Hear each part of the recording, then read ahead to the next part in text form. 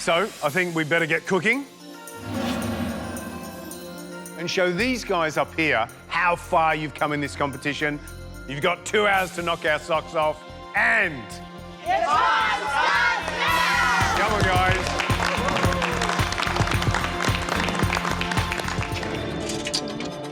Today's challenge is to cook a dish for the people we love.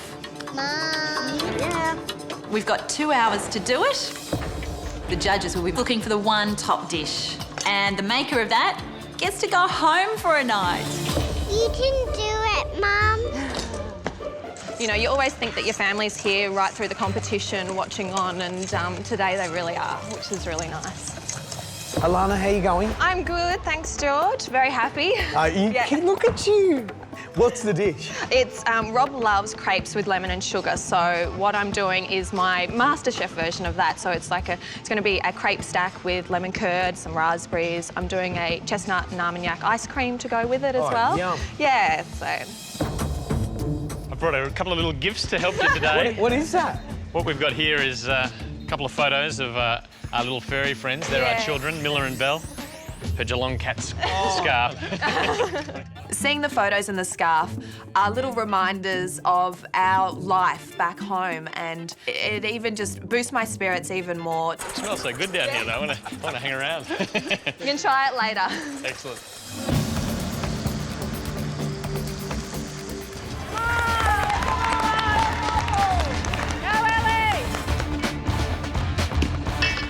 Crepe mixture needs to be a really thin batter so that it spreads out in the pan evenly when it cooks. I've got a massive task ahead of me. I have to make 10 crepe stacks, so I have a lot of crepes that I need to make. I need to get 2 pans on and making 2 at a time. Can you come and do this for me? This is why you have a husband, Alana. Husband's job's never done. You better be able to open it. Yeah. Do you need Gary? Oh, well done. Well done, Rob.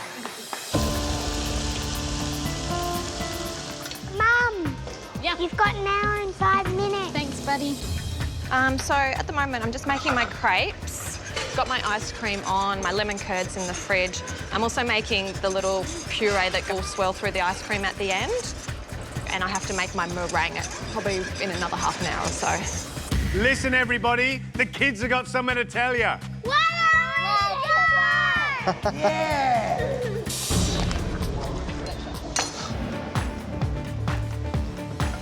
Rob's tasting the crepes with some lemon and sugar on them. Oh, yeah, here we go. He gives me the OK that they're perfect. All right, you're coming home with me. You're coming home with me. So that's a bit of a relief. The experienced taste tester has given me the thumbs up on it. I'm just whisking in a little bit of creme fraiche. Because the actual crepe stack itself is going to be quite sweet, I wanted to make the ice cream quite savoury. You want to take that up? There we go. It's vanilla ice cream. I've got a round cookie cutter to cut into all these crepes that I've made. I can cut 4 smaller crepes out of them, which is the size of what my stack's going to be. I've got 10 crepe stacks I need to assemble. I need to get started, otherwise I'm going to run out of time. Well, Rob tried one. He seemed happy. But you know what I noticed Alana did? Was she cooked them in what was supposed to be a nut brown butter, but it looked way too dark for me. And you know what happens? It stains the pancake, and then that little burny taste comes through. Not sure if I like that. Has she got it right? Do you know a better way of doing Yep, this? you just put the next one in. Oh, OK. Do you know what I mean? Whoop. To finish off the crepe stack, I pipe the Italian meringue on the top in a swirl and then blowtorch the top of it. Ding, ding, ding. It's nearly dinner time. 5 minutes to go.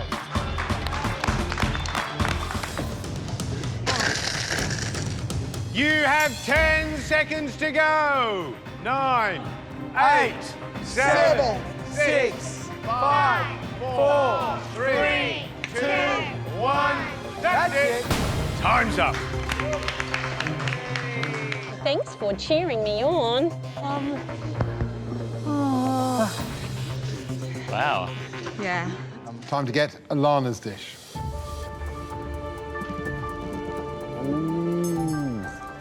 a crepe stack filled with lemon curd, raspberries, and chestnut and Armagnac ice cream. Rob, what do you think? It's hard to say. Wow. It's exquisite.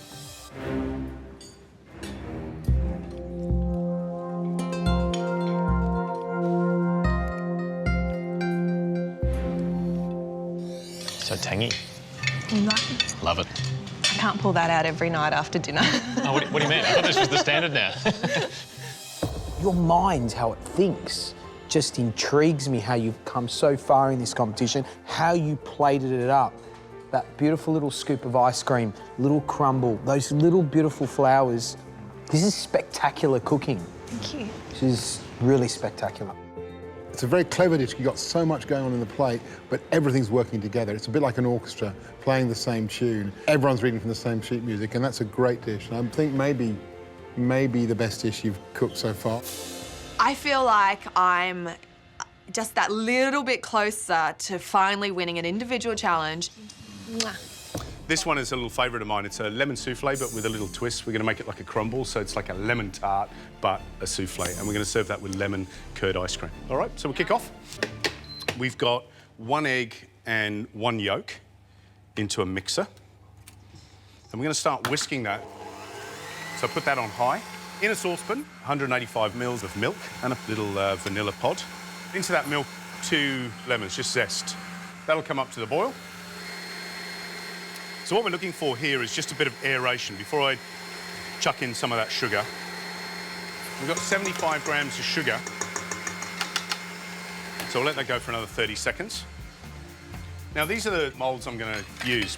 And what I've done is I've just put 1 thin layer of butter, all right? All I'm going to do on this second layer is just to go straight up, like that, so it's really, really even.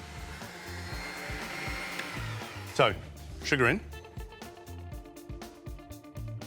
So what I'm doing is just rolling the sugar around and just making sure, as I'm looking at it, that it's well covered, there's no gaps.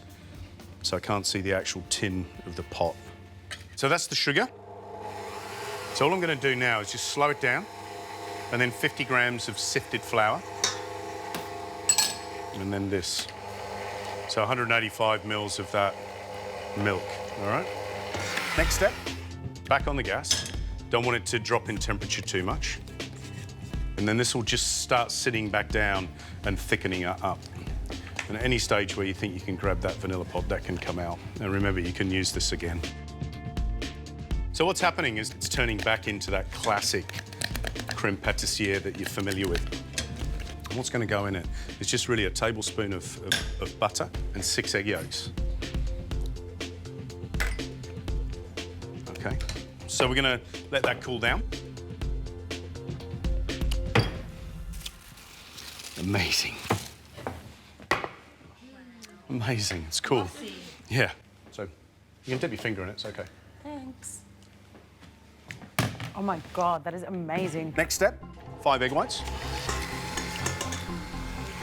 As it starts to aerate, sprinkle in the sugar. And you've got to think of the sugar as the stabiliser. And the more sugar you put in it, up to that limit, where it actually knocks the air out and becomes, you know, gooey, the more stable it becomes, more shiny it becomes. And basically what I'm looking for is soft, ribbony peaks. Okay, so lemon creme pâtissière soufflé basics. All of the basic in there, and then about half the volume of whites. And then you fold that into the mixture, okay? You see how light that is? It's amazing. All right. Next step, mixture in. So I'm filling these half full. And there's 2 things I've got here. One is a lemon curd, and the recipe's on the website. It's pretty easy. It's egg yolk, sugar, butter, lemon juice. All right, we're going to use that a little bit later for the souffle. And then this is just sablé crumbs. Again, recipe on the website, very easy to make. It's a basic shortbread and cooked quite lightly, not too dark. So it's just started to take on that golden crumb. Just going to put a little bit in the middle. Don't have to do this. And would that stay crunchy once they come out? It'll be textural, it won't be super crunchy. And then I'm just going to put a tiny little bit of this curd in the middle. It's just to reinforce the flavour. Mixture in. So I'm not going to fill these right to the top because the higher it goes, it's not always the perfect result, because then you'll find that they can break if you're not careful. Next, put them in the oven and check them in 2 to 3 minutes' time. All right, so 200 degrees, and now we've got to wait for a little while.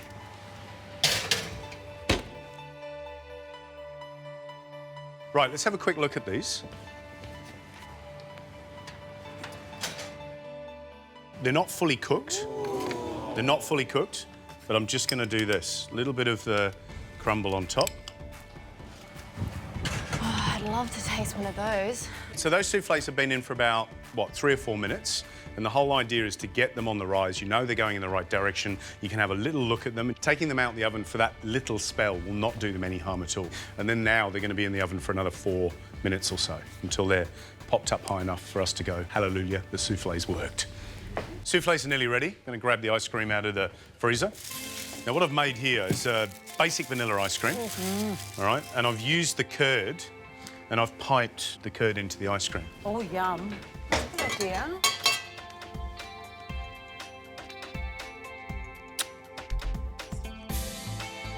Vanilla ice cream, that's just egg yolks, sugar and cream. Yep. Recipe's on the website.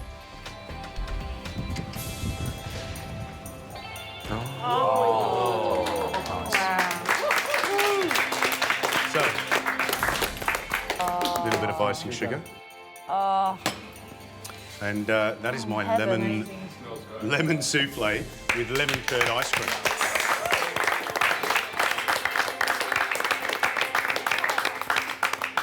Who wants to come up and taste? Oh. Pip, Nahab and Daniel, up you come. All right, grab a spoon. What we can do is we can, you can put a little bit of curd in the middle, like that. And then what you do is you take out a little portion like this, and then you get crusty and gooey at the same time. All right? Oh my God. Eliza. That is so light. The dish you're going to cook today is... Oh my Lord! Right. It's like a perfume. It is. So I actually call that essence of a woman. I try to make it as beautiful as a woman. A frozen hazelnut parfait, salted, and inside the pump, you got a rhubarb velvet, which is like a coulis, to give a bit of a freshness to the dessert. I want you to open your mind. From now on, you're artist. Follow your own judgment. You know, the best thing about this dessert, not only does it look amazing, but it tastes absolutely incredible. So if nothing else, today, you learn the techniques and the balance of flavours in that dessert, gee, what a thing to learn. You have 2 hours to recreate that dish. Just enough time if everything goes to plan. Your 2 hours starts now.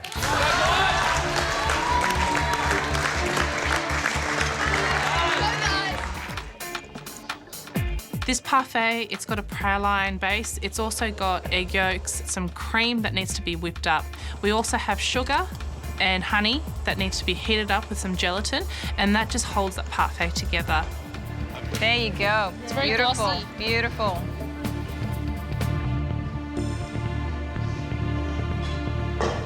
That's it. Yep. That salt's good. Nice. I like it, yep. The next thing for the parfait is I need to pipe them into their moulds. Mr. Whippy, there's enough mixture for 8 moulds, but we only need 1 perfect mould at the end. I'm going to do 4 because I need a couple of backups. How are you going? Pretty good, I think. I'm just... Mixture? You know? Did you taste the mixture? Yeah. What do you think? Is that going to be okay with the sweetness of the crystallized violet? I think so, yeah. Yeah, it's got a... Do you try your piece of the flowers with the cream? No. Please do so. These? Mm-hmm. Yep. Yeah. Why? To to make sure it works. What are we trying to get right? What are we trying to get salt right? balance. Salt balance. And what's going to make this dessert? The salt. Yeah, absolutely. How's that? Do you taste the salt now? Slightly.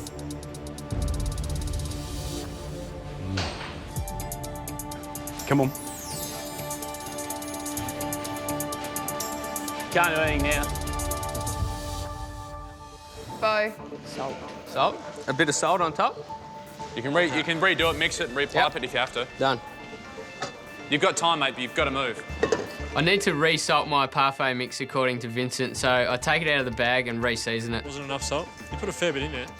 No, but with the sugar, it just cancels each other out. I'm a bit worried. We're running out of time pretty quick. I don't want you to panic, but 30 minutes down, that parfait should be in the freezer. Vincent's getting worried. Come on, let's go.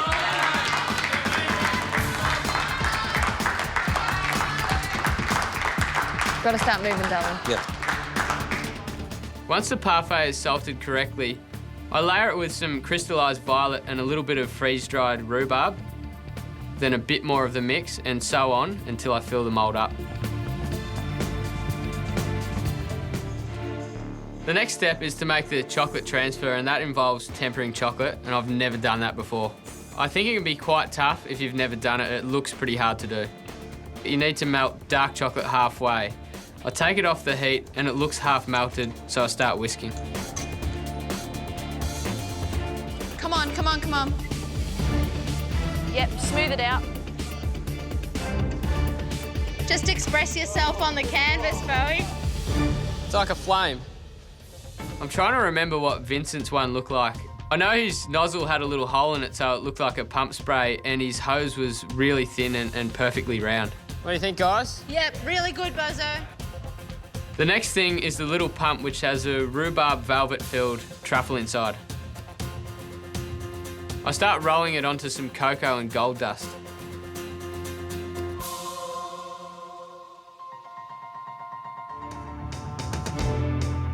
There's only one more thing to do with the perfume bottle, which is the parfait, and that is to make it red.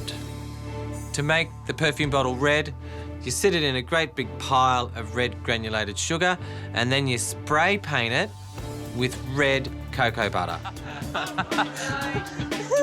Right, how do we do this? Just spray? Woo! It's fun spraying that parfait. I feel like a bit of a graffiti artist, bit naughty, but great outcome.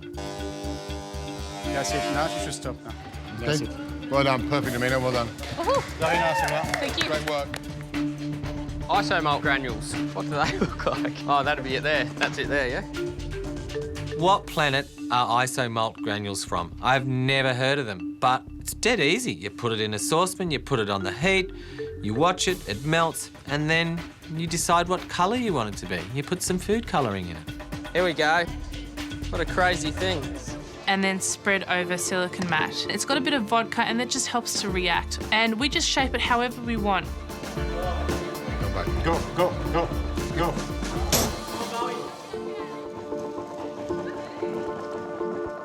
Are you happy with that? Are you happy with your colour? I love the colour. Yes? It's like honey. Sweet like a woman. Oh, you're so romantic. You're such a charm. I like that. I don't know who's more charming. Yeah, it's like a charm battle going on here. I'm getting really artistic. You should get in touch with the artistic side, Andy.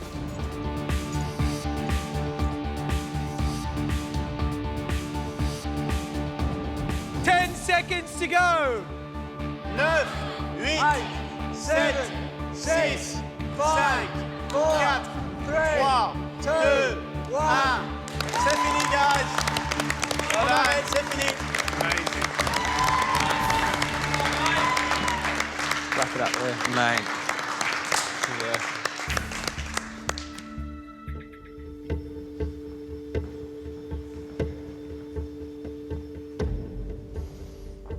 Wow.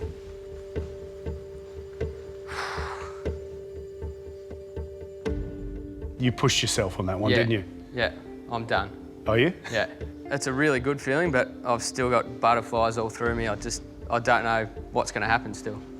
Have you got this sudden fear that maybe the reality of going home is what's going to happen at the end of today?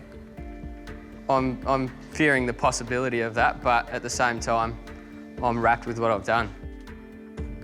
Well, you wanted to do some kind of fire.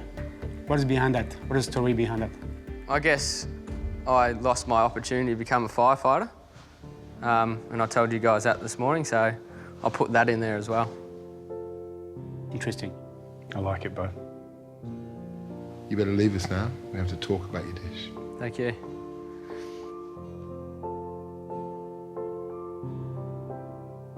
Wow. How good is that? How good is that? Vincent? Doing this in 2 hours? Bravo. I'm very pleased with what I'm seeing. I think we need to taste. It looks good, but does it taste good? Hey, it looks great. Okay, first. Wow.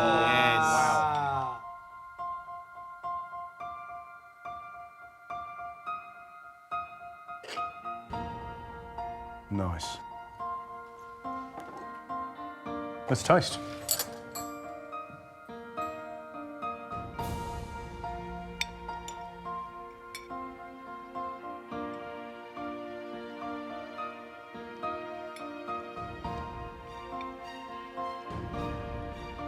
Vincent, you look happy. I am. Crunch, salt, nothing to say, but wow. I'm really impressed with the chocolate. Great snap, great shine. And in terms of the texture and flavour of the parfait, there's plenty of crunch, there's the violets in there. I think he's nailed it. He has absolutely nailed it. It's a delicious dish, and who would have thought? The guy that struggled to put a decent red wine sauce up with his beef right in the beginning is now pulling off desserts like that. My feeling is in the future, Bo needs to hang out more with Julia and Kylie, a little bit less with Ben and Andy, because he is no longer in the blokey beefy gang. He's solidly in the I can nail tricky dessert gang, because that's brilliant stuff. You'll be cooking in the first duel, and you get to pick the person that you want to cook against. Also, get to pick the cuisine that you both will be cooking. No, that's interesting. And the protein that you'll be cooking with. Oh my God. So, Rishi, before you pick your protein, I suppose you need one more little fact. How long have you got to cook? 30 minutes. Ooh. So, Rishi, what protein do you think you'd like to cook with? I'm gonna pick mussels. Oh. And what cuisine? I'm gonna go with my strength, Indian. See, I didn't need to ask that one. No. Emma, how do you feel about that? Okay, yep. Okay. It's a challenge, but give it a go. So the stage is set. Rishi against Emma, cooking with mussels, Indian cuisine, of course, and you have 30 minutes. At the end of this round, one of you is straight through to the grand finale. Your 30 minutes starts now. Go, guys. Geez, I wonder what they're going to do. Come on. Mussels are very easy to overcook, and Rishi puts his in pretty early. I don't know what he's thinking. They're going to dry out. 6 minutes down, guys. Come on, Rish. Come on, mate. Come on, Emma. What's your dish? I'm doing a curry with a bit of white wine, tomato. We're going to throw in some spinach leaves at the end and some deep fried curry leaves over the top. Okay. There is nothing worse than overcooked mussels. They're like little chewy bullets. Yeah. How are you going to cook them? I'm just going to throw them in a wok with a bit of the sauce. Yeah, and just steam them open. And just steam them open. When cooking mussels, they actually take about 3 minutes to cook. Yeah, make sure you clean it properly. Yeah. To keep it fresh, I decided to cook them at the end. 9 minutes down, guys. What are you cooking, Rish? Spicy mussel soup. What's your wine, Rish? Yeah. The mussels cook. I take the mussels out. They've opened up nicely. They're looking good. So I leave them in a bowl and I get back to my sauce.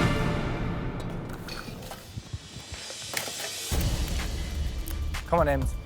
Just twist the lids, Em. Twist the lids. Just twist them. That's it. I'm worried because 30 minutes is like nothing. to make a curry sauce. It's really good to toast off the spices because it adds extra flavour and aroma. Come on, Ems. Pick up the speed a bit, Emma. Yep, I'd normally toast off the spices a little bit longer, but that'll have to do. I've got to grind them up and put them in the wet spice mix. I want to make sure my sauce is well cooked down. I'll cook it off. I just want to get, you know, a really good flavour. The more you move it, Em, the less time it has to cook. Yeah, all right. If you want to muscle your way into the finale, you need to nail this dish. You've got 15 minutes left. Come on! Yeah! Come on, Em, come on, Rishi. Sorry, miss. She needs to keep clean or she'll get flustered. Rishi's really confident, as he should be. Woohoo! Why did you put stock on top of oil? Yeah, I know. Sorry. And my head isn't in the right space from yesterday. I was a little bit flustered. Doesn't smell right. I know my sauce needs to be perfect because Rishi's sauce will be amazing. It's sour. I don't know what to do. It's just not working for me. The flavour's unbalanced and I'm not quite sure how to fix it. I need a bit more something in that. So I run into the pantry, go up, go down, go up, go down. Come on in. I get a bit lost. I'm like, oh, what am I doing? Come on, Em, just think. Come on, Ems, what are you doing?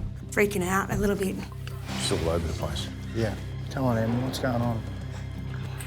What's he doing? She's still adjusting her sauce. I flavored my sauce a little bit more. It's not right. And I'm like, oh no. I'm blank. 10 minutes, Ems. I'm gonna go to sudden death cook off. Come on. My heart's racing. I'm just trying to stay focused, but my sauce is just, it's not right. Talk to us. I don't know what to do. It's kind of weird. It's just kind of sour. We'll balance it. I don't know what else to do. Stop for a second. Think how you balance that out. It's got to focus. I can do this. I just need to put Rishi and yesterday behind me and balance this sauce up. I've got to keep it simple, keep it fresh. I put in some sugar and I put in a bit of lemon. Oh, it smells good. Smelling better. And a bit of salt. That's better. I'm happy with my sauce and I'm ready to put up a fight. It's game on now. How much time? Right, guys, 5 minutes to go in this mussel off. Mussels in. It's now or never. I've got to cook my mussels. She's cooking her mussels right to the wire, which is great. And he's already cooked them. They were cooked 20 minutes ago. Final stages, Rish? Yeah. Make sure the dish is beautiful. Make sure the dish is hot. You got 1 minute left. Come on, Rish. Come on, Ems. Got to get them out quick, Em. I pull my mussels out. My mussels are beautiful. They're plumptuous beauties. Right, guys, 10 seconds to go. 10, 9, 8, 7, 6, 5, 4, 3, 2, 1. That's it. Right, guys. The duel is over. Well done, guys. Emma, what's yours? Tomato curry mussels with spinach.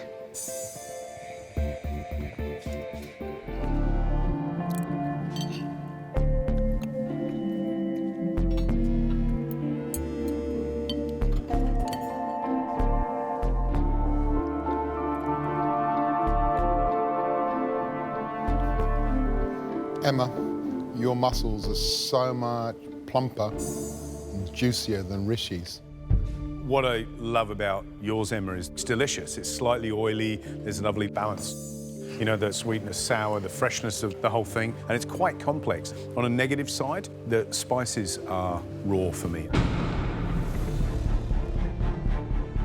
I think Jamie and I are both the most competitive people in the competition. He probably thinks he can beat me, and I think I can beat him, so bring it. Jamie, Amelia, you'll battle it out in round 2. Whoever wins will then face Laura in round 3. And you know how important that is. Now, we need to work out which cuisine and, of course, which protein. So we're going to let you guys pick one of each. Right, it's a coin toss.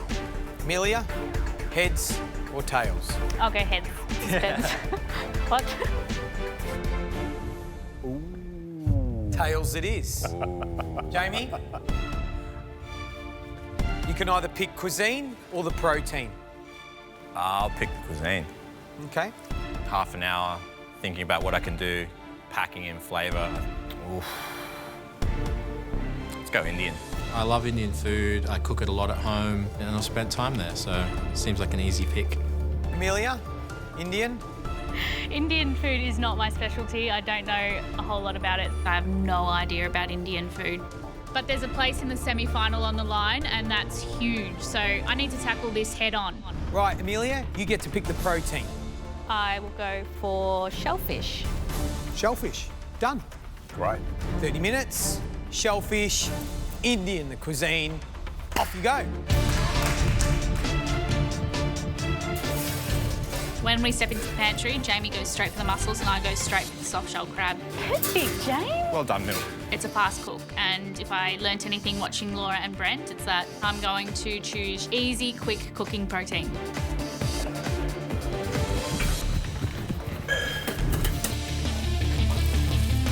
Make sure you DB those mussels. Yeah. Jamie knows everything about Indian food because he's been there. Did you get curry leaves, Jamie? I couldn't see any. I would like some though. I gotta go back in. Yeah. The fact that I don't know a lot about Indian food is a disadvantage, but I know that I want to serve a curry base and a nice pile of crispy crab on top of it.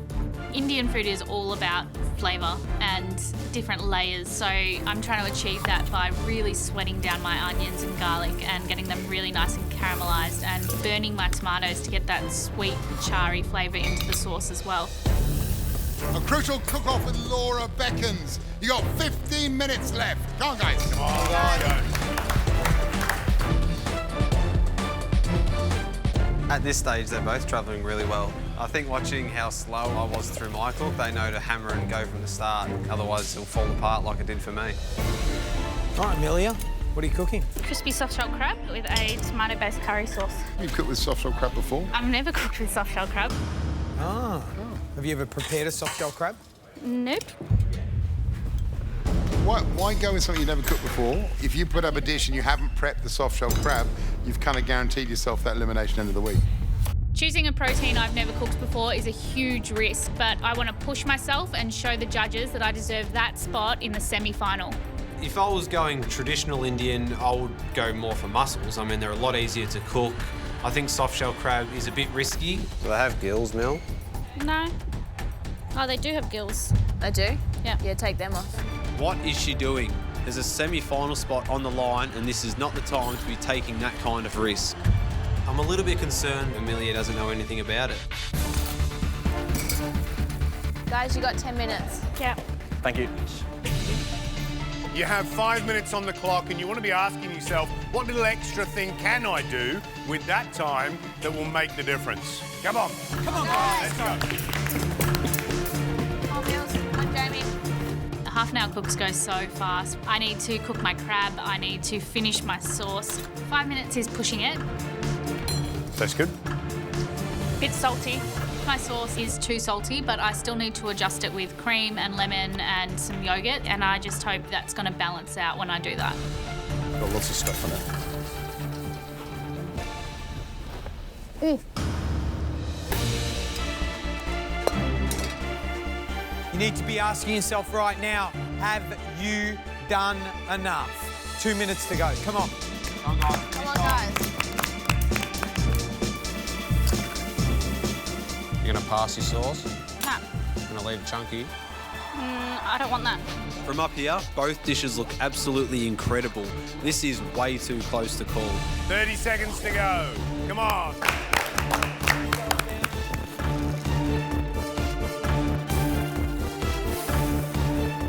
Hurry, hurry, you've got 10 seconds left. 9, 8, 7, 6, 5, 4, 3, 2, 1. That's it. Hands off dishes. Well done, guys. It's going to be a cracking tasting. Two very different looking dishes. Amelia, you're first up. I'm so nervous for this tasting. I've taken a huge risk and I really hope it pays off for me.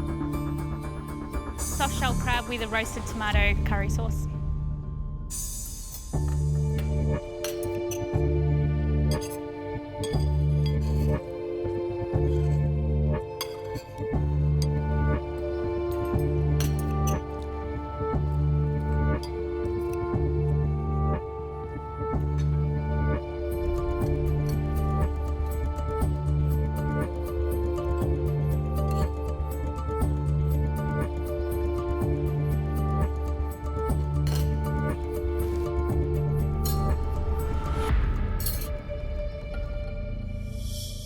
It's aggressively forward in salt, but because you've roasted those tomatoes and you've got that complexity, intensity of that kind of sweet acidity you get from tomatoes, it pulls it back into line. And in terms of flavours, you know, that little bit of yogurt adds some more sourness. And in terms of spices, well balanced, not too hot. I love the fact that you've never ever prepared or cooked soft shell crab, and your intuition led you to clean and prepare that crab brilliantly. For me, what tempers it is the crunch of the crab. It's lovely. It's very mild, it's very delicate, and crunch does wonderful things to the whole eating process. Thank you. Well done, Amelia. Because I think our contestants are bursting with excitement to see what you brought. And it's important to realise that when we lift that lid, it's not going to look like the Indian dish you might find in your local curry shop down the corner. This is Michelin-star cuisine. Please. Ready? Today, the dish we'll be recreating is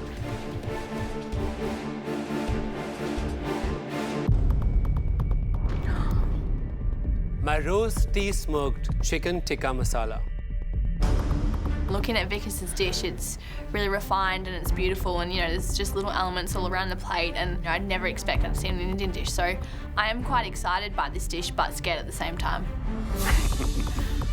I don't think I've seen anyone beaming in a pressure test so much like Renee. It's like you my are dream so dish. excited. Like, that's it. That's my perfect dish. 75 minutes. Let's go.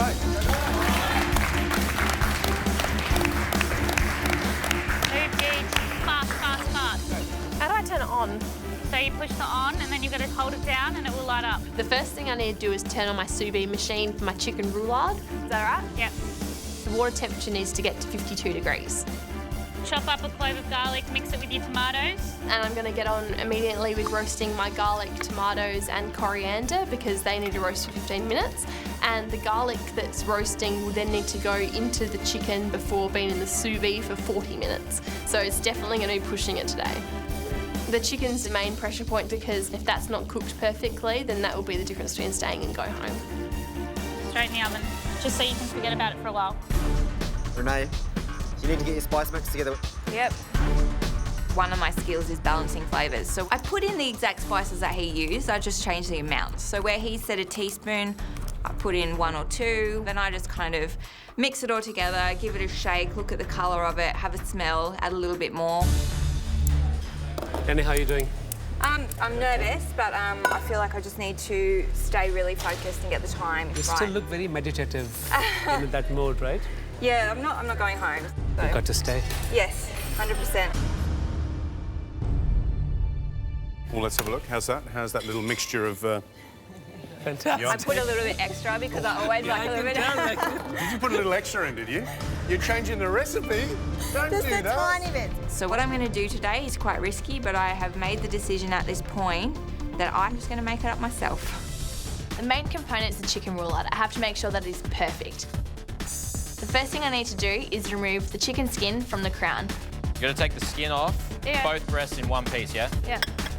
No, no, no, no. What? You have to take the skin off, both breasts in one piece. Move, Lozzle. You know how to break down a chicken. I then need to break down the crown and take off the breast and then butterfly that open. All right, just massage under the skin, take it all off, yeah? All right, so you don't want to break it, Cheech, so just run your fingers under it really gently. Trim him off, Cheech. Make sure you don't pierce it. Yep. Looks good. Gently. That's it, Renee. All right, set that aside. Yep. Come on, Gigi. Come on, G. Guys, we should be ready with the smoked ingredients too. What Vikas is trying to say is, hurry up! Flame, get your charcoal straight on the flame. I'm really curious about this method of smoking. Vikas has said that it's a very ancient Indian technique. So I follow the recipe. I spread the garlic paste on the chicken breast. Next thing I do, I get the heated coals, which are now glowing, into a small bowl, and I start selecting the spices that need to go into it. Add 4 dried rosebuds, half a cinnamon stick, 1 tablespoon of the Darjeeling tea leaves. And then? What is it? Oh. Yes. 2 cardamom pods, 1 tablespoon of the clarified butter. Amy? Yes? You're losing out on all the flavors. Yes. You need to keep the spice mixture ready and put it on All this in just at one once. time. So now we are losing out on all the smoke, which we need to preserve. Now cover with the cloche. Where is it? I'm worried that all the smoky flavour is escaping because I can't find my cloche. So I'm wasting precious seconds. Thanks, Vikas. Thank you, thank you. Eventually get the cloche on there and the smoke fills the dome and it looks amazing. Okay, I need to refocus. Laura, we need to actually get onto the stuffing because you need to have that stuffing ready when the chicken's ready. Talk to me. Chicken smoking. She's just taking the tomatoes out. We're going to start making the stuffing for the roulade. So I think she's as on track as everybody else, but these guys need to start moving because it's not going to happen otherwise. You need to add half of the... I can't, Tracy, stop. What step am I on? You're 11. Thank you. Hold on. I'm kind of stressed right now and I've got a billion things going on in my head. Take that off the heat, take the chicken out now. So I just tell myself, like, just do one thing at a time and, just try and control that stress in my head. Come on, you got to move. You got to get this chicken in, yeah? Yeah, I'm moving, Jamie. I'm moving. Calm. Can you tell I'm just freaking out a little bit? Okay, can you do me a favor? Just put that spoon there. You're doing fantastic. Thank you. Okay. Okay, you got to breathe. I'm breathing. Just breathe. Breathing. Start now. Perfectly cooked. Yep. The only thing which is missing was that you were not breathing. Breathing. It's going to be okay. I'm breathing. Come on. Wrap it in your skin. So I'm trying to roll my roulade at the moment, but it's really difficult. The skin isn't quite big enough, I don't think, for the actual meat of the chicken, and it's starting to make a few holes, and it's starting to fall apart a bit already. Cut the bag off. Flames, you might have to think about putting that heat up a bit to get it cooked in time. Yep. Bumping up the temperature is a risk because it might change the texture of the chicken. However, it's far more important that that chicken is cooked thoroughly than getting undercooked chicken. In? Yep, drop it in. Drop it in. Make sure it's sitting in the water, yeah? Yeah. Do you need that? All right. 2 tablespoons. 2 tablespoons. 2 tablespoons.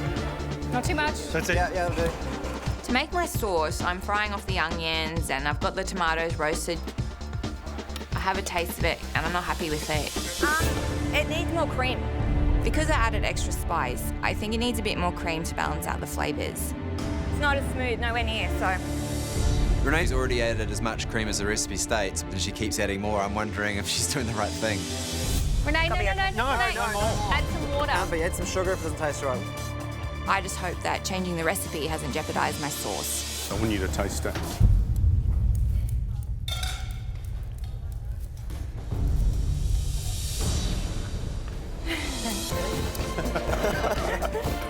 I'm so happy that I've got my sauce back on track and that Vickers loves it.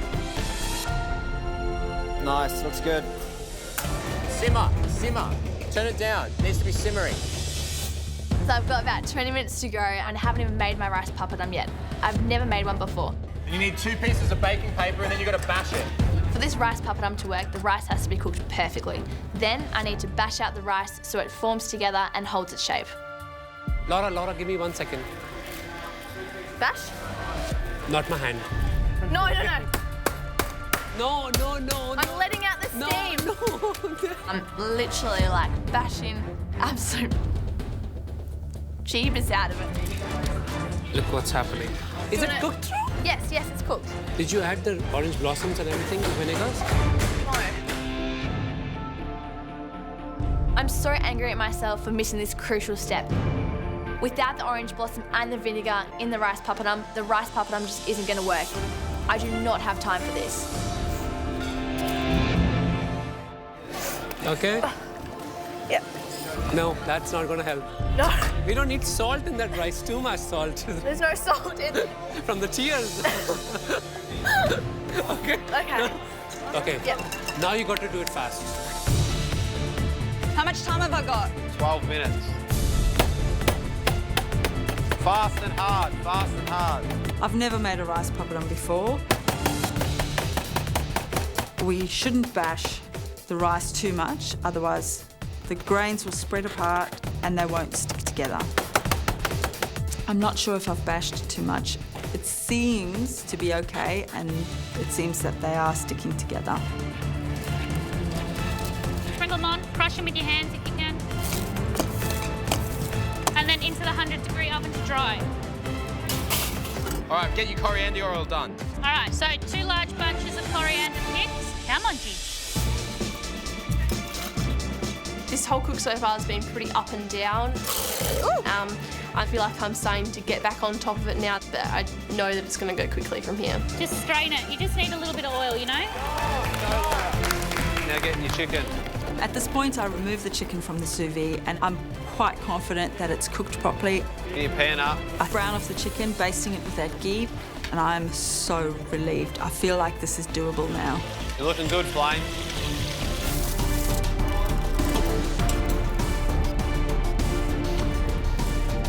Okay. Okay. Very gently. Good job, Renee. Yes. Beautiful, Renee. Yes! Yes! The cooked, Amy? Yep. Beautiful. Come on, guys, 10 more seconds. 9, 8, 7, It's so ugly. 6, 5, 4, 3, 2, 1. Well done.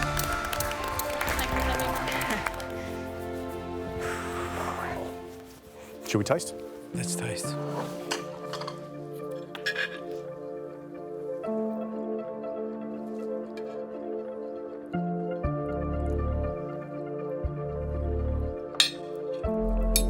Right, let's taste.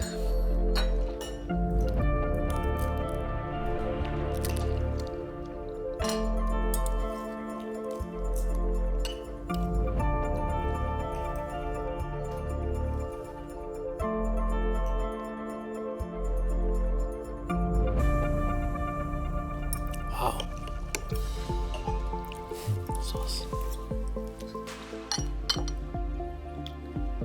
The smokiness is fantastic. It's not overpowering, but you have a subtle texture through that smokiness of flavor. I think that is quite brilliant. The spice mixture is a little bit over, but overall it's a fantastic balance of flavors. And the chicken is beautifully cooked. One thing slightly from yours, there's a fair amount of kind of raw vinegar flavour in the rice. That's probably the one element that, if she was going to make the dish again, you'd want her to work on. But otherwise, I think she's done a great job. I mean, essentially, if something goes wrong here, my reputation is up the creek.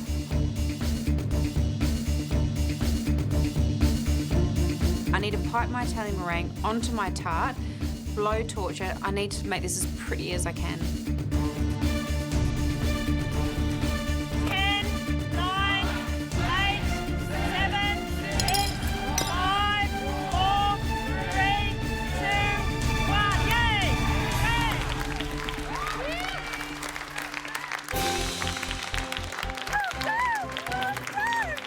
Time's up. I'm really happy to have something on the plate, considering that I had such a mind blank at the start of the challenge, which cost me so much time. Good job. Oh, that looks amazing. Looks beautiful, Ollie. Elegant, substantial. Is the pork cooked perfectly is the question in my mind. That's what I want to know.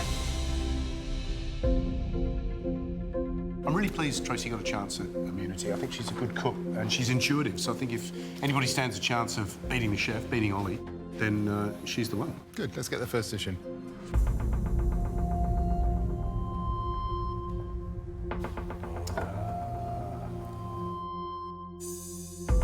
This is lemon lime meringue with candied orange. It looks really good. Oh, I'll tell you what, though, that meringue's not as silky smooth and shiny as it should be. It's a little bit broken. Yep. It's over-whipped. Yeah. But flavour is key. Looks runny too, doesn't it? I don't mind a bit of looseness in the curd.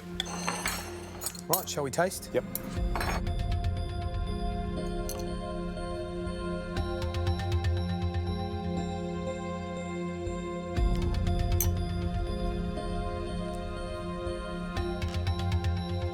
Very short pastry, great. Pastry is smashing. And the crunch of that peel is delicious. Winning elements, the pastry without a doubt. Actually, that's one of the best pastries we've had in the competition so far this year.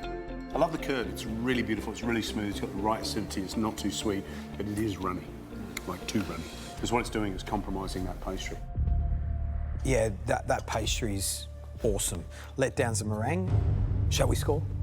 Yeah.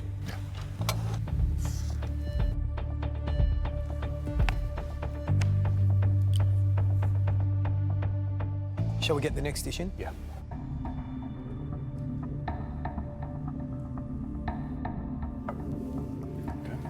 Seared pork loin with summer fruits, pickled beetroot, fried buckwheat and prosciutto. Lovely. Thank you. I like that. Bit of complexity. Pretty dish too. I'm looking at things like, you know, is that little ribbon of fat around the chop, is that crispy? Is that going to be nicely rendered? Question mark. These are the things. It's about the cuisine for me.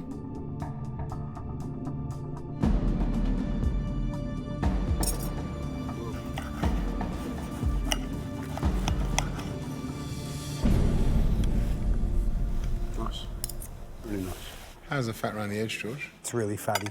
So, yeah? Yeah. And Not rendered down. Look at that.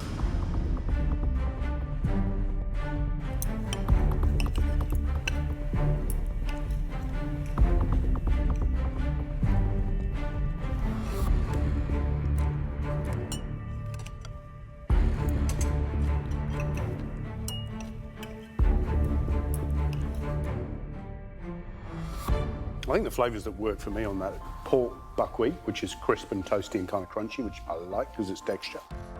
The pork is cooked beautifully. Like it's just a tiny little bit of pink, which keeps it moist but not overly so. And that dried apricot puree on the side, I think it's really delicious. You think there's an overload of different fruits? I think there's probably one too many fruits. I think, you know, for me, this is a really clever dish and a dish that sort of pushes the boundaries slightly, and I love the buckwheat. But for me, the pasta, I don't know, it's weird. It's like it's trying to compete with all these fruits. It just doesn't make sense. So there's certainly some clever elements. Oh, yeah. It's actually going to be like a celebration of seafood in a bowl with all these little summer-style vegetables to kickstart it, you know? The smell on the gantry is captivating. Donovan's got crabs cooking down and it's all just wafting up, and I think you can see a few taste buds getting excited up here. Is this from your nonna's repertoire? Kind of, but not really. Ooh, high risk. What are the carrots for? Puree. Do you think the dish needs it? I just think it needs something to pop. And it's good colour.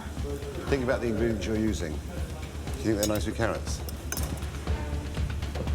I think Marco's definitely a help, but you need to take his advice. I mean, who would know more than Marco Pierre-White? How are you going? All good? Yes, good. What are you doing? Very well. Got my carrot puree on, but Marco doesn't reckon carrot really goes with the dish that I'm making. Well, don't listen to Marco all the time. If you listen to him all the time, you're not your own boss. He's funny, isn't he? Is he being cheeky? I don't know if he's playing a little bit of strategy there. I just started doubting myself. What if he tries to screw me over? I just don't know what to do. I'm really stuck.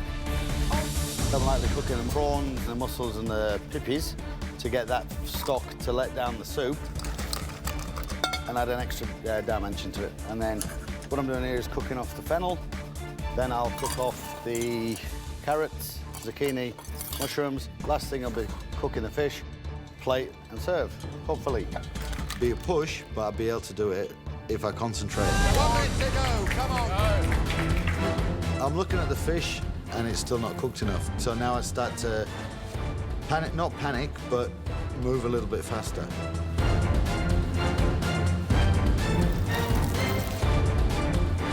What? Come on. Come on, don't look at me. Beautiful, Laura. 30 seconds to go. 30 seconds. Come on, Donovan. We're in 30 seconds away from finish and it's still not cooked enough, and I will not put it on the plate unless it's cooked to perfection. So I'll put the fish in the oven. What is he doing? Put it on the plate. Put your fish upside down. Don't worry about it, I'm only joking. I was talking about the young girl has finished. 10, 9, 8, 7, 6, 5, 4, 3, 2, 1. Time up. Step away from your benches. No. Time finishes and he's only then putting his fish on the plate and then his sauce. I think Donovan may have got his timing a little wrong. Wow. I can't believe what's happening. I honestly... how did this happen? How the hell did that happen? Donovan gets up and brings his dish to the wine room, and because it's a blind tasting, I'm really confused and I'm struggling to comprehend what's happening.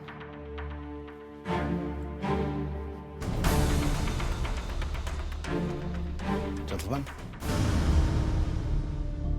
this is my dish, pan-fried barramundi with mussels, clams, prawns in a seafood broth. However, I was 5 seconds late putting on the barramundi fillet and the sauce. So, enjoy. Please take that into account. What? Yes. Enjoy.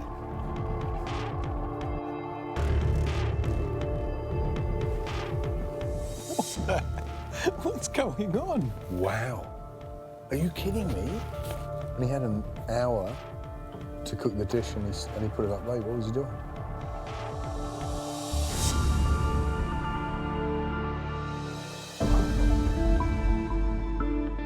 It's done, don't we?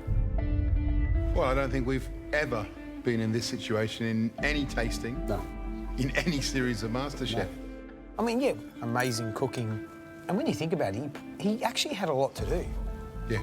He's had to fillet fish, prepare the fish. He's had to prepare mussels, prawns, pippies, make a stock out of all the shells, prepare the vegetables, and we know that Donovan's going to properly, you know, core a tomato, blanch a tomato, refresh the tomato, peel the tomato, deseed the tomato, paysan the tomato. Now I sort of get why he's ran out of time. Yeah. Oh, Donovan, what did you do? That's madness. What does that mean? Like, you know what?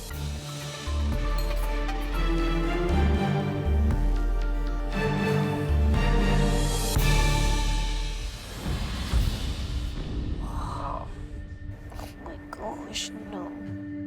Damn.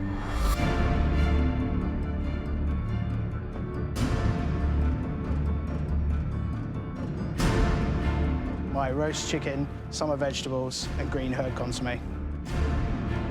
Come on. Is it just me or does that not look like a roast chicken? It doesn't at all. The roast chicken dish looks absolutely beautiful. It looks so simple but elegant at the same time, but there's so many elements on there. And I'm feeling really nervous up on the gantry. Oh, That's wow. That's beautiful. So we've got a lovely crown of chicken stuffed with a herb mousse. Each of the cooked vegetables also has a raw element on the dish as well. And then we've got the lovely consommé. Wow. I mean, it's stunning. This is a 3-star dish, and you can see why. Right, guys, time to taste. I've got a couple of extras for you. Oh my God. Delicious. That consommé is out of this world. Just freshness, lots of herbs. It's just absolutely delicious.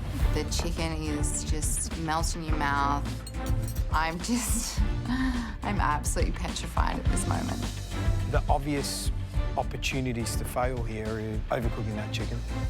The preparation of the chicken is very important. If we damage the skin on the breast, the bird at all, you're going to basically ruin the dish because the mousse will seep through and come out, make a big mess. Take note on the balance of the ratio of the mousse to the breast. The vegetables need to be prepped nicely. When you're making your consommé, don't over-season it in the beginning. Just keep tasting everything as you're going along. Loki, you're happy to be down here now? Very happy. Great. Looking at the dish, you've got to bring every element together. It's not just roast chicken, it's vegetables and also the consommé. It's a complex dish with a lot of technique. It's going to be out of my comfort zone.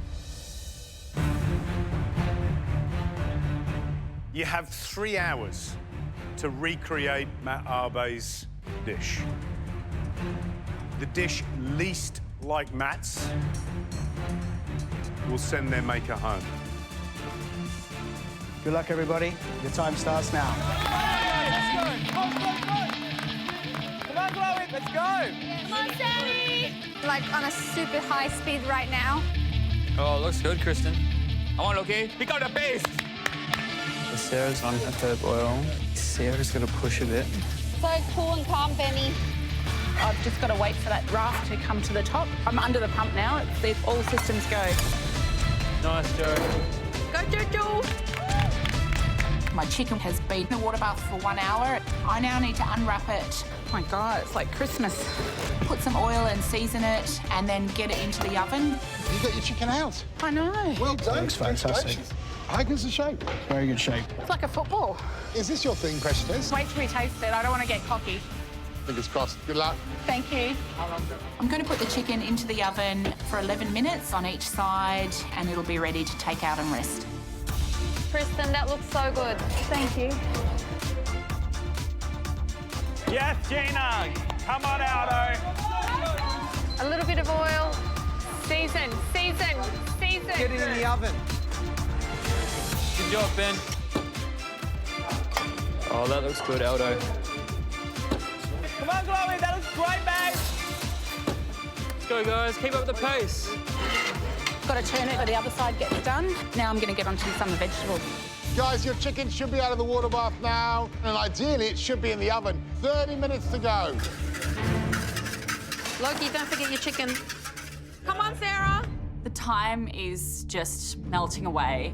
30 minutes left, and I don't have half of my elements. I've got to finish my consommé, and my herb oil is draining, and I've got to get onto my vegetables as soon as possible. Sarah, your hair is like an indicator for how you're going. Have you got the chicken in the oven yet? No, it's How not. long have you got left in the water It bath? has 2 minutes. 2 minutes. It's 22 minutes in the oven, don't forget. It has to rest for 10. Oh my God. I'm starting to panic. I need to get onto my vegetables, but my main concern is the cooking of that chicken. Sarah, get it in now. It's the main element of the dish, and I'm worried that I've left it too late to get it into the oven.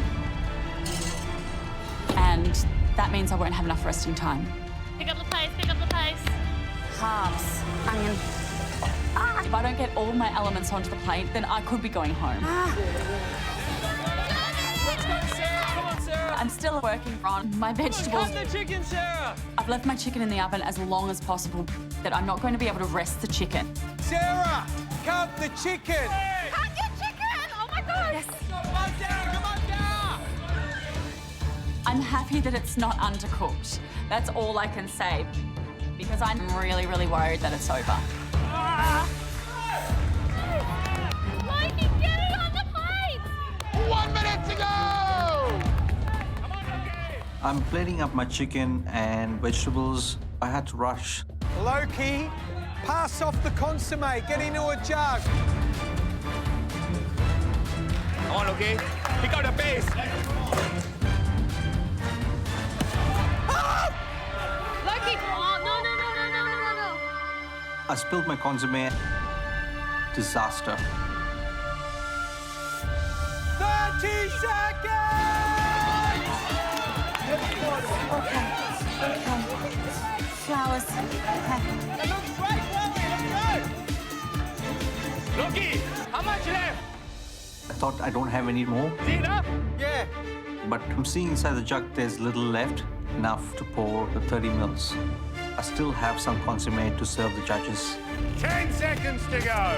9, 8, 7, 6, 5, 4, 3, 2, 1. That's it. Time's up.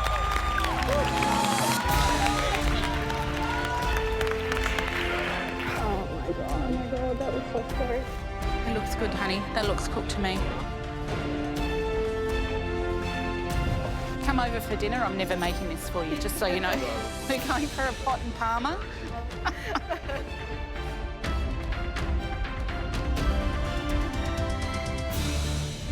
I'm feeling like I just ran a marathon and proud of myself that I managed to catch up. But looking at my dish, I realised, oh my God, there's not enough mousse on the chicken. That could send me home. I'm shattered.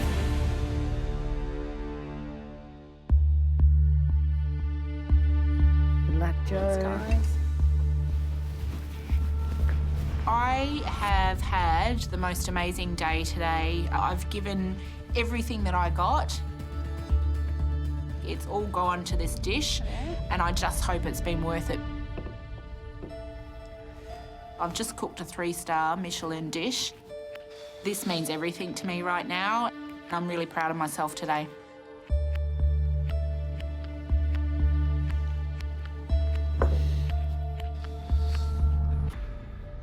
Wow. I mean, visually, wow. That's the funnest time I've had since I've been here. Knowing that there's so much pressure on really just inspired me. Is that your best cook so far? I feel like it is. I've not been so excited putting a dish up. I felt like I was doing everything that I needed to along the way. Yeah, really good to see. Are you sure it's yours? You sure it's yours? I know, who knew? Yeah, and you look like you're on cloud 9. It's given you a bit of a confidence boost, hasn't it? I so needed it, so I'm just hoping that it all tastes good together and everything works. Yeah, so do we. Yeah, thank you. Thank you. We're going to taste. Thank you, enjoy. Thanks a lot. Oh, wow, that is just spectacular. You know, what do you think of the amount of mousse, the colour on the The skin? ratio looks really good there. I mean, the chicken looks cooked beautifully. Nice colour on the skin. The vegetables look nice, bright, vibrant. It's the chicken that catches your eye, though, doesn't it? Look at the colour.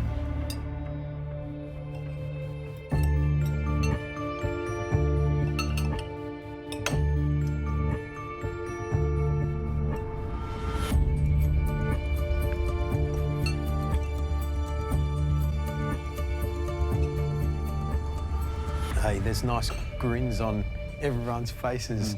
Consommé, delicious. Got meatiness about it, but lightness and fragrance. Chicken, cooked beautifully.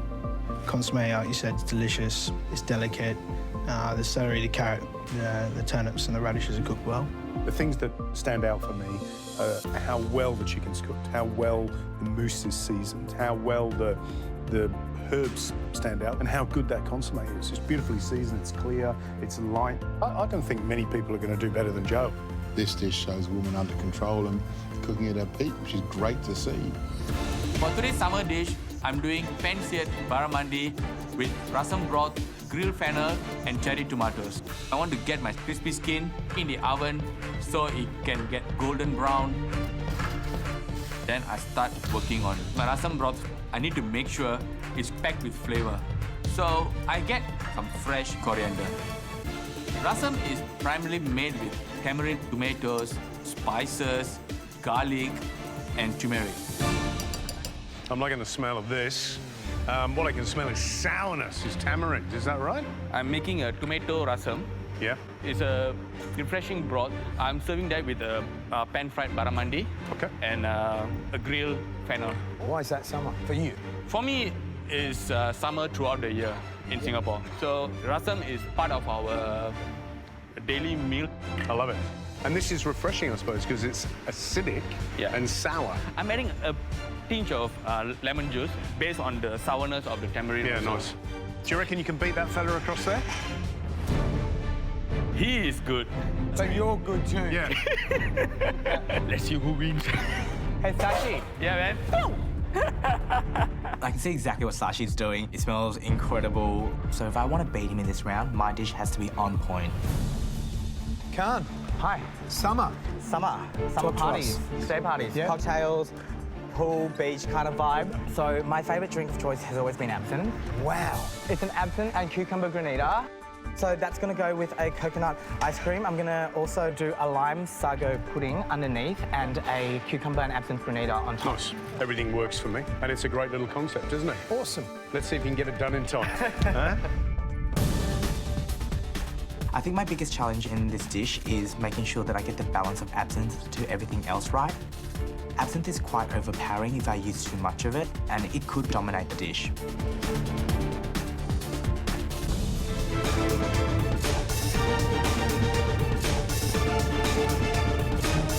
Today, as soon as I knew that I had summer, I only really had one thought in my head: summer parties, like day parties, pool parties.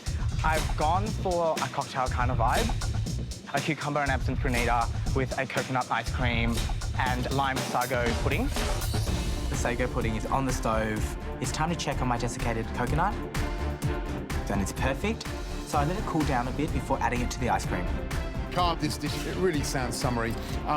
What do you got left to do? Ice cream? Happy with the flavours? The flavour is really good. It's really intense coconut. Great. Your granita's done. It's in the blast chiller? Great, I love it. Absinthe, not too much? No, you can taste it, but it's not like a punch in the face. Absinthe's quite oomphy. Be careful. I'm actually a little bit worried that my taste in absinthe is different from the judges. So I've put about 3 tablespoons into the absinthe and cucumber granita. Maybe they'll find that overpowering, but I think it's really yummy. Sashi. Yeah, man. Are you sure you don't want to put any chocolate in that? I'm putting a lot of chocolate in this today. Hips and hips. Rasam is a very traditional South Indian dish, but I'm trying to put my spin by making it a bit refined. Grilled fennel and fish, I think, will go very well together. And I'm adding some cherry tomatoes to the rasam so that it gives an additional freshness to the dish. Now I start to season my fish and put it in the pan to cook. I need to keep an eye on the fish. That fish is the hero of the dish. It needs to be cooked perfectly. Hopefully, when I assemble the whole dish, it comes out well. Win this duel, and you're 1 cook away from that advantage. 10 minutes to go.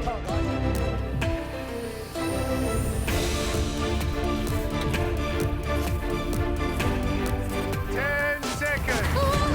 9, 8, 7, 6, 5, 4, 3, 2, 1. That's it. Your time's up. How'd you go, big fella, all right? Oh, it looks beautiful. Yeah. I can't believe I got all of my elements on the plate. I like the look of my dessert, but Ben's dish looks absolutely amazing, and that sauce or broth that he's got on the side looks gorgeous. I was really happy with that cook. I think Jess and I are both at either ends of the spectrum today. She's done the most amazing dessert. But I'm really happy with the bisque. This is what I imagine eating in winter. It's full of flavour, and it's got some great little scallops on there. Holy cow! You little champion, look at you, you're sweating. Fabulous cook, and the kitchen certainly smells beautiful, so we're hoping the food is delicious. First up is... Calm. Really need to beat Sashi today, but at this stage we're all producing amazing food, so I'm just keeping my fingers crossed that I get a chance to win it.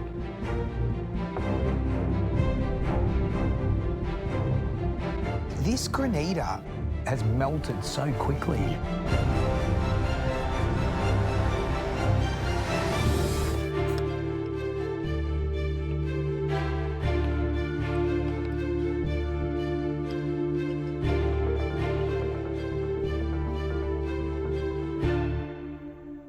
I love that coconut ice cream. Toasted, delicious, rich. Hit of lime in the sago, fantastic. And that granita, when you get a frozen bit of that granita, absolutely fantastic. But because the sago was plated while it was still hot, it's melted the granita. And suddenly, the absinthe in the frozen granita that's quite handleable becomes pretty strong when that granita melts. So now it tends to overpower everything. It's a tiny little slip, but it's enough to throw out what is a delicious dish. Yeah, which is a shame because I love that ice cream. It screams summer. Yeah. And it's yummy. Yeah, delicious flavours, but it's now the cocktail that you were trying to be inspired by. So, thank you, guys. Well done. Right, our second summer dish, Sashi. I'm proud of what I've done today. It looks exactly what I've pictured in my mind.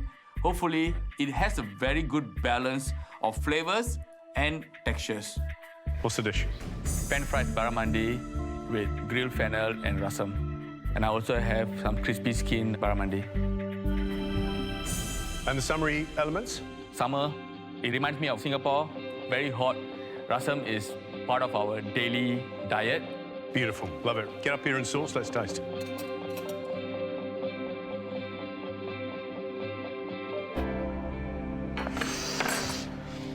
What do you reckon? It smells wonderful. Yeah. Cooked beautifully, Sashi. Really beautifully. Well done. Wow, that's nicely cooked. Look at that. It's gorgeous. It's pretty special.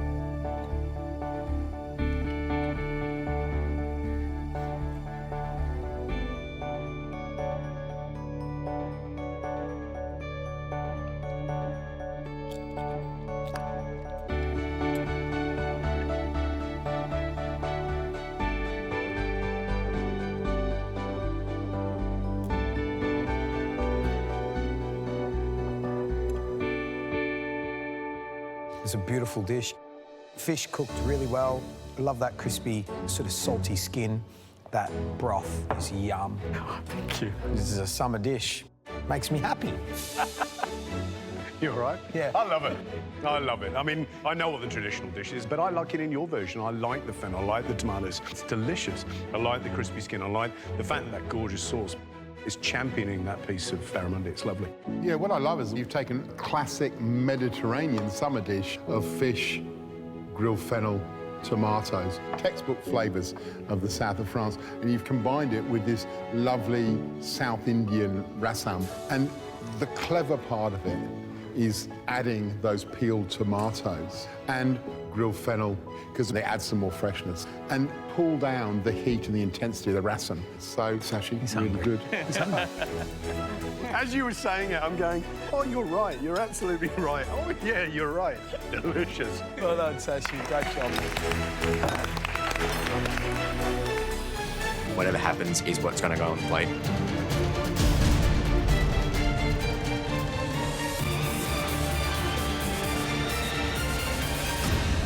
I'm running out of time.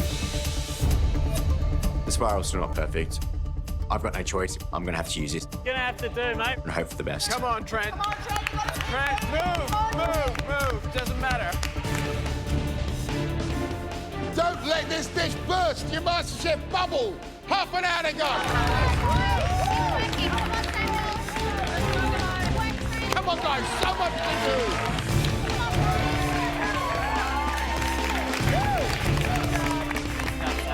Nice, Samuel. Well done. Come on, Bri. I checked my chocolate cone, Careful, Bri. and they are perfect. Nice, Bri. Super, super thin, super glossy. I'm really happy with these. Good, very good.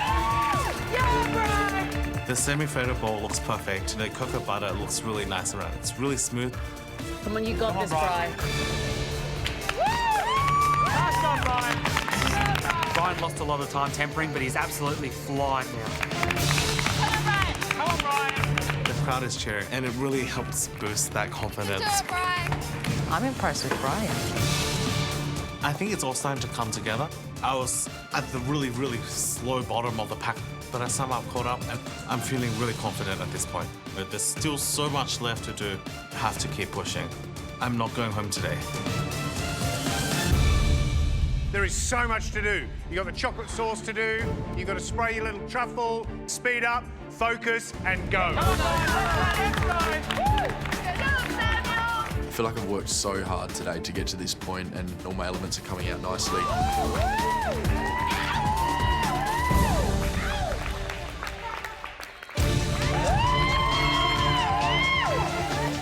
But I know I've got a lot of elements left to do and not much time to do it. I've got my cones out of the freezer. I start spraying and it's actually coming out nice and even. My chocolate cones look beautiful and red. Nice, Samuel. Well done. They are perfect. It's time to move on to my non-freezing chocolate sauce for the middle. The first thing I do is add my methyl cellulose to warm water, start to whisk it and activate it. I then place glucose and cream into my mix jug and turn it on for 6 minutes. Once my cream mixture is up to temperature, I add my dextrose, my cocoa powder, my dark chocolate and my butter. Time's flying by. The sauce has proven to be a little bit of an issue. It's taking a little bit longer than what I would have hoped. So this is your chocolate sauce. Yes. You know what your cone is made of? Yep. Chocolate. What happened if you pour hot chocolate to a chocolate? Exactly, so think about it. All right. Everyone, we got 20 minutes to go. Come on, guys. The sauce is finished now, so into a bottle and straight into the freezer to get it down to temp. Check the temperature of your sauce. If it's too hot, don't put it into your cone. Your cone is made of chocolate. You're gonna melt. In the end, nothing holds up your dessert. Check it again, check it again, check it again.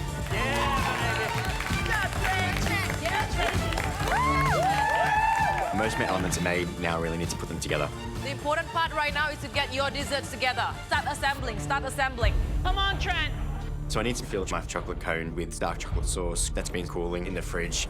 If my chocolate sauce is too hot, it's going to melt my temper chocolate cone, which will be an absolute disaster. Careful, careful. Watch the temperature. Yeah, make sure it doesn't melt the cone, man. I realise that my dark chocolate sauce is too hot. Yeah, no, cool it down as much as you can. So I put the sauce back into the blast chiller. 5 minutes to go! Come on! 5 minutes to go, guys! Come on! Come on, Brian! Let's go, Trent! Come on, Trent! Come on, guys! Come on, Trent! Come on, Daniel! Come on! Come on, Sam, you can do this, mate! Come on! Let's go, Sam! Let's go! There's less than 5 minutes left and I have a bit of a gander around behind me and in front of me. I do feel like I'm falling behind. I'm really, really worried that I'll even get anything on the plate. Come on, hurry up!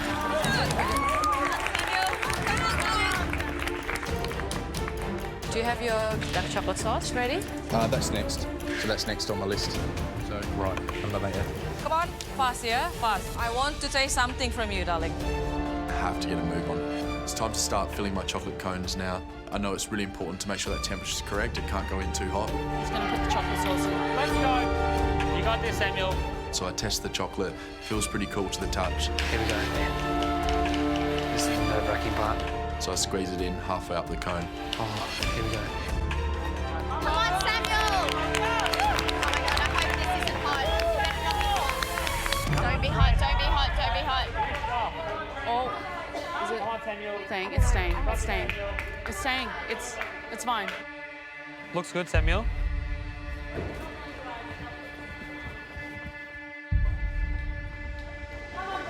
Oh. Oh. What just happened? The chocolate's too hot. Oh my God. Oh God. Oh. Oh. Oh. I feel sick. Oh my God. Disaster's struck. The sauce has obviously gone in too hot and it's just dribbling out the bottom. Oh my God. Yeah, he's in big trouble. I'm gutted. Come on! Trying to attach my cherry stem. I've got one left and the fourth cherry stem finally sticks enough to set and I put it into the blast chiller. 10 seconds! 9, 8, 7, 6, 5, 4, 3, 2, 1. That's it! Time's up.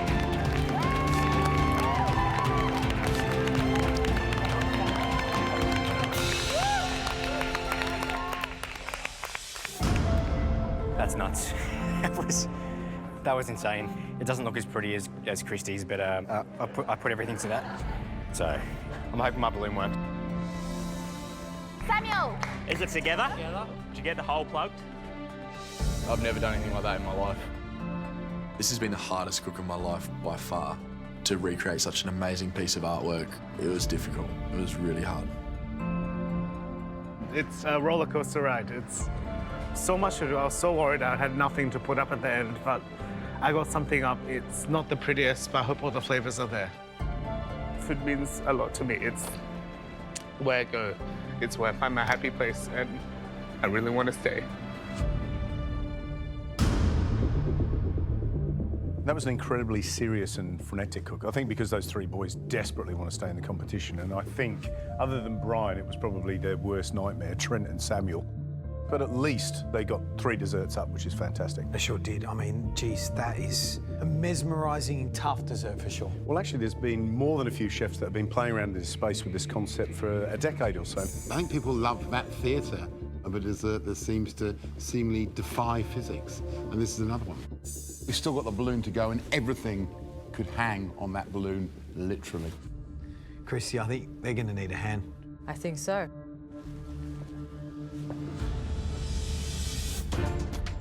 Before going into judging, I've got 30 minutes to make a successful balloon sit above my ice cream and complete the dish.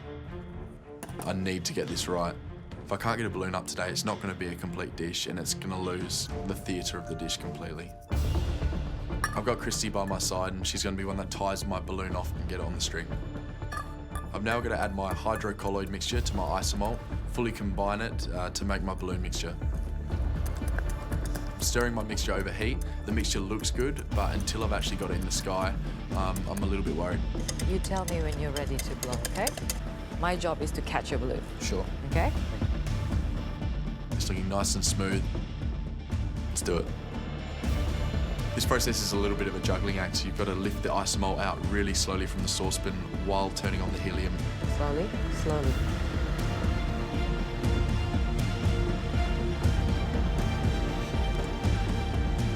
It's working. Keep moving. I can't believe it. It looks perfect. Yes, yes, good. Ah, you have hole. My first balloon pops in front of my face. Still have time. Let's do this again. It's a sticky business.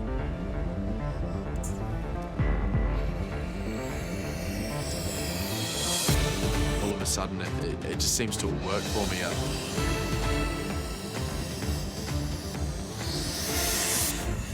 I'm absolutely pumped to have a balloon. There's no time to waste. This balloon's made out of sugar, after all, so I need to rush it into the judges so they can see all my hard work.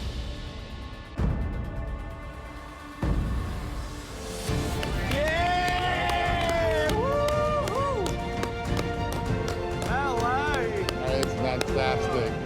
Gone very, very gentle. You can do it. Breathe. Breathe. Let go.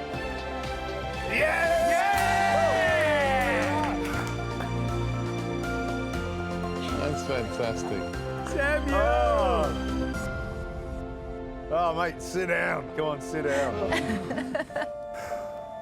I would suggest an area way out of your comfort zone. Completely. I don't think I would even ever have the opportunity to eat something like this, let alone make it. And I actually really enjoyed it. I really enjoyed it until the obvious. You looked amazing in control for most of the cook, and then in the last 20 minutes or so, it seemed to slip away again. Even once I rectified the error as much as I could, I felt a real sort of joy in putting this up because I was proud of myself, I guess. Best of luck, Samuel. We'll taste now. Thanks, Samuel.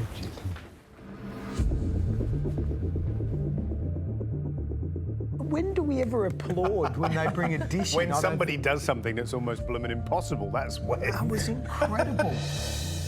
I don't want to be a downer on the party, but there is an issue here.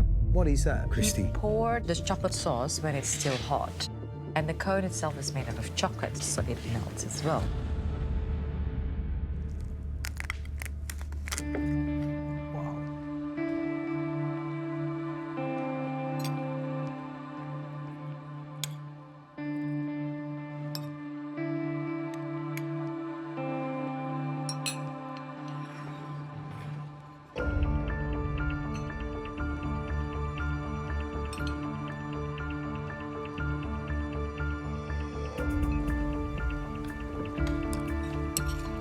Even though the chocolate sauce did run out, we understand that that's a problem. Yes. But the chocolate sauce is quite nice.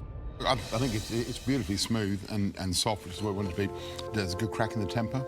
How's your semi-freddo? The flavour is there. Where do you put the importance of the dish? I place a lot of kudos in getting that balloon done. That's a massively technical thing and all part of the whimsical nature of the dessert. For me, dessert is something that you eat with your eyes first. It is, for me, it's important.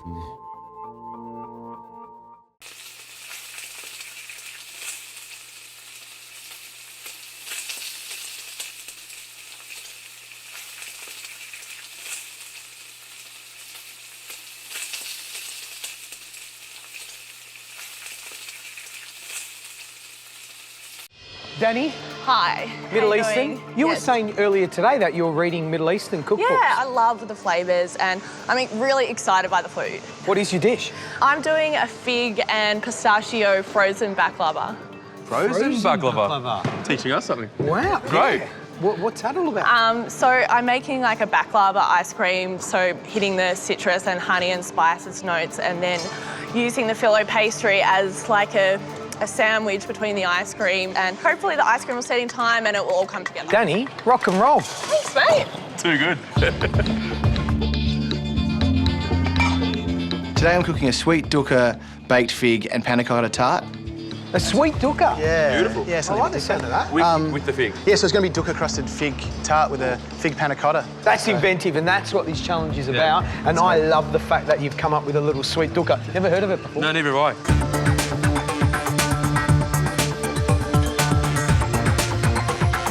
Hayden, what have you done? The dish is going to be figs three ways. It's going to be a grilled fig with a fig and pistachio ice cream and a fig and rosewater jelly with a bit of syrup to go with it all.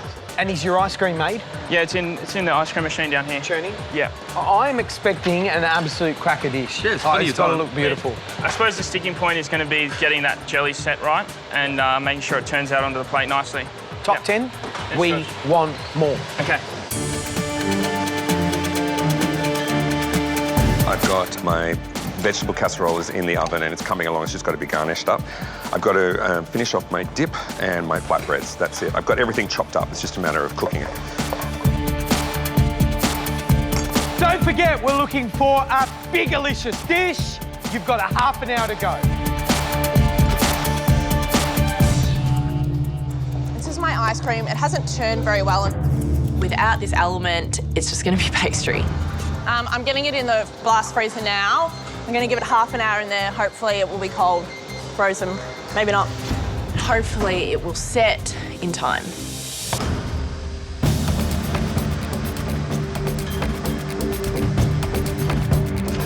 I should really get this ice cream in the blast chiller, shouldn't I? What do you reckon? I don't know, mate. I'm not good with ice cream.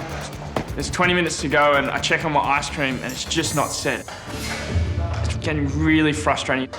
I think I've got the custard wrong, the consistency's not right, but I think I'm going to have to get in the blast chiller and make sure it's going to be right.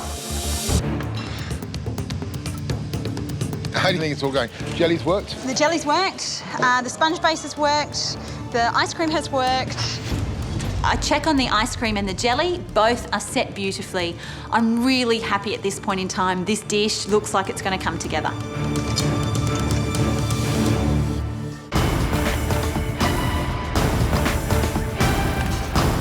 It's great to see. Your heads are down, your bottoms are up. You've got 5 minutes to go.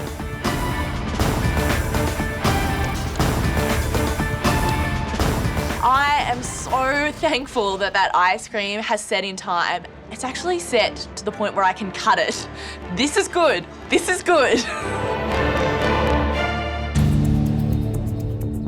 I decide to try and put the poached figs on the top, but the jelly starts to slide. Oh no, okay.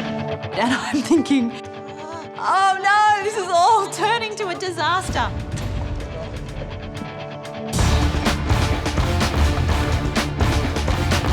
A lot's on the line. Remember, every single advantage can help you win. You've got 1 minute to go.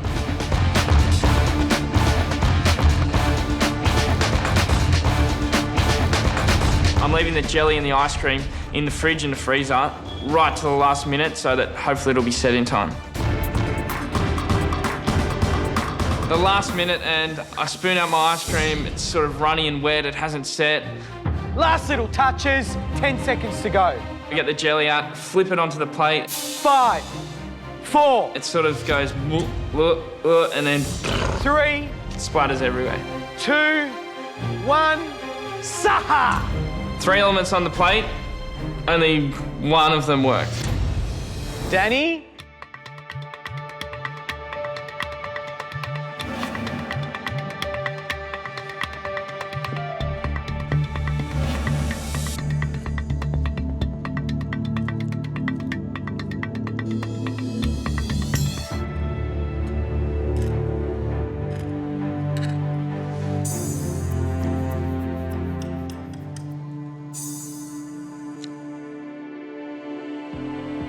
That is absolutely unbelievably good.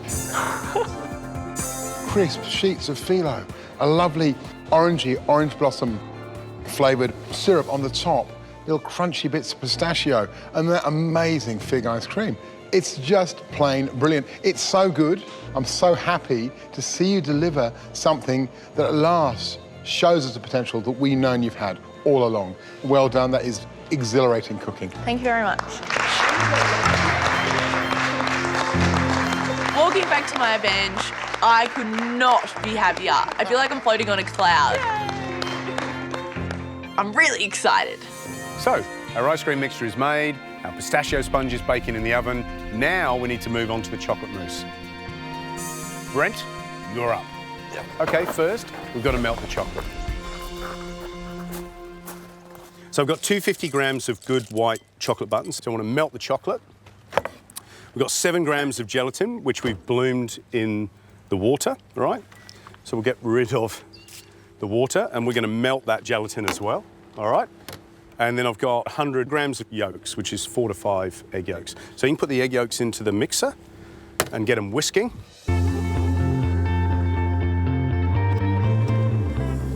So what we're making is a pâte bombe.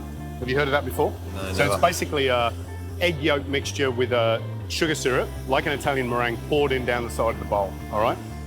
I'll turn the sugar on. I've got 100 grams of sugar, enough water to moisten, which is about 40 mils, and then I want to bring that up to 123 degrees. Put it down, it's nearly there. So melt that in the microwave, about 20 seconds. So the gelatin. Tracy, you want to come around and check those cakes? Yep. Just getting you working today. Yeah, Or, let's take them out. Yep, I reckon they're good. Beautiful. Yeah, they look good. Plenty for everybody to eat, all right? Okay, our sugar mixture is up to heat. I want you to trickle this right down the side. Don't put it onto the... Directly onto the mixture. Yeah, like that. Otherwise, what'll happen is it'll just flick around. So it's got to run down the side of the bowl into that egg yolk mixture. And what that does is cook the egg yolk mixture and then form that pâte bombe. And then we're going to fold everything together. I've got melted chocolate. We've got 600 mils of whipped cream, chilled. Gelatin ready to go. All right, turn that off. Right.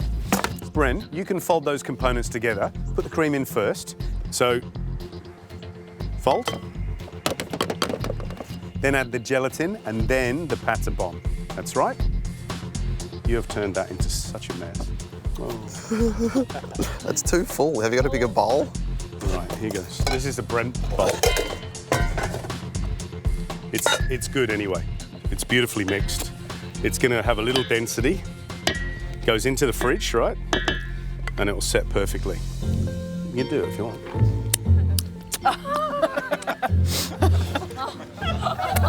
White chocolate mousse, okay? It's good. That's good. I like it. Right. You know what? Good job. Go Thanks. and sit down. So, who wants to help me plate up? Wait. Amy, do you want to come up? This is what I did before. It looks ridiculous, doesn't it? But chefs do this all the time, and you guys are starting to do it too, is that it puts in your mind how the dish is going to look before you start. I actually quite enjoyed doing those. They're quite good. And every chef's got their own little crazy version of stuff. So what I've got is I've got a quenelle mousse, a quenelle of pistachio ice cream. Ice cream, yeah. I've got a bit of, this is sheep's milk yogurt because I want some acidity because it's quite fatty. And then I've made a pistachio crumble. All that was blitzed pistachios, all right? And then equal quantities of butter, sugar, flour. I've made a yuzu curd, which was yuzu juice, which is that, you know, that Japanese citrus, which has got a very distinct flavour. And then what I was going to do is put a bit of yogurt on there, a little bit of crumb, and I don't really mind how you put it on. And then what I've got a quenelle mousse that way.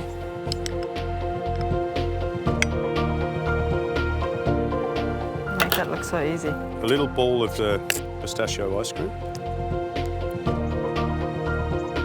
All right. So what did I do with the cake? Break it up. All right, and then we'll just put a bit of yuzu curd wherever you want. So I've got a little nasturtium leaf, which I picked from over there. I've got a little white jasmine flower, and then a little lavender flower. When we're doing, if we have to put flowers on a dish, should we always know exactly what they are? Yeah, if you don't know what they are, don't eat them, just in case you poison someone with tomato flowers, for example. And there you have it. Pistachio sponge, white chocolate mousse, and pistachio ice cream. Does anybody want to taste? Yes. That was quick! Right, Laura, Georgia, and Jamie. Thank you. So tell me what you taste, Amy. Good. Pistachios. Pistachios. Really good. The texture as well is absolutely delicious. Beautiful. Sorry, Bram, come on, mate. I'm punishing you, aren't you? But that cake is Right. Beautiful. Beautiful. All right. Thank you, Gary. Job done. Spoons down. Thank you so much. Thanks, Joe. Just put my pistachios and almonds in the Thermomix. They're for my pistachio cake. Just need to get them blitzed up and combined together. And then I'll add the pistachio meal, the butter, icing sugar and eggs, salt, and it has to cook, and that's it. Today my dessert is based around apples as well. I've got a pistachio cake that's brushed with a fennel sugar syrup, a little apple cloud, sour cream ice cream, and then a few different apple components to finish. I've still got lots to do. I've got lots and lots to do, but if I will keep working fast, I should be able to get it done in time. Going to plan? At this stage, I think I'm going okay. I've still got lots and lots to do. I think Gary said in the beginning, it's about prioritising your jobs. Yep. Is this a priority? Like, have you got everything else done, the big jobs done in terms of your pork dish? I've just got to do my... in terms of my pork dish, yes. In terms of your dessert, what do you got left to do? Ice cream. Oh, ice cream? Ice cream. Yep, okay. God. You'd be doing it cream. now, wouldn't you be doing it now? I am doing it now. This is the sort of thing that'll send you home. This is the semi-finals and you can't make mistakes like this. I've just got to make sure I stay on track so that it doesn't snowball into service. Just making the ice cream at the moment, just blitzing in the sour cream because it's a sour cream ice cream. The judges pointed out that I need to get onto my ice cream. Noted, so that's what I'm going to do. I never thought I would be making ice cream out of liquid nitrogen. I wouldn't even know how to use liquid nitrogen 6 months ago. Before coming into this competition, I've only seen liquid nitrogen used for burning off warts and corns. This is a whole new world for me. I just think this ice cream gives a nice texture and it's quick and easy. It's just really, really efficient for this sort of challenge. I need to be really careful with this liquid nitrogen. I need to add it slowly and get the perfect consistency, or it'll be a brick. First order's up for desserts, and I'm ready to rock and roll. It's pretty simple. You add the sour cream ice cream log, the caramel, a little bit of the pistachio cake, some fresh fennel seeds, some freeze-dried apple, a bit of the foam gun. It's exactly what I wanted. It's salty, it's sweet, it's fresh, it's acidic. I think the balance is perfect. Service team, Brent. This is running smoothly. I'm working the best I've ever worked in the kitchen, and I'm really happy.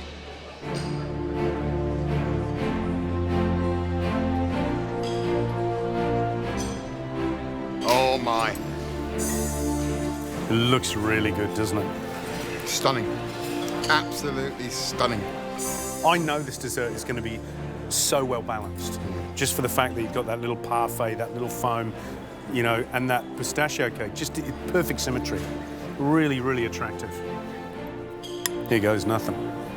I'm excited about this one.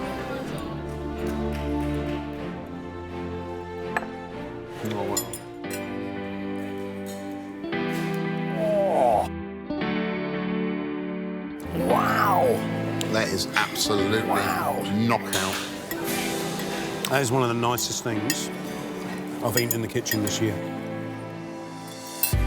Even though it's got so many different things going on, you know, pistachio cake, that little marzipan parfait, that bitter caramel, which is just the perfect consistency, a little bit runny. These little bursts of fennel. There's something very comfortable and very toffee apple and very apple pie. It's a really clever bit of cooking. It's an incredibly complex bit of cooking. And for me, if Amelia set the benchmark with the main course, Brent has set the benchmark with his dessert. It's stunning. Yeah, stunning. You got 30 seconds to go. 30 seconds. Come on.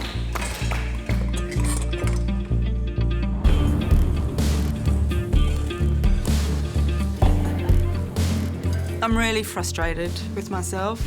I don't have anything on the plate yet. Come on. 10 seconds. You got 10 seconds to go. 9, 8, 7, 6, 5, 4, 3, 2, 1. That's it. Step away from your benches. Well done, guys. Great cook. Good stuff. Good work. Oh, it's a mess. It's raw. Ugh! I can't believe it. I feel like such an idiot. I'm so disappointed with myself.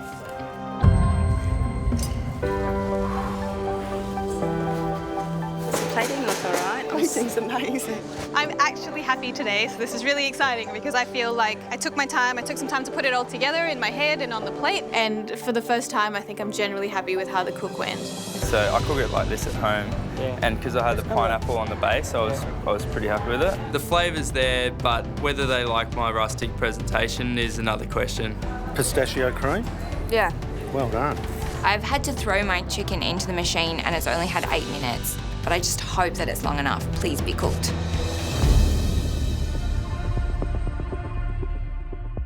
That mystery box challenge was a cracker, and we're really excited by the dishes that you put up.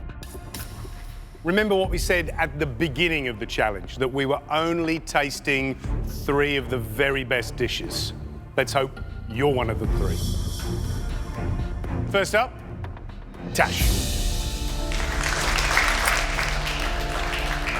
Every single dish that's tasted is good feedback from the judges. That's stuff that some of the other contestants might not get, and it just gives you a little bit more to work with going forward. So, the dish? Pistachio and cinnamon cake, licorice custard with some bruleed pineapple and a little bit of pineapple foam. All right. Presentation. What do you reckon, George? Honestly, I'm looking super. at that going, how can you make it any better? You can't. It looks spectacular.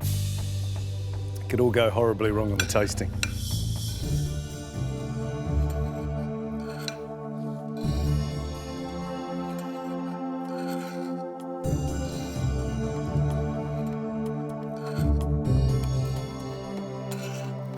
Smashing. I especially love the cinnamon cake and the licorice. Those 2 things together are really Moorish and delicious, and it's just not all fancy plating up. That cake is just really light, it's crumbly, it ticks all the right boxes. Kira, what's the dish? The dish is a chicken roulade with a pistachio and licorice centre, and it's a purple pineapple and thyme jam. Nice. Did I pick the right plate? I'll tell you in a minute.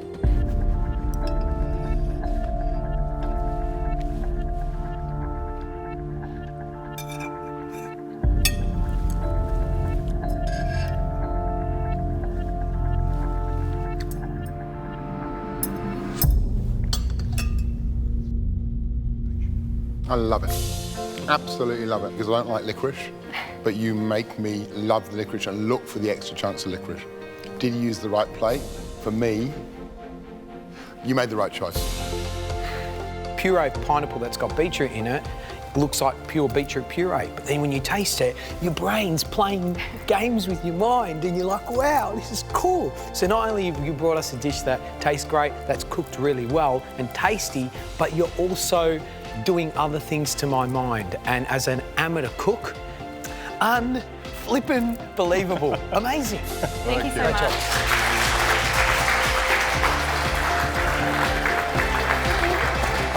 Best day ever. Yeah, it is. Our final conversation about that last dish came down to Colin,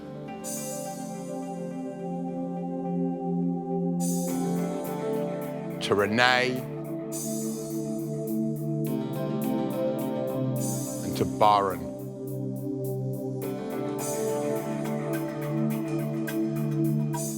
Three exemplary dishes. Well done, guys. One dish stood out just that little bit.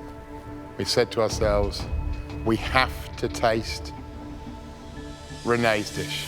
Well done, Renee. I think I might have pulled this off, but I'm just not 100% sure if that chicken's cooked perfectly. Such a pretty dish. Tell us what you made. Sous vide chicken coated in cinnamon, thyme roast beetroot salad, beetroot cream and a pistachio cream mayonnaise. If you'd have fried that chicken, it would have been a completely different dish. And by sous vide, cooking it slowly, essentially poaching it very, very slowly, it'll be tender if it's cooked well.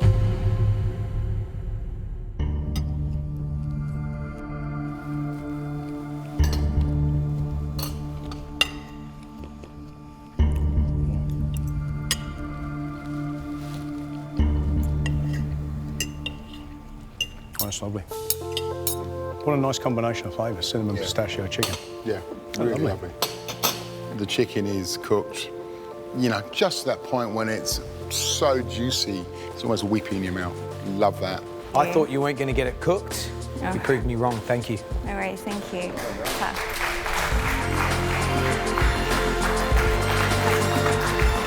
It's so nice to have that recognition from the judges because, I mean, that's what you're here for. You want to impress them and you want to please them. That's awesome.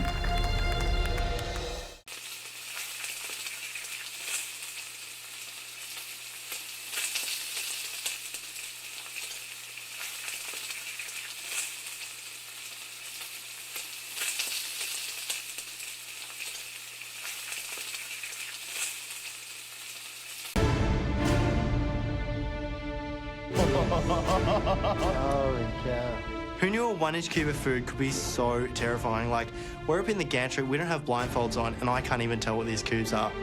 This challenge is going to be so, so difficult. Wow.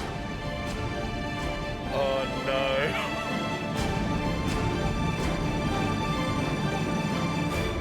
Thank you, gentlemen. Right, what you guys can't see is the table has been wheeled in full of 1-inch cubes. We've arranged the cubes from easy to hard.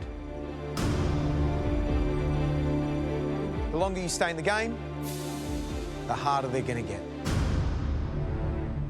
Right, let's get this game started. Cecilia, you're first. I am so nervous right now. My hands are starting to shake. I need to get this right.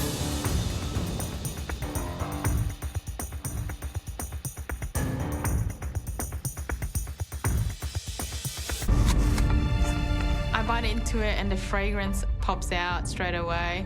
And I'm thinking, I've cooked this for my daughter every morning. Granny Smith, apple. Yes, you're right.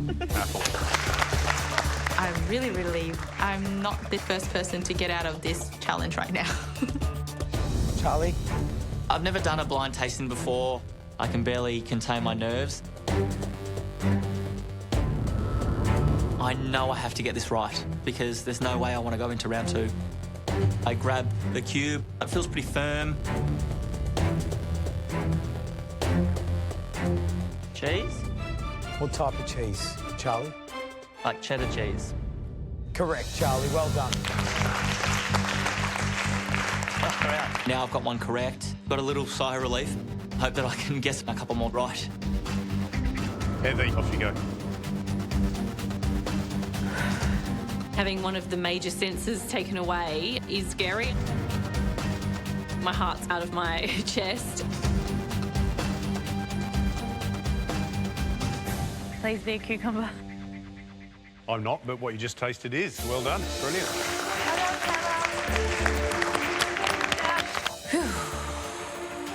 Lucky, lucky. My first cube comes out. I'm really nervous. I don't want to go to round 2 of elimination. I have a feeling it's kind of squishy, but it doesn't feel like a fruit or a vegetable. I have a taste, but I just can't think about what it is. I pull it apart and it comes off kind of stringy.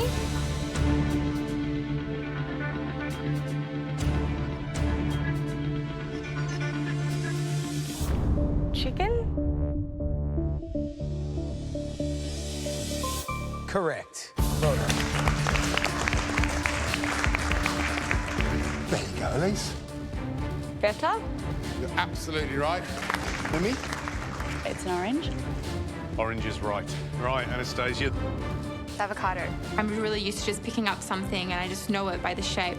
Chocolate? The fact that all of the food is presented in the same cubes makes it really difficult to try and distinguish them. I said beef. Zoe, you're correct. That is beef. Well done. But the food knowledge is really good. Everybody's getting everything right. Watermelon. Well done. It comes around to Mimi for her second guess, and I'm looking at it, and the first thing that popped into my head was nectarine. I'm touching it and I feel a really smooth skin. I'm tasting the food and I can taste something really nice and juicy and stringy. It's also got a really vibrant flavour to it. I love this. I always eat it. But I can't think of the name. It's smooth. It's a nectarine. What's your answer?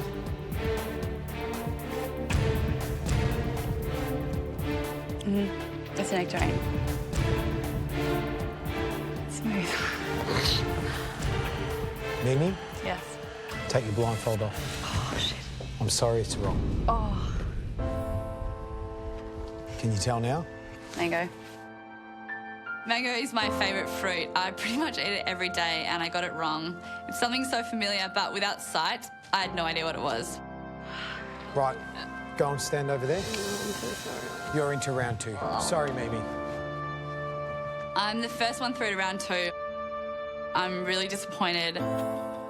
I'm freaking out because this is one step closer to going home. Anastasia. It's so nerve-wracking. I know I have a good knowledge of food, but my taste buds are almost like diminished because I'm so nervous. You know what it is, Anastasia? Is it a carrot? You sure? Yes. Anastasia? It is a carrot. Oh my God.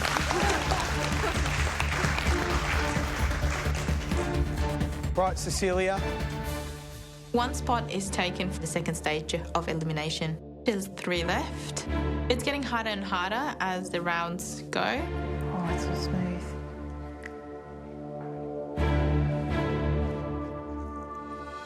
So I taste something really salty, and I know it, but what comes in like a thick thing tastes like, I don't know, feels like chicken, but it's really salty. Cecilia, what is it? It's salty. Having something in a cube, it's really, really confusing. What's your answer? I don't know. I'm so nervous. I'm feeling a bit mind blank. I just can't think on the spot. I need it. Chicken. I'm sorry, Cecilia. That's wrong.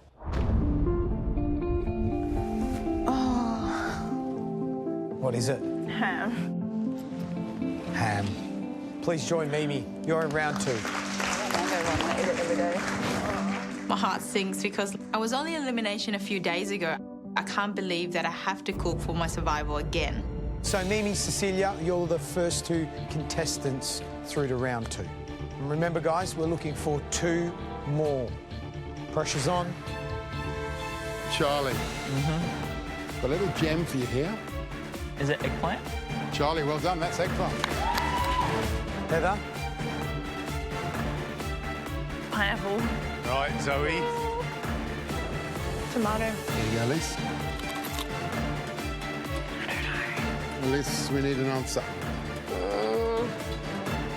A radish. Well done, Elise. Everyone is doing really well, and I'm really worried. Cauliflower. You're correct. There's definitely added pressure because it's getting harder and harder. Charlie, you're next. It's blue cheese. Charlie, that is correct. And all of a sudden, it's my turn again. I hope I can name that cube. Heather, for you. Yes. I pick up the cube and it's so wet and I taste it and I'm like, oh, yeah, instant memory back to grandma having like half a grapefruit, and it was so tart that I used to get her to sprinkle sugar on mine. So I think that memory just takes over for me. That's a grapefruit. Yeah. Heather, please remove your blindfold. I'm sorry, you're wrong. What is it? Lemon, lemon, it's a lemon. I'm in shock. I am so... I was 100% sure. I can't believe it. Yeah, this isn't good. Zoe. Yes? Zoe. No. Zoe, it's back to you. It's kind of slimy. Have a sniff. Doesn't really smell like much. Have a taste and it's kind of meaty. You're not a fan? I pull it apart a little bit and then I sniff my fingers. I feel like fish. So I'm thinking could be tuna, could be salmon, could be trout. They're the only 3 fishes that I really think that I could eat raw. Can I do something weird? Yeah, you can do something weird. Depends how weird it is. How weird is it? I just want to feel the texture properly on my lips. Yeah, cool. What? Why? No, don't laugh. It's the way that Fer and Andrea tastes ham, tastes prosciutto. Why are you touching it to your lips? I want to feel the texture. Mm-hmm. I think the most sensitive part on my face is my lips. And sometimes when you touch something with your fingers, you don't get the same sensation. My hands smell what? Do you recognise the smell? I think so. Is it tuna? You're absolutely right, it's tuna. Well done. Great work. Well done, Mum. That was hard. Tuna's right, and I can't believe that I've got it right and my lip trick worked. Elise. I'm so stressed out right now. The cooks in round 2 are such tough competition. I do not want to join them. Whatever this cube is, I have to get it right. Oh, it's like squishy. I'm feeling it and it's a weird texture. I'm thinking, what is this? I try to pull it apart to see whether it breaks in half and it doesn't. So I start smelling it and yeah, it smells like meat. Oh my God. The texture, it's a protein. I know it's definitely a protein. It tastes like veal. I'm thinking, what else could it be? What's your answer? Veal.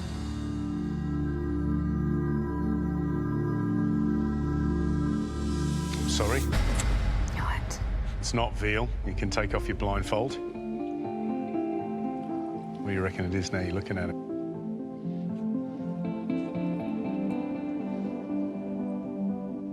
Lamb? Are you kidding me? Absolutely. It's lamb. It's funny, isn't it? Once you look at it, you kind of know. At least go and join the others. I'm sorry. You're in round 2. Uh-oh. Oh, my God. I'm in the second round and I'll have to cook for my position in this competition.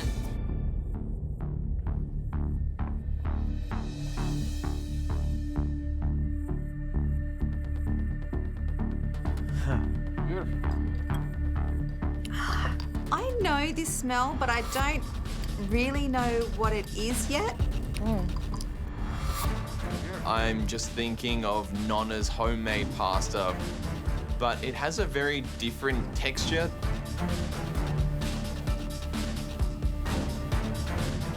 Right, guys, blindfolds off. Write down your answer. I write down pesto, and I'm hoping that it's not salsa verde. Show us your answer. Guys, you're all correct. I'm so relieved that I got that right and stuck with my guns.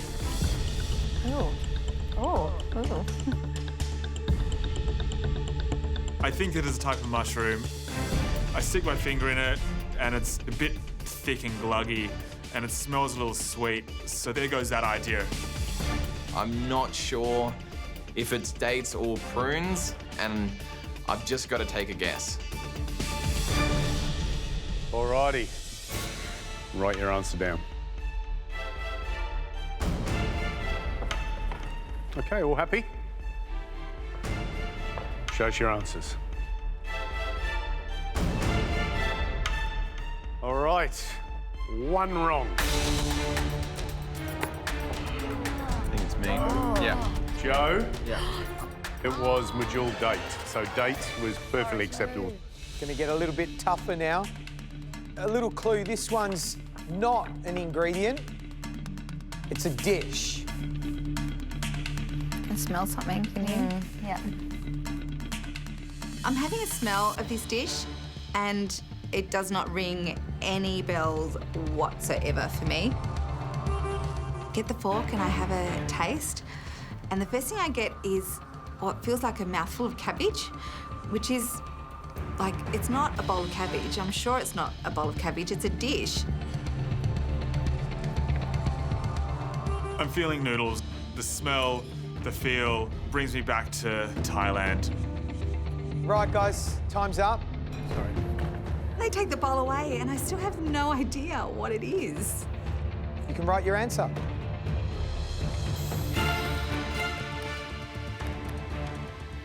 Okay.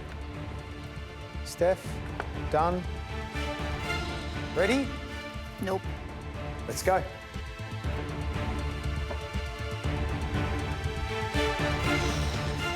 Wow. Steph, I'm sorry. What was it's not fried rice. What was it? It's pad thai. Ah. Please join Joe. You're in round 2.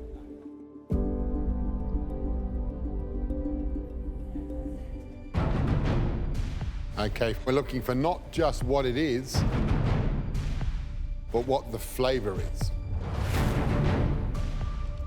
I find a little biscuit, and some cream in the centre, and a really smooth top and bottom. So I know it's a macaron. I know it's a macaron. I eat these all the time, but we have to identify the flavour.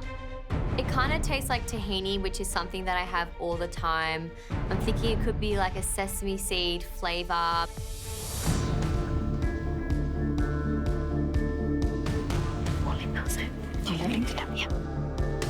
Yeah, it's quite obviously a macaroon. And all I can taste is nuts. And I just don't know which one to write down. Waiters, thank you. Tell us what it is. I don't want to be in round 2. Cooking up against Steph and Joe, they're both amazing cooks. That just adds more pressure. Right, let's have a look.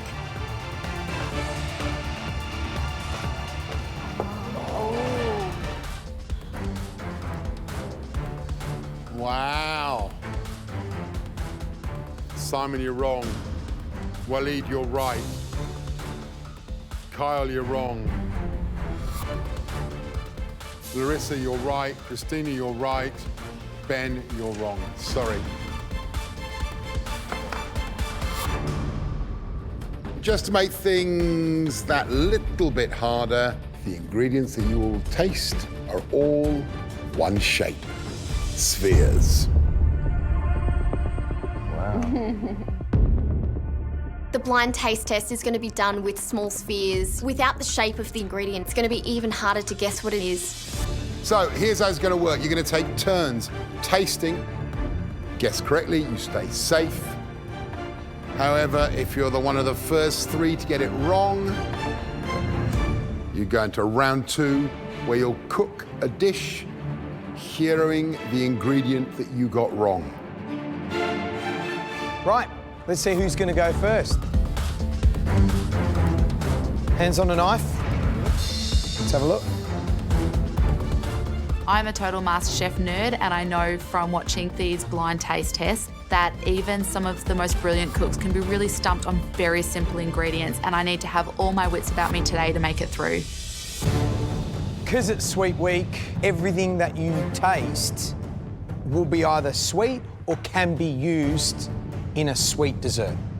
I'm nervous. The last thing I want to be doing today is cooking in round 2. I'm not a strong dessert cook, and if I can get through this, I'm going to be safe for a little while yet. Right, let's get the ingredients in.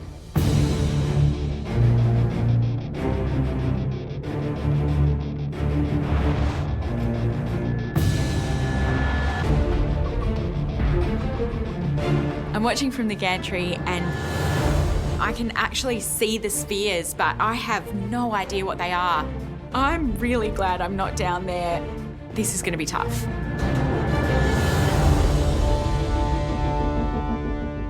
Right, let's kick this thing off, shall we? Everybody ready? Yes. Tamara, you're first, so.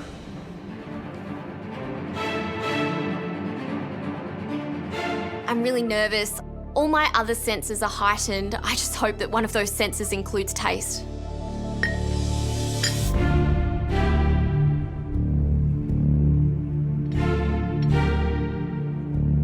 I pick up one of the small spheres and I start to squish it in my fingers to try to determine the texture. It's feeling kind of squishy and a bit sticky, almost like a date. It definitely doesn't taste like a date. It actually tastes disgusting to me. It's something I don't like. I'm just trying to think of what it might be. To make you smile? No. It's licorice. So licorice? Yes. Tamara?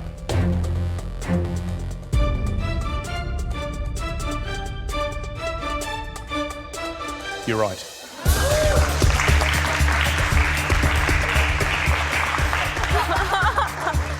I hate licorice.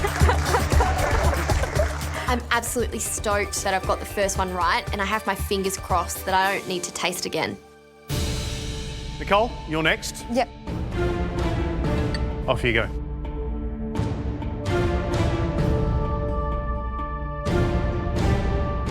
The first thing I notice in my fingertips is that it's a really hard texture. Once I start eating it, it's very dry and it's very obvious. Do you know what it is? Coconut. You're right.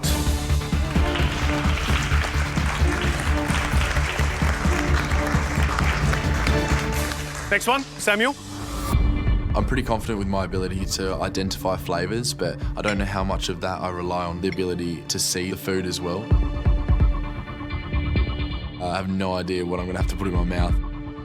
It's pretty scary. Yum. As soon as it hits my lips, I know it's milk chocolate. Milk chocky.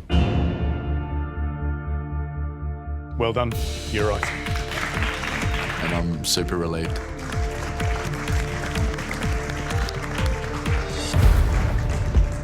Right, Ray, you're next. I feel pretty confident and comfortable with the blind taste test. I've been lucky enough to do wine tasting, so I feel pretty comfortable in my knowledge regarding different tastes. Off you go. I have a bit of a feel. I can't really identify the texture. I have a smell. I'm not getting much of a scent. pop one in my mouth, and I can't really identify what this is.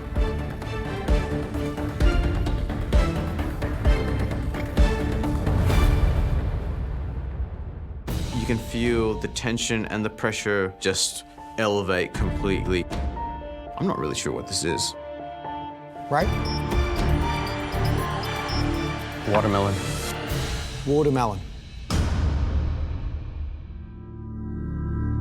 Your answer's watermelon? Yes. I'm sorry, Ray. That's incorrect. Take your blindfold off. Oh, grapes. I'm really disappointed. I was pretty confident that I was the favorite to get through this taste test, and now I'm the first person that's going to cook in round 2. It's really shaken my confidence going into this cook. Man, that shows you how hard it is. Right, Michelle, you're next. I'm feeling so scared because I'm not sure if I have a strong palate or not. You can't see anything, you have to just concentrate. It's crunchy to begin with, and it's very spicy, just like tingles in your tongue.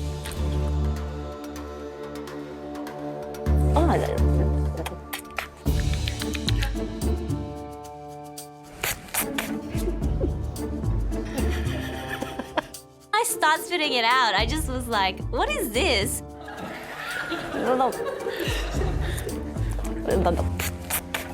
I just hope it doesn't get into George's face. Oh my God, it's disgusting. But I think I know. It tastes Asian. Ginger? Well done, you're right. I know because my mum cooks a lot of it at home. Back to my Asian root. Ginger. Right, Jess, I'm coming for you. Bring it on.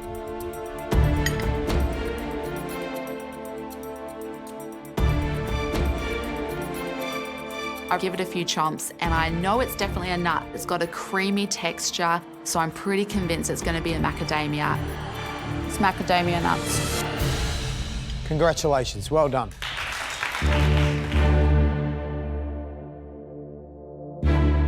Alan. It's really nerve-wracking. I want to make it through round 1 and hopefully end up on the gantry.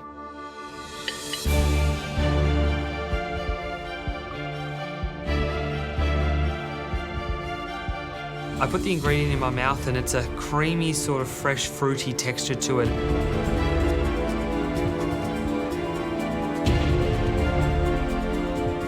I'm thinking it could be a date, and I'm thinking it also could be a prune. They're so similar in texture.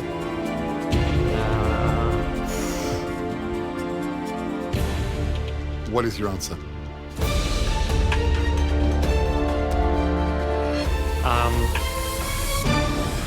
Is it a prune?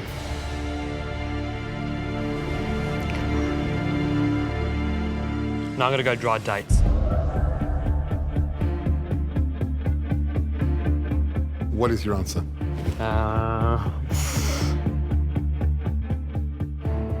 I'm really scared that I'm gonna get this wrong, but I'm just gonna go with my gut.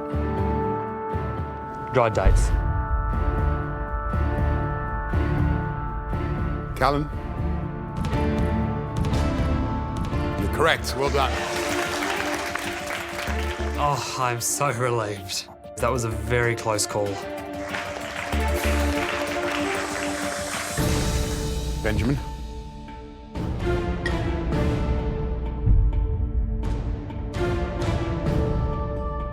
I pick up a sphere and it's a little slimy in texture, pretty soft to touch.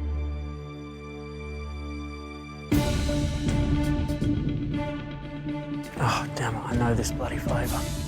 Without sight, you're relying on taste, texture and smell, but all of that doesn't make sense if you can't see what you're eating. I know this flavour. What are you thinking? It's a very familiar taste. It just reminds me of summer. It's rock melon. So your answer's rock melon? Yes. Sorry, Benjamin. It's not rock melon.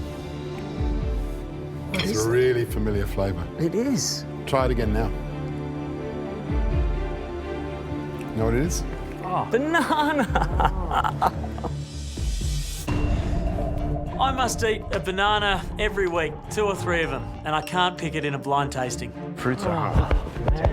The texture of the fruits are hard.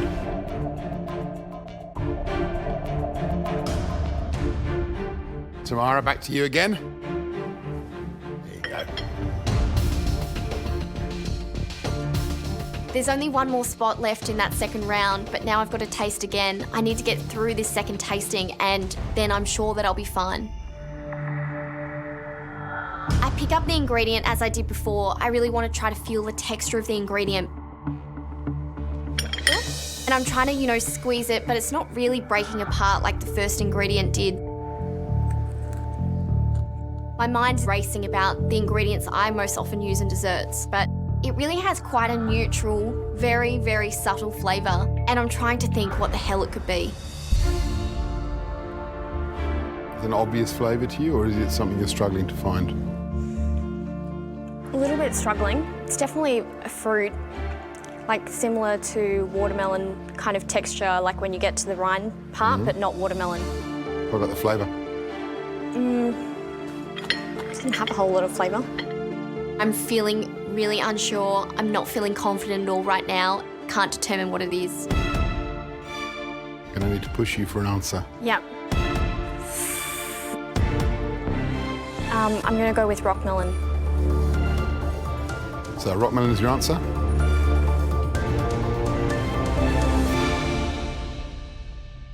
Tamara, I'm sorry, it's not rock melon. Oh. Texture of melon, has very little flavour, cucumber. Not something that I thought would turn up in a sweet ingredient challenge, but now I've got to cook with it.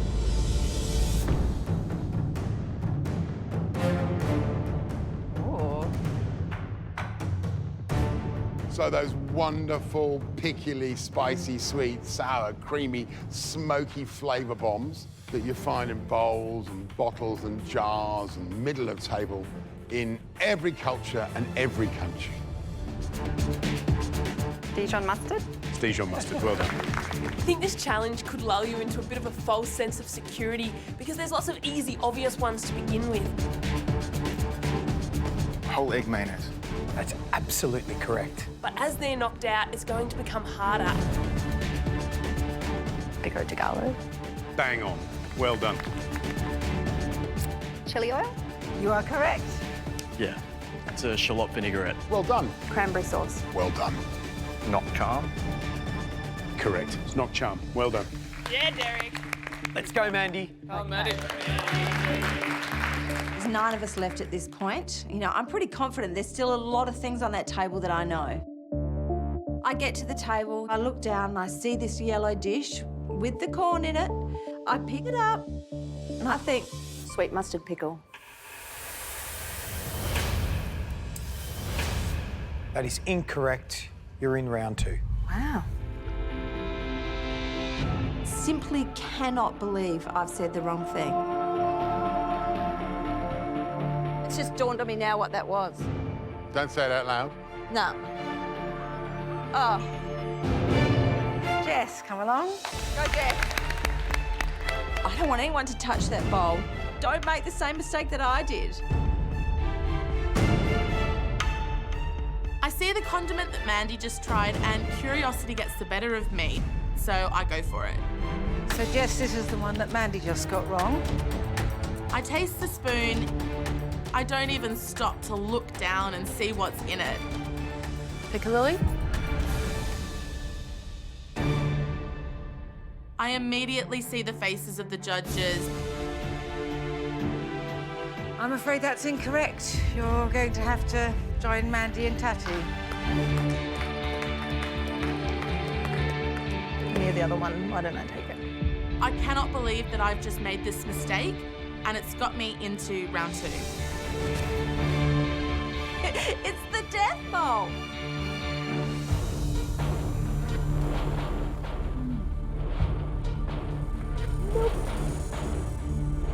So I'm looking along. I see this particular one. I have a bit of a smell.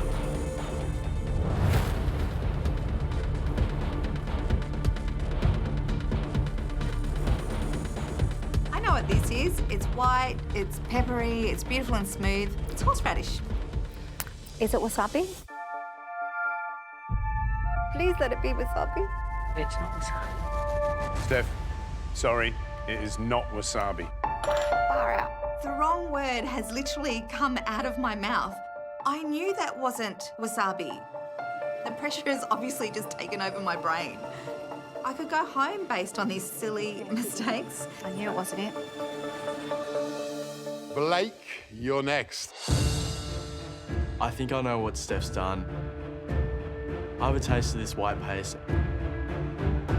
and I'm pretty sure I know what it is. It's horseradish. You're absolutely right, Blake. Well done. Abby. Go, Abby. It's my third guess, and there's not that many things that I feel really confident about guessing on. I'm drawn to a bowl. It looks like it's got oil and lots of herbs.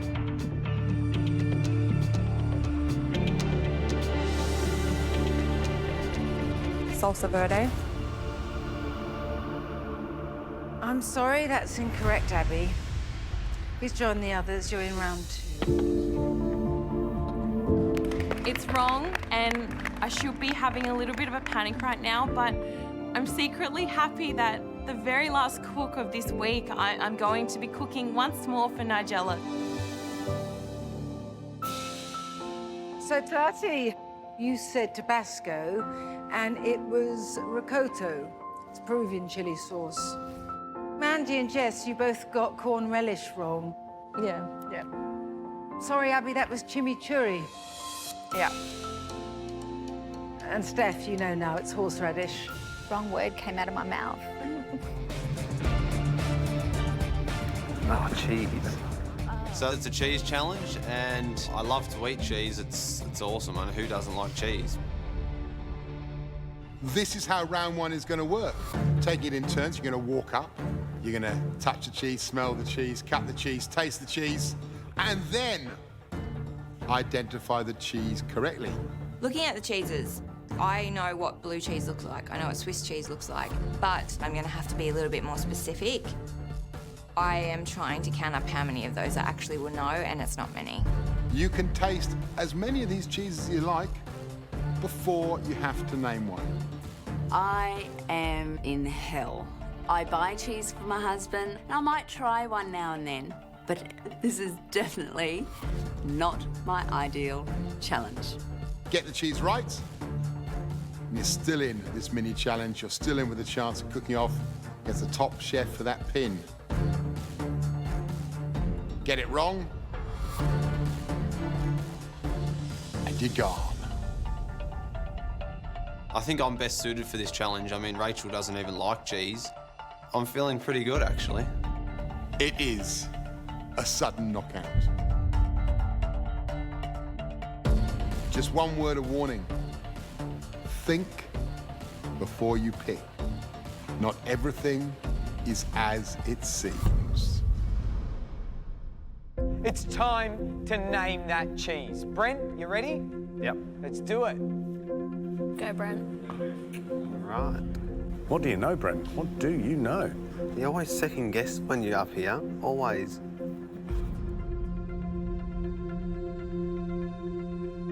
My first pick is the bocconcini, the baby mozzarella balls. I think every person here knows what bocconcini is, and I want to get it off there so no one else can pick it.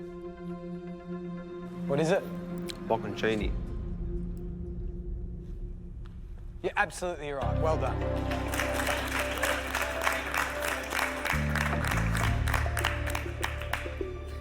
Renee, you're next.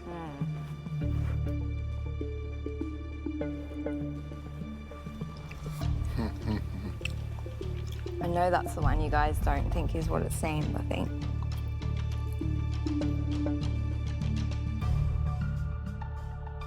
I pick up Parmesan because I know what it is, and I think it's going to be quite a simple answer. Right, what do you got? Parmesan. You're absolutely right. Well done. No, Rachel.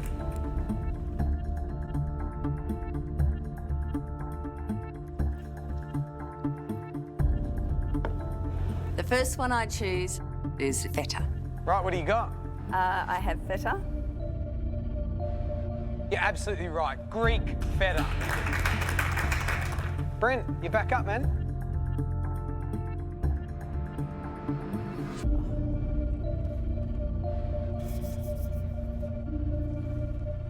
My second pick is ricotta. I see it in the deli every time I go to the supermarket, so I know exactly what it is, and I'm happy to get that off the bench as well. What do you got? I have ricotta. Yes, you do. Well done. I'm feeling pretty good. I've knocked out the 2 easiest cheeses, and the girls have picked their first, so I don't know how much more they'll know. Back up, Renee.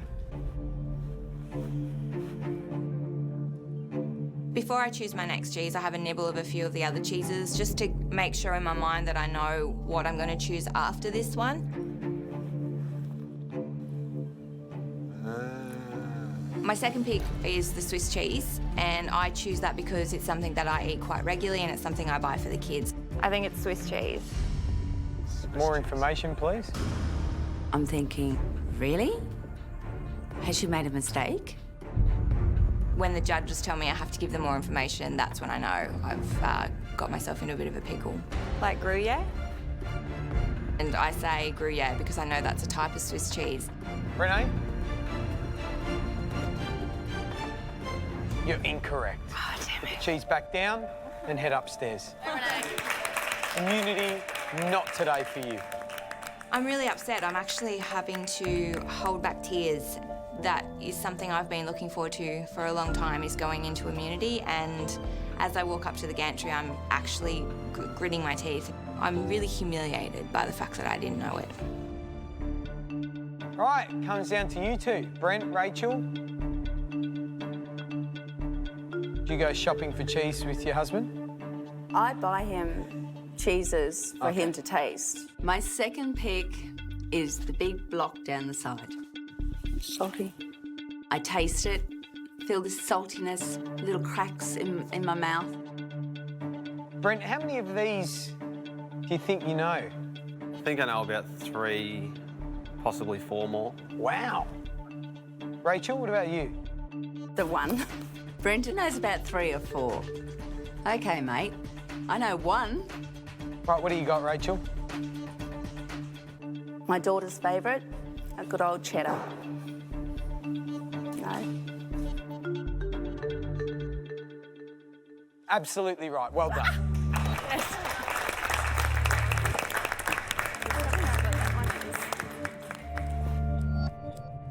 All right, Brent, your turn, man.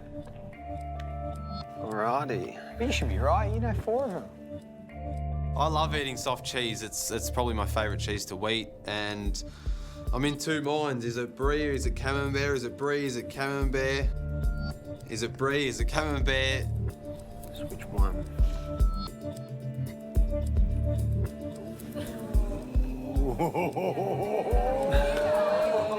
Oh, he's a brave boy. He's a brave boy. Oh, I'm going for it. You're braver than I. Just so you know, when the 4 of us named the cheeses, the cheese that you're carrying there, 2 of us named it one type, 2 of us named it another type. That's my worry. I love to eat it, so I'm just going to hope that I'm right. What is it? Camembert.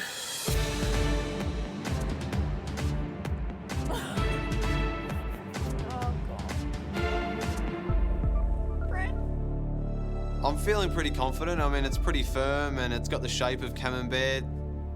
Distinguishing the taste is almost impossible for an amateur, but I'm just going with my gut and I'm hoping that I'm right.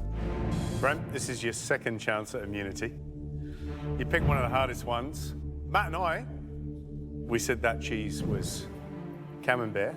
Gary and Matt know their cheese, and when Gary tells me that they chose camembert, I've got relief. Yeah, I think I'm safe, and I think Rachel doesn't know any other cheese on the board, so I'm feeling really good. And we were absolutely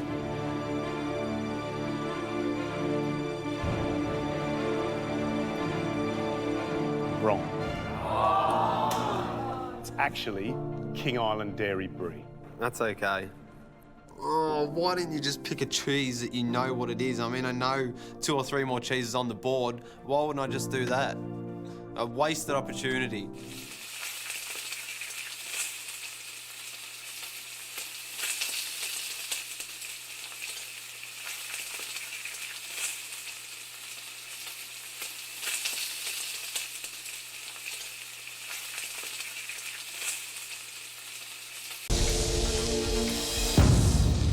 Julie Goodwin is a 38-year-old mother of 3. How will she fare with some good old-fashioned home cooking? I'm doing a roast lamb rump with garlic mash and a red wine sauce. Julie, are you a woman under pressure? Yes. You've still got a smile. What kind of cook are you? Big comfort foodie type things. I put my heart into it because I'm cooking for my kids usually, my friends, my family, cooking for the people I love, so I cook with love. I actually came here instead of taking my oldest son to his first day at high school. So now I've got to make it worthwhile. Got to make it worthwhile. Come here. But just moments before judgment time, the pressure on Julie takes its toll. You all right? Yeah, I'm good. Good. Deep breath. They have a knife in there, don't they? I think you're ready. You are ready, okay? Yep, I'm ready. I'm ready. Everyone's behind you. Off you go. Hello. Hi, Julie. How are you feeling? Oh, I'm really, really excited to the point of terror. Right. Gonna unload your stuff and start cooking? Yep, I'm going to carve and plate for you and just reheat my sauce. So, why MasterChef? I'd like to be good fast food, that people can come in, take home a beautifully cooked, fresh food, family meal, put it on their table, and it's home-cooked food. It just wasn't cooked in the home it's served in. Lamb and mash.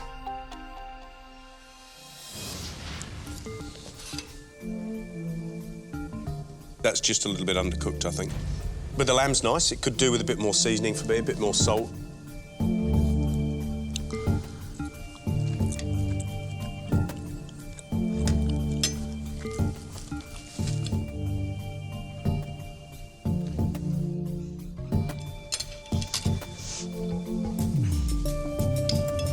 This is excruciating.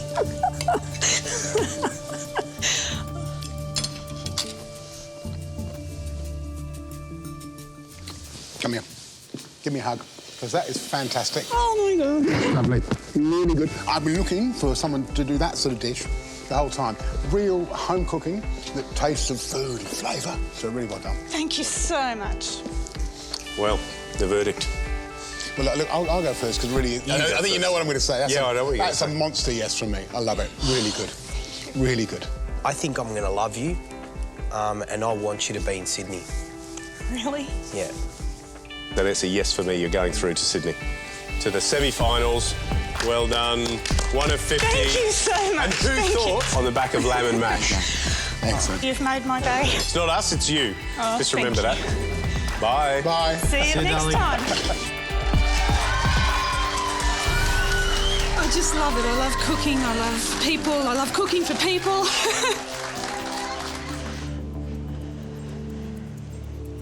How do you feel placing the last dish that we're going to taste in front of us? I really gave it everything today, so, you know, whatever the result is, I'm happy. Do you think the Julie that first walked through these doors in the top 20 would have been able to plate up this dish? No, not a chance. If your boys could look at the plate that you just put up there in front of us, what do you think they'd say about you? They'd say, where's the rest of it? Please, could you plate up? We'd like to taste.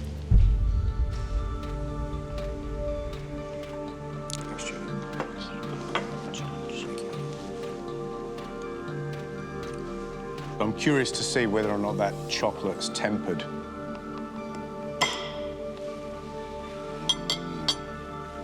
Good. Beautiful snap.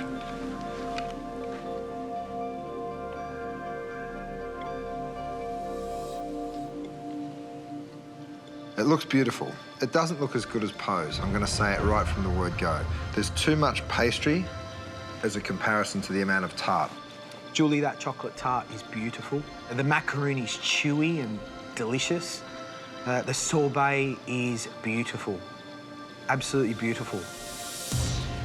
The tart's probably a little bit thinner than Matt's, and also it's a little bit thicker in terms of the base.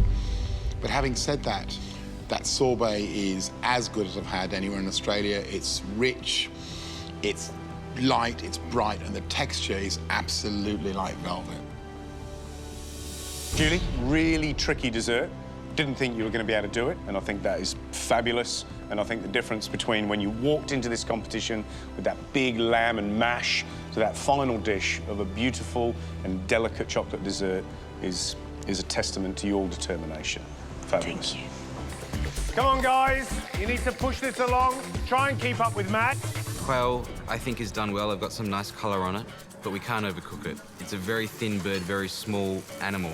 We're really looking for a nice pink colour there. Well done. It's gorgeous. Thank you.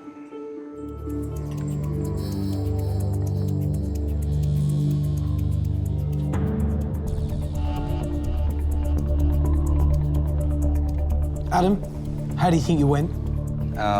Didn't go exactly as planned.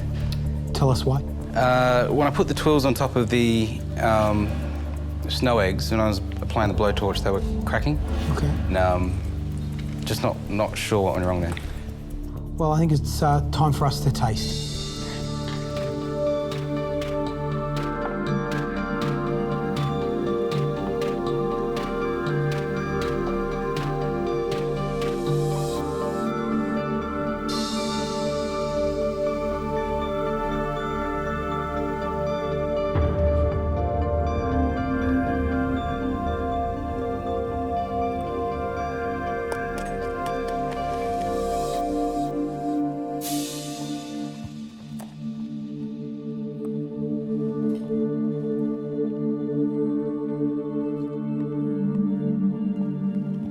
You nervous, Adam? I'm a little. And by little, I mean a lot.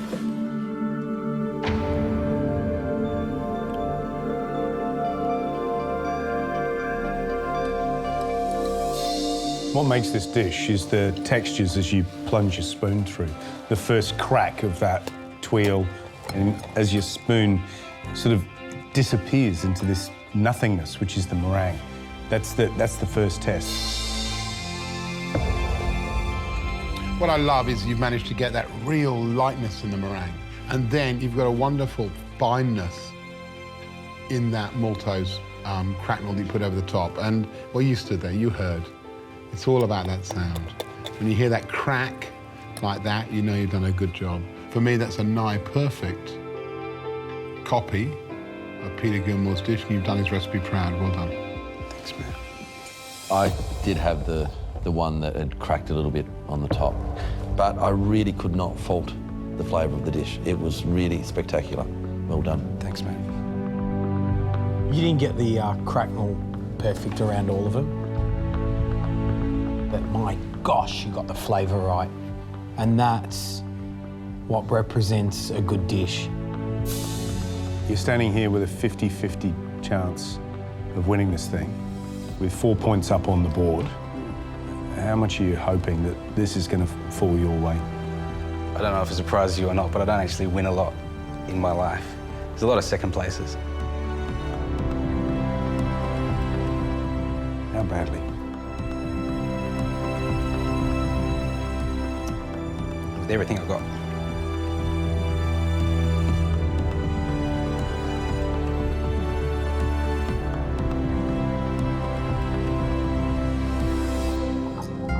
I'm happy with what I've produced because I know I like to eat it, but I'm also feeling really nervous because I'm just not 100% sure if what I've done is enough to impress them. I have cooked a flatbread kofta with a tomato and mint salsa.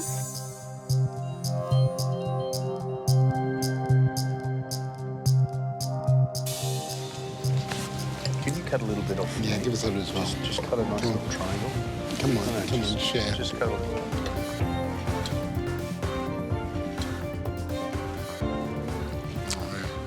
That is an absolute cracker. I'd sit down for dinner happily every single night and eat one of those. That is beautiful. The interesting chefs on MasterChef are the ones that look at the boring ingredients and bring us something that excites us. So thank you very much indeed, because you've got us excited. You've made us exhilarated to be back on season 3 of MasterChef. I feel a little bit weak at the knees and think just keep standing up. Can't get the smile off my face. Thank you. Well done. Fantastic job. Good stuff. I don't know if I've gone out at number 1 or number 2, but at the moment, that's irrelevant. I've gone out cooking the best that I can.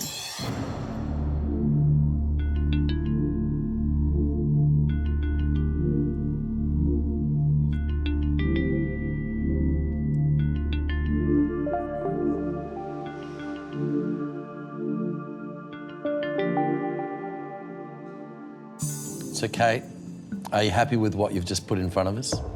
I am. I'm really happy. I really wanted today to be all about cooking well and putting good food on the plate, and to finish that way, I'm happy. The one thing I noticed compared to Renee's dish is that your snowman seems to be wearing a nice full kind of Victorian skirt rather than a little kind of ball at the bottom. Yeah. I don't think that's a problem. I just think it's a difference that obviously comes from having to pipe the meringue the first time. And it's very hard to get that round shape. Yeah. Right, shall we taste?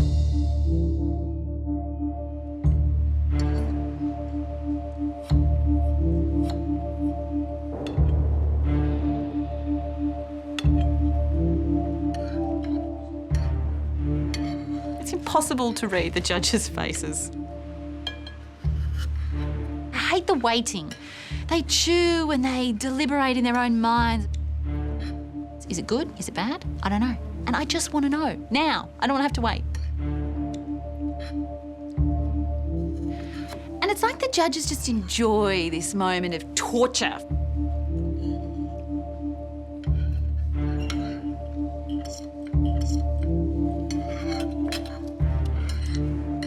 It's sort of hard to stop, isn't it?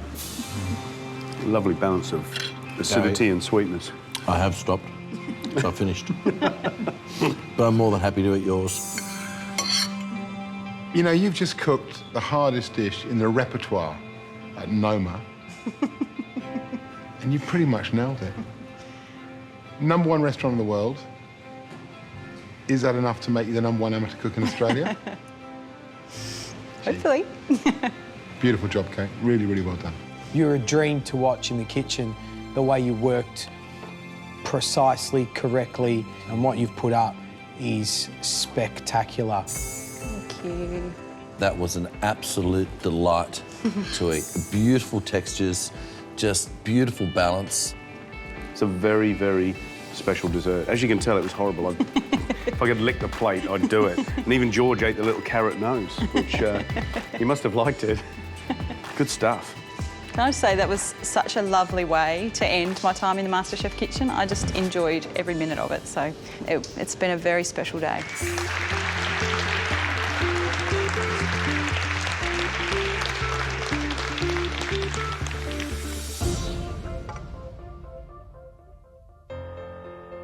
Can you believe it? I mean, you know, less than a couple of weeks ago, you're in Newcastle, and here you are now, doing a 3-hat dessert from one of the best chefs in the country. Yeah, I didn't even know what it was when you lifted the lid. Now, little birdie told me that you blew a vault in your pants. Is that right? Yeah, I had a bit of a blowout. That was a good look. Are you hoping for an apron today? I want it more than anything, really more than anything.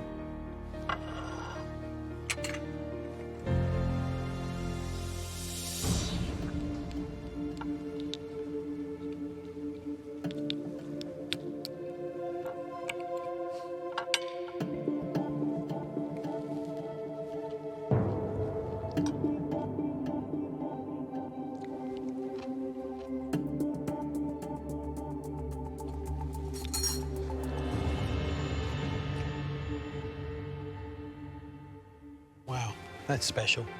It really is. It's fresh, it's clean. You taste peach. You got that little bit of caramel there. Okay, there could be a little bit more on there. But you know what? You're an amateur cook, and this is only, you know, the top 50. Well done. Thanks.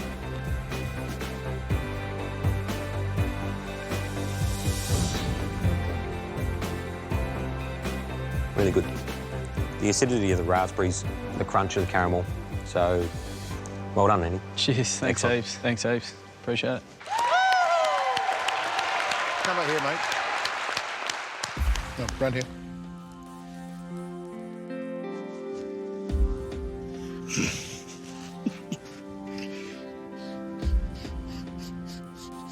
Try that on for size.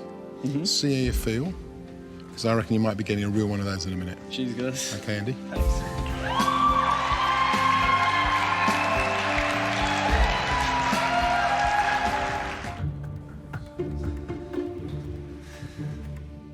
Andy! G'day. Look at him. He's buzzing. Unbelievable. Come in with a little jaunt there. You feel good? Oh, I feel relieved. Yeah, I feel good. It's that was a massive challenge for me personally. Bigger question for you. What are you going to do? The competition's done. We're moments away from revealing the results. What are you going to do? Starters, I don't know. I never thought I'd be here, but I mean, I've got here by researching and learning, and I want to do more of that. I can see my skills have developed, my knowledge has developed, but it's still not where I want it to be. It's not over yet. It isn't over yet. Are you ready? Yep. Go on then. Oh, he's fired up, isn't he? I honestly think that not being someone who's familiar with desserts has helped me. I have no instincts about any of the techniques at all. All I did was follow that recipe word by word, but they crack into it and it doesn't taste exactly like Christine's. I'm done. That's it, man. You're done. Thank you very much. You're done. See you. Look how good they all look when you're looking down the table. They look like little soldiers. And I love that little bulge of caramel poking out through the top going, eat me, eat me. Let's do it, let's do it, let's eat it. Right, let's go. Ooh, there she goes.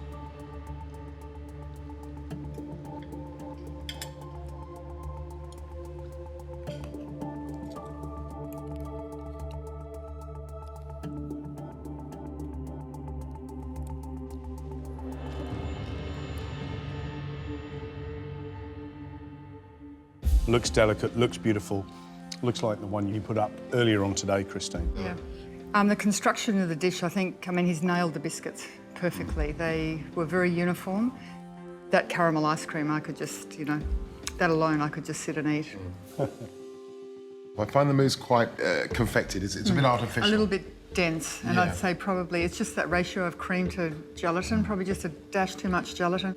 The caramel's a little, and in the nuts is a little hard. On the top. It should be a lot looser and it should coat those hazelnuts a lot better. I've never had a tart not set. Did you put in sugar? Yeah, we put everything in. Everything in, didn't we? Freaking out. The tarts should be setting and they're not setting. It's all right. Just believe. Trust. So Em and I decide that the only thing to do is to pray. Please, little oven. Please, can you please set? Do you want to come and have a look? I'm scared. I'm scared too. We're about to pull our tarts out of the oven. The dessert team's freaking out. I'm going to be sick. How does it look? Set. Nice. The tarts have set. They did that last minute thing where they take a while to heat and then bang. Beautiful. Yeah. Oh, girls, it's beautiful. The relief in our team is just beyond words. I love you. Okay, we need to get a wriggle on, guys. No naked tarts in this kitchen. Oh, yeah. Looks a bit better than ours. You're right. You're actually right, it does. Jules, don't pick on Dan. He started it, as usual. Tell us what the dessert is. We dished up a classic lemon tart with a raspberry coulis. I'm going to ask you the question that Gary's going to ask you, which is, where's the cream? We had a couple of issues at the supermarket earlier today, and after the boxing gloves came out, the dessert got compromised on. So the cream and the ice cream went back. Between you and me, Jules, do you think it needs cream? No. Maybe a little. Maybe a dollop. Okay, yeah. So, but, we're pretty comfortable with what we've served up. Thank you. Enjoy, boys. We thought you could do with a little bit of tart.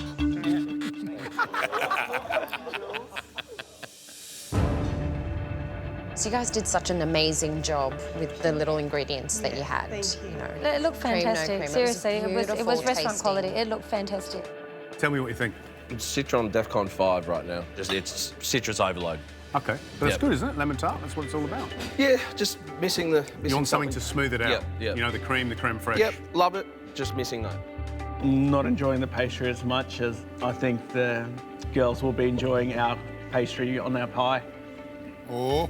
Big Nick, he was... Whoa. Did you know he didn't cook at all? He delegated. He did absolutely no And do you know, cooking. bless his heart, he came up to me None. and he goes, "How did you like being captain?" And I went, "It was a little bit hectic." And he goes, "It was the loneliest time of my life."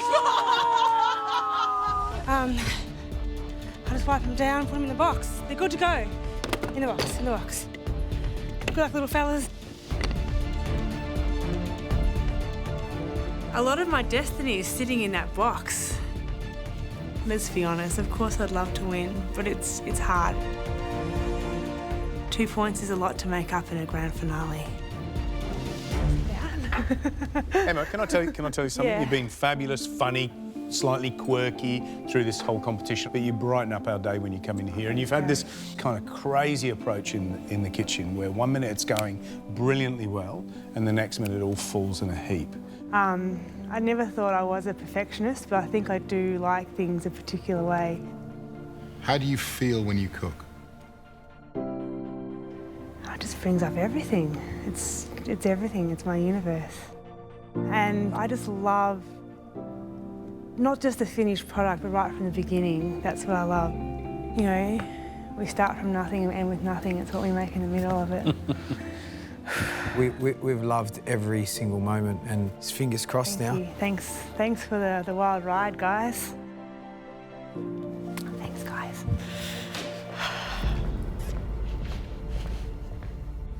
Ben?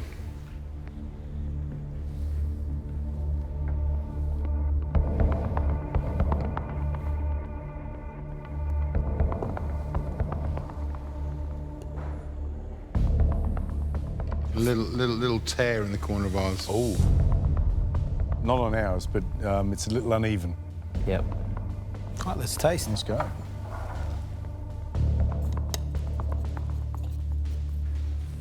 Oh yeah, listen to that. Sounds like the real deal. Oh, crunchy bits. Yeah, straight away you can hear it. Crunchy. Did you hear that? Straight into crunch.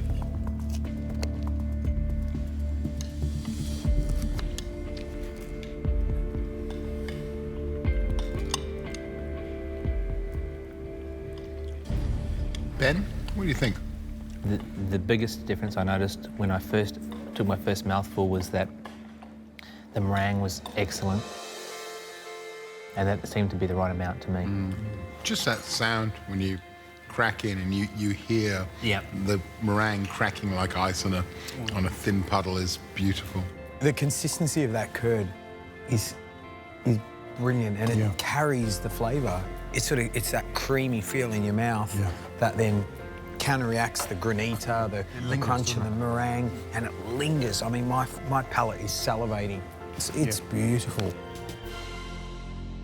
The negatives for me, one, the same as Linton. The presentation when you lift the lid was not quite there. Yeah, I think presentation with this one again was a problem. The tear on the top does detract from the look of the dish when you open it. And I think that granita is a lot more acidic than Linton's. It's not a huge detraction, but we're not talking about a huge difference. No. You know, if it costs you a point across 4 people, that can be the difference between winning the title and losing it. You know what this means? Finish that goes to the wire, all the way to the wire. Can she make enough points up? Yeah. Shall we score? Let's.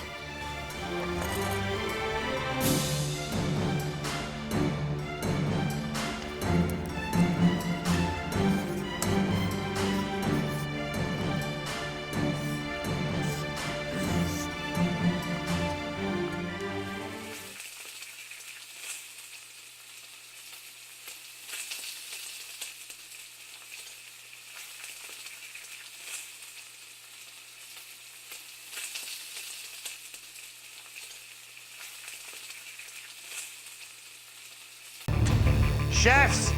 Yes, Marco. Gather round. I'd only like to say it once. You have 8 minutes before the first customer walks through the door. Trust me when I say this. It will be the quickest 8 minutes of your life. I'm glad you find me funny. In an hour, you won't be. All right, I don't want anyone working on any mains. I want everyone to stop working on mains right now. Yep. Stop working on the mains. We are in big danger going into service and not having our prep done. I need the scallops done. I need the bisque finished right now. Stop with mushrooms. I'll chop 4. Yes, it's fine. I'll just chop 4 mushrooms down. It's not fine. Are you listening to me, Michael? I don't want anyone working on the main. They need to put more resources into getting our entree because if we don't, we're not going to be ready for service. Tray up. Chop into one. Just do it. Danny's taken us off mains to focus on entrees. Do you need anything with the bisque? This is crazy. We've got to prep everything now or our service is going to be a disaster. Just a quick chat. You got a couple of minutes before service. Yep. Entree. Ready to go? Wow. Yep. So feeling confident. Yes. So main course. Roasted. Crackling's good. Yep. Dessert's ready to go. Al's just about to put the ganache on top of the tart. It goes into the fridge. Okay. And it's already cool, so... You got a smile on your face. Is it going to be a good service? Fingers crossed. Yes, confidence. And have fun.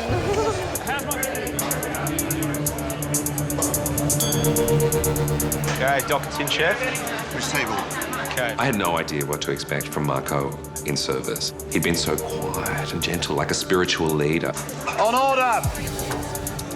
On order, red team. Where's all our plates? Red team, on order. Yes, Marco. Yes, Marco. Like a switch was flipped. 2 entree, 2 main, 2 desserts. Let's go. 2 entree, Billy. Marco just kind of went into this, like, psycho mode. Red team, 3 entree, 3 main, 3 desserts on order. And was just yelling. Red team again, 4 entree. And it was actually pretty scary. So I want from you now, I want 9 away all at once. Yes, 9. Yes, chef. 9 entrees. Go, go, go. I'm like, it started. Yes, Alana, phone this. Yep. French cuisine versus English cuisine. It's a time-old battle. On order, French team. 4 covers, 4 starters, 4 main course, 4 entree. 4 start, 4 cover, 4 entree. We've got Marco Pierre White running the pass, yelling orders at us. So give me 10 straight away. Not 6 and 4, I want 10. Everyone's frantically running around, and we're in trouble. Just 1 teaspoon. 4, 6, 8, 10.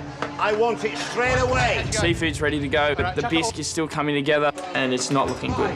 Hi guys, let's go with the broth. Got the chips? Got the chips. All right, the foam. 3. Yep, I got it. Initially, we wanted to have demo plates up so that we could check to make sure we were happy with the plating, if anything needed to be changed. Come on. But the demo plate is going to be the first plate we plate up. Have they called a blue team dish yet? What's that? Have they called any blue? Yeah. There's only one thing left to do now. Not away. One thing. Do you know what that is? Talk to me. Okay. Panic. Just talk to me. They have to be in the oven for 12 minutes. Okay. So Peter is looking after those quails as if they were his own children, but we need to get our bisque up. Okay, we're probably going to need a main starting in about 5 minutes, okay? Well, then I need to put them in the oven because they're in the oven. No, not in 5 minutes. Starting in 5 minutes. I think Danny's getting a bit lost in some of our dishes, and the first thing I think is, are those quails in the oven? Get them in the oven. Peter, have we got quail in the oven? I've got to listen to Danny. I haven't heard a call. They need to go in the oven now. Danny? Danny? Oh, get them in the oven. Just chuck them in the oven. Chuck. We need 10, Peter. They're going to be like 12 minutes. There we go. Excellent. Yep, perfect. It's done. You get yours up. Red entrees out. Go. 33. Run. The first entree goes out within about 5 minutes, and the blue team are still struggling to even get their first order started to plate up. I'm still waiting for my shellfish soup and I'm not getting it. The red team have already served 1 table. Come on. We're running behind. Shout out. Just a little bit out on our timing, and maybe we had too much on our plate to start with. We need 4 more chips. Yeah, on marker. You've got those all. These ones are ready. Yep. You all know our task, and we're all performing our task. Right, let's go. Let's get the chips out. Alana is hovering around, picking up the gaps when they're needed. Put it in and get these ready so you can put it straight onto it. She's doing a great job of just gluing us together. Cheers, Marco. The dishes are flying out the door. The underdogs are showing us how to cook, and yeah, we're in real strife. You know, there's nothing I like better than a good tasting. So let's get the first dish in, the egg and chips and the Red Sea. Egg and chip, it's a great English dish. I've never gone down to the local cafe and had caviar on top of my chips. In fact, I don't think I've ever had caviar with chips before. So all I can say is to you. Or even Gary, can I just say, bon appetit.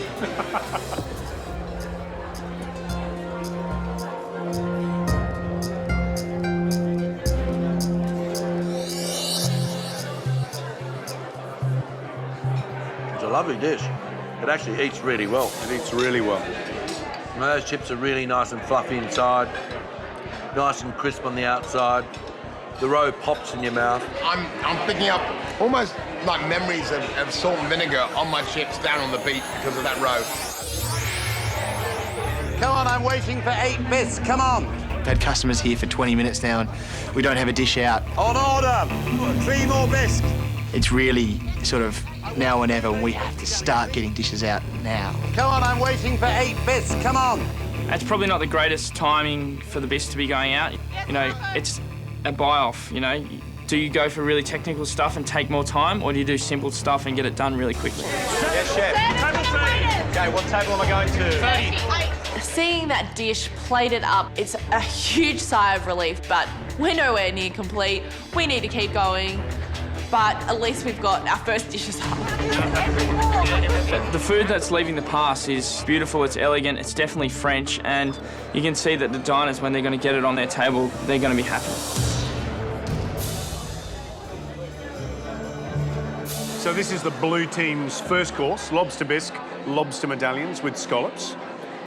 First thoughts, smells fabulous. Love that strong bisque, that shell aroma that you get, and it's one of my favourites. Looks pretty as a picture. My concern was, from mise en place time, they've overcooked the lobster, but we're going to have to find out with taste. Well, it doesn't get any better than that. That is delicious. It's faultless to me. I can't fault it at all. You know, that bisque flavour, you know, it's got that really strong, intense, but it has that little bit of heat from the cayenne pepper. The scallop to me was cooked perfectly. The lobster, it wasn't dry. The blue team managed to do with their first dish is take us all straight to France, and that was the aim of the challenge. Yeah, that's the best bisque you've ever made, isn't it? It sure is, thanks to you. All right, let's go. Let's get them out. Away, 2 pork. 2 pork.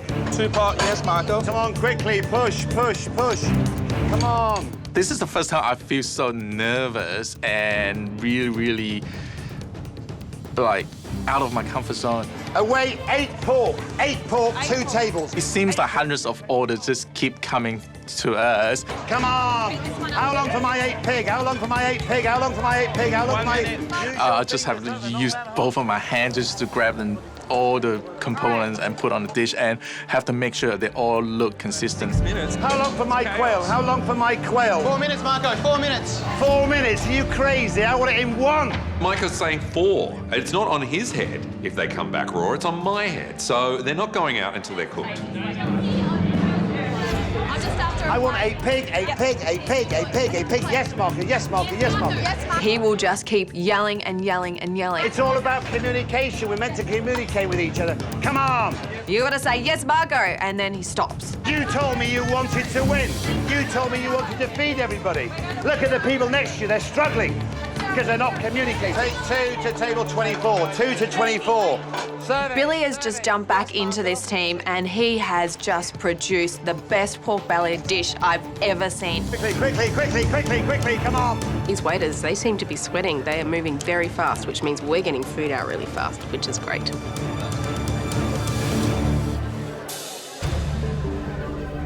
Well, this is the red team's main course, roasted pork belly with caramelised apples and cider gravy. Matt, what do you think of the presentation? I'd like to see a little bit more greenery on there, but I'm happy. You know, the shininess of that skin, the sweet smell of the apple that's coming off the gravy. I think it was fantastic, and I'm salivating. Let's eat.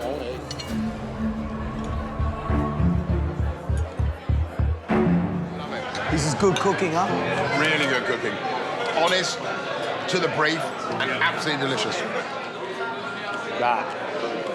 That's lovely. How good is that crackling? That's perfect. And the pork belly is just so sweet and beautiful. Yeah. Love it. I don't think you can get any better than that. Sweet pumpkin puree, apples, caramelised Brussels sprouts. I'm in heaven. He's absolutely nailed the execution of this dish. And what makes this dish even more special is Matthew Preston has just dropped food all over his shirt. Yes. Yeah, and that's when you know. That's when you know it's good. Yeah, because I'm getting overexcited, I'm eating. Beautiful, Billy. Come on, I want my quail, I want my quail, I want my quail. Yes, Marco. Yes, The people on table 2 are asking where their quail is. Quail in 1 minute. Do you think they're ready? How do they feel? Yeah, I think so, aren't they? I've got so many quails on the go. Just grab a quail, just grab a quail, pull it out. I'm trying to keep a track on it, whether they're cooked enough. That's not cooked. That's not cooked. Do not give me a raw quail. I can tell by feeling it. We need to pan fry those quails or they're not going to be cooked. Can you use the tongs, lift 6 out of here and throw them in the pan? We're behind on mains. I guess our lack of organisation before the start of service has come to bite us in the backside. How long for 11 quail? How long for 11 quail? How long for 11 quail? 5 minutes. It's gonna be 5 minutes. He is pushing me, he's pushing my teamies. It is unbelievable, the stress that I am under. Everything stays on the heat until the quails are cooked, so just get the mushrooms on. Mushrooms are going in here, we're putting... And you want me to do 11 quails in one go? How long for the quail, then? Is the quail not ready? Is the quail not ready? It was a disaster, that quail, wasn't it? Such a small bird causes such a big disaster.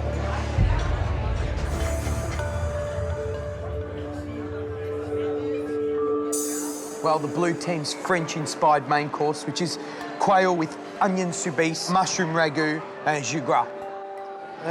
Presentation, Matt, what do you think? I'm thinking it's on the not that generous side. And I think one small quail is not enough for a main course. I like the look of it. It's nice and rustic. It's French brasserie for me. Onion soubise, wild mushrooms, and roasted carrots tick all the boxes. Question is the quail cooked beautifully?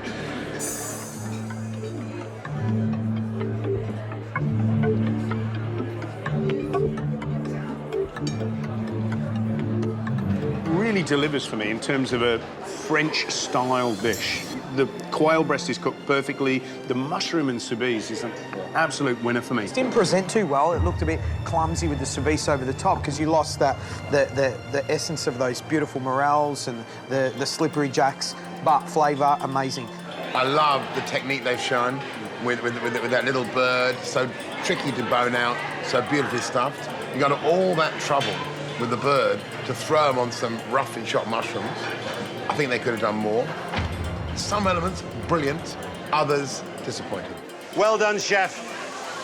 Thank you, thank you. Billy, on your back! Billy, on your back! We've managed to actually get our desserts out before the red team's desserts. It's taken us 3 courses, but we've got the hang of it. We're working together really well as a team, and our dessert is going out looking really beautiful. Let's put it around the side. Tables have been waiting over 20 minutes for the desserts, guys. Right, okay. I can't believe that it's taken us this long to get organised and get the desserts out. And on top of that, I'm really worried that it's not going to taste right. I love the way that jelly is shimmering. It really catches the light. It's got a nice wobble to it. First thing I thought was a perfect little sweet finish to a canapé party. Yeah. What a great idea.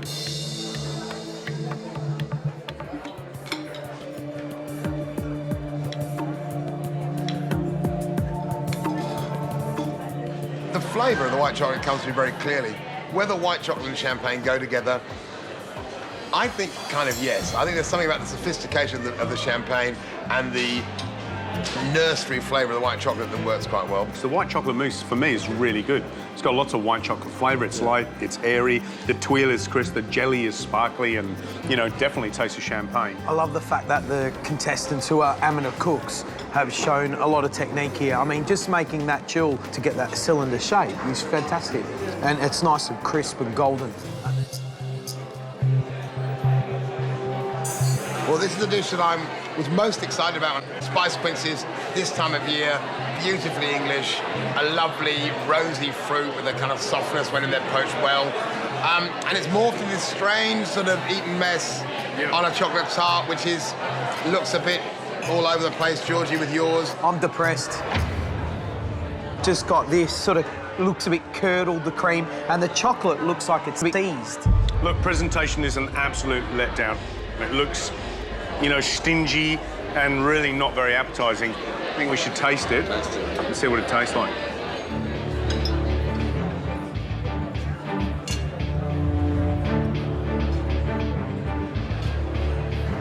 It surprisingly actually eats quite well. Yeah. The old mess on top of it, well, it is a mess. It's meant to be a mess. It's also very salty. Yeah. They've smacked that chocolate tart with a lot of salt. I don't know which way to go. I'm a bit indecisive. Look, let's be honest, it's not a great dessert. I mean, it tastes good, but if that came to your table, you wouldn't be that happy. It'd be a bit of a downer to finish a great main course.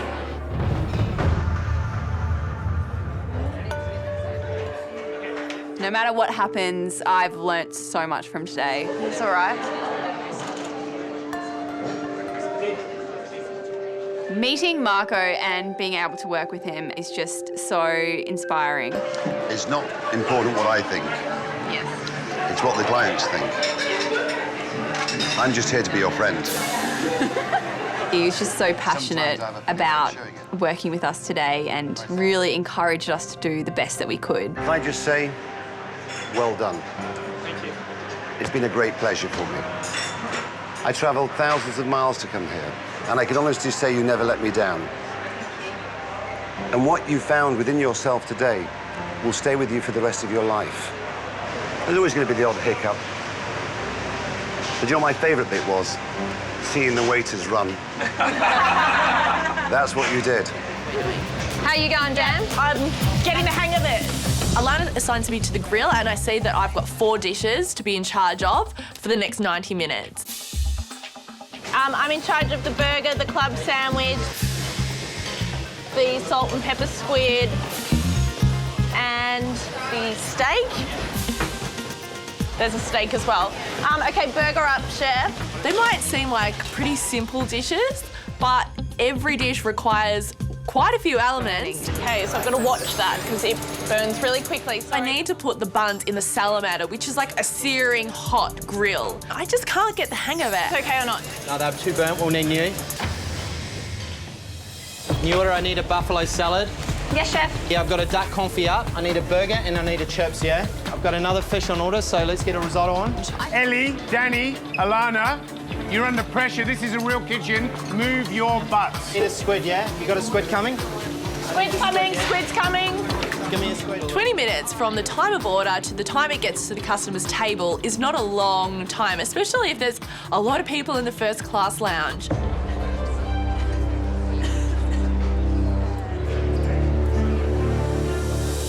Guys, you got that new order? Yeah. Tenderloin and a pork belly, yeah? Whoa. As the dockets are piling up, I am freaking out. Got the docket? You got the docket, El? Nah. I don't know where I'm up to. I don't know what's been sent out. Oh, my God.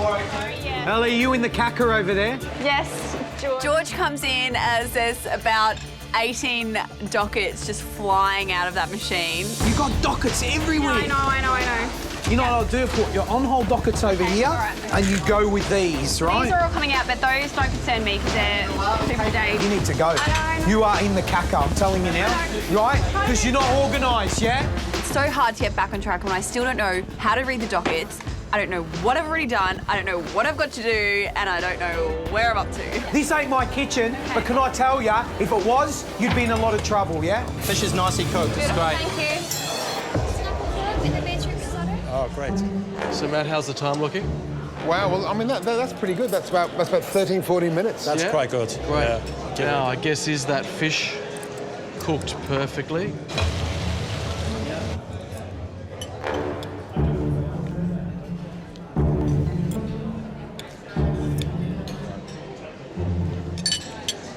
My fish is almost perfect.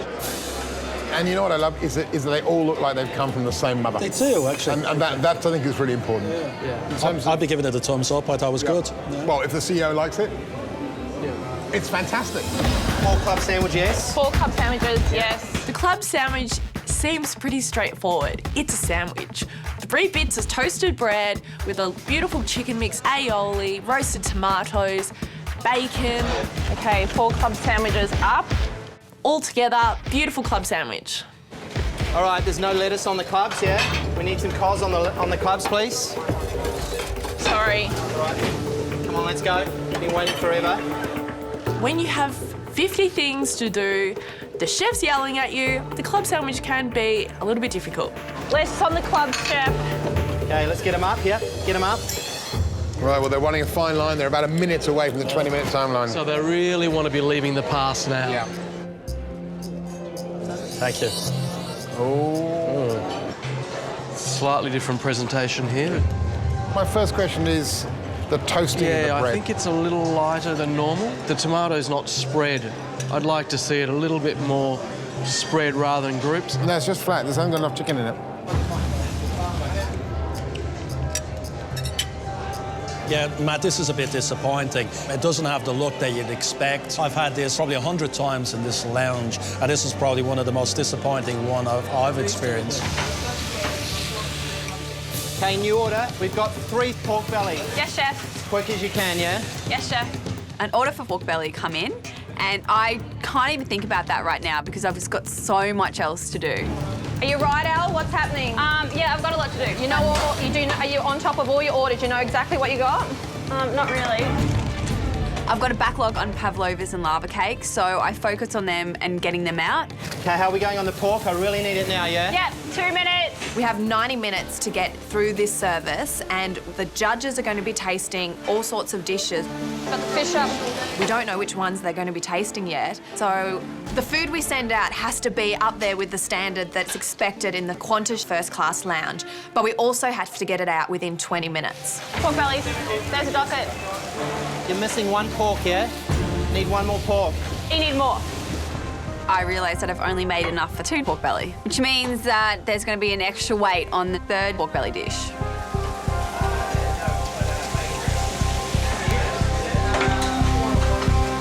How long on a pork?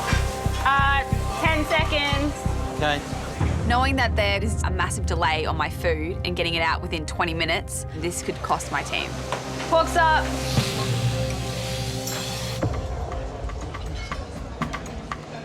Well, the pork sadly arrived just outside the time limit. That's a bit of a black mark there.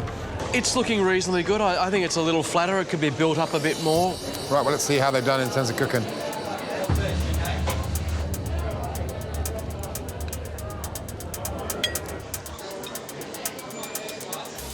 That pork beautifully cooked.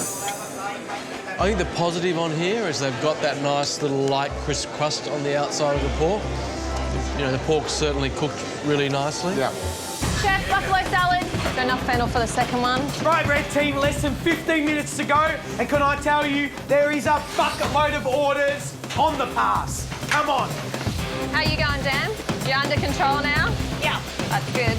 I'm feeling confident that Danny has gotten over burning the buns. She's under control. Food's going out and it all looks really good. Squid up. I'm multitasking, I'm staying on top of my orders and I'm thinking towards the next thing I have to do. And that's a sign of a good cook. So I've got 3 steaks ready to go, chef. Wonderful, yeah. How did they do, Matt? Are they on time? Well in time, the time frame. You know, maybe they're pulling it together again. Maybe you know? it's coming back.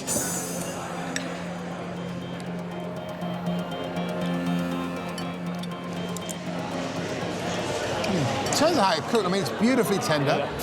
Yep, food's coming. It hasn't been overcooked. It's still got a little bit of pinkness through the middle of the meat. Yeah, I think this hits the mark. I'd be quite happy with this if I was served there. Steak's juicy and tender, flavour's great.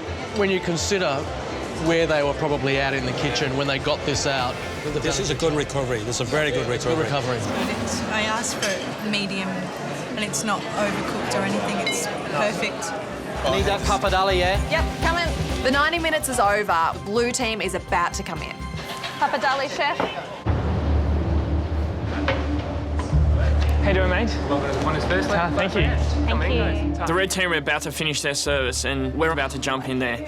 And we can hear the kitchen and it sounds pretty chaotic. We don't know what the dishes are, we don't know what state the kitchen's going to be in, and we've got to get as much information as we can from that red team. Gary, you have no idea what the red team have been up against. You've got 90 minutes to spin your magic. All the recipes that you need are in the kitchen for the dishes that you're going to be cooking for this full restaurant. You are up against it. Get into gear. Go nuts. Off you go. Thanks, Gary. Ellie, can you give me a handover? All right, okay. This is pavlova. That's yogurt, which is in the middle. That's the... Which is what? In the middle? Yep, in the middle. There are recipe cards here, but this is how you do it. Alana, Ellie and Danny look like they've been run off their feet. Ellie barely has time or mental energy to tell me each dish. She fumbles through as best she can. Doggets come up there all the time, so what you have to do is put that one first. I think I'm being a little bit too nice. The chef before me did not tell me as much as what I just told Kate. Okay, we've got new orders, okay? Okay. I need a duck confit straight up here. Yes, chef. 2 duck confit, all right? 2 duck confit. I need a pappardelle, yeah? One pappardelle. Yes, chef. Fish is up, chef. Normally when you work as service, you would have done the prep, you would have done your mise en place. You know which ingredient goes with which dish. This is not the case. We're straight into the service time. We've got to immediately start cooking food, plating and presenting that food up. It's very tricky stuff. Righto, chef. That's only enough for one, yeah? Duck confit, how long, yeah? We need a buffalo salad. I'm struggling to find basil. There's no basil here. The basil's right there. See it on the right-hand side, the micro? Oh, so we're just using micro, okay. And the tomatoes, there's no tomatoes. Tomatoes, straight above you. Straight above you. Okay, cool. I put on an outward calm to hide the crazy chaos going inside my brain. Gosh, I don't know what I'm doing here. New order, 1 buffalo salad, 1 salmon salad, 1 bresaola. When those tickets are coming through and you've got orders piling up, 20 minutes can disappear like that. This is a little bit more intense than what I was expecting because I don't actually know these dishes. I've never plated them before. I've just got to use the recipe cards. But I think that as time goes by, I will get into a groove, and that's the plan. Better. Yes, chef. Sorry, chef. It's all right. Got my mistakes out the way. I've had the hump at the start of service, and now I'm just going to go bang and start cooking good food and getting it out and impress those judges. Well, I can see our club sandwiches coming. That's just in by the skin of their teeth. Under the 20 minutes. OK, and they're all 3 are presented in the same fashion? Yeah, that's good. Can I just say, look at that filling. The bottom story's actually got some chicken in it. It's a lot better. And you know what's good about it? That the lettuce was put in the position that it should be through. It wasn't stuck on the top because it was running late. That's absolutely right.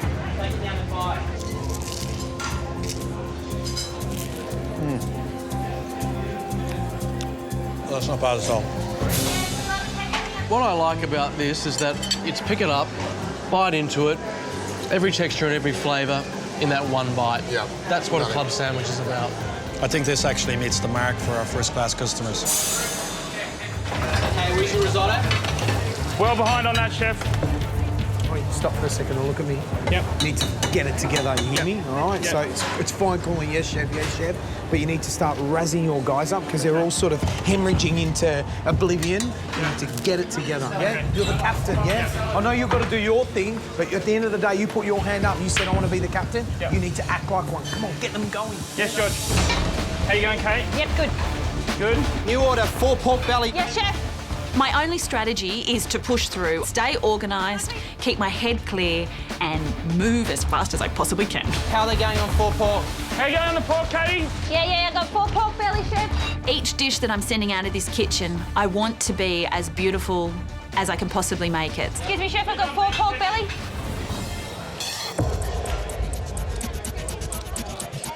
They did it in 15 minutes, so 5 minutes early. That's OK.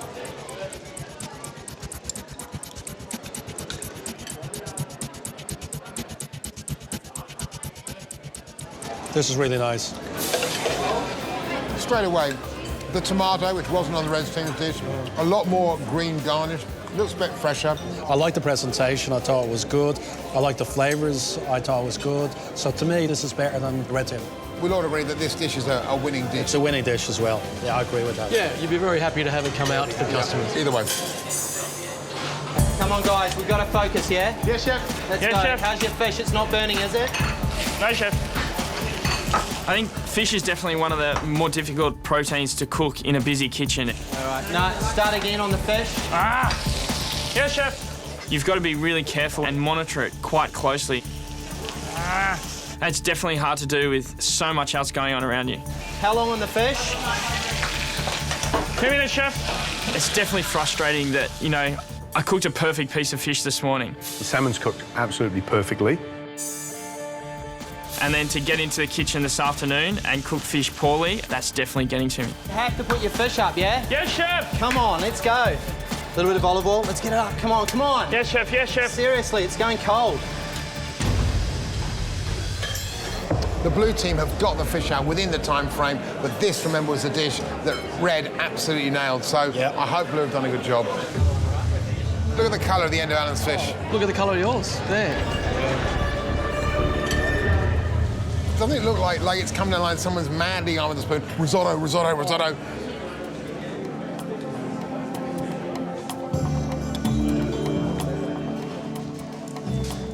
No, doesn't live up to. It's a pity. I don't feel that the blue team have done a great job with this dish. It feels rushed. It's obviously someone's panicked. They burnt the fish skin, but they haven't actually managed to get the temperature through to the middle of the fish because it's still that translucent raw colour through the middle. That's ordinary. Yeah. This is Blue's Achilles heels, for sure. Come on, let's go. Why don't we throw in a bit more pressure? VIP, Anna Bly. There's those 3 squid, chef. 3 squid, get them up, yeah? Looking for Brazzola, yeah? Chef, I've got 2 Brazzola. OK, guys, this is for Anna Bly's table, 4:15. Let's go. Very soft squid. It's lovely. They've done a great job. 6 steak all day, chef? Yeah, we ready to go? 1 minute on 5 of them. 19 minutes. 19 minutes, just saying.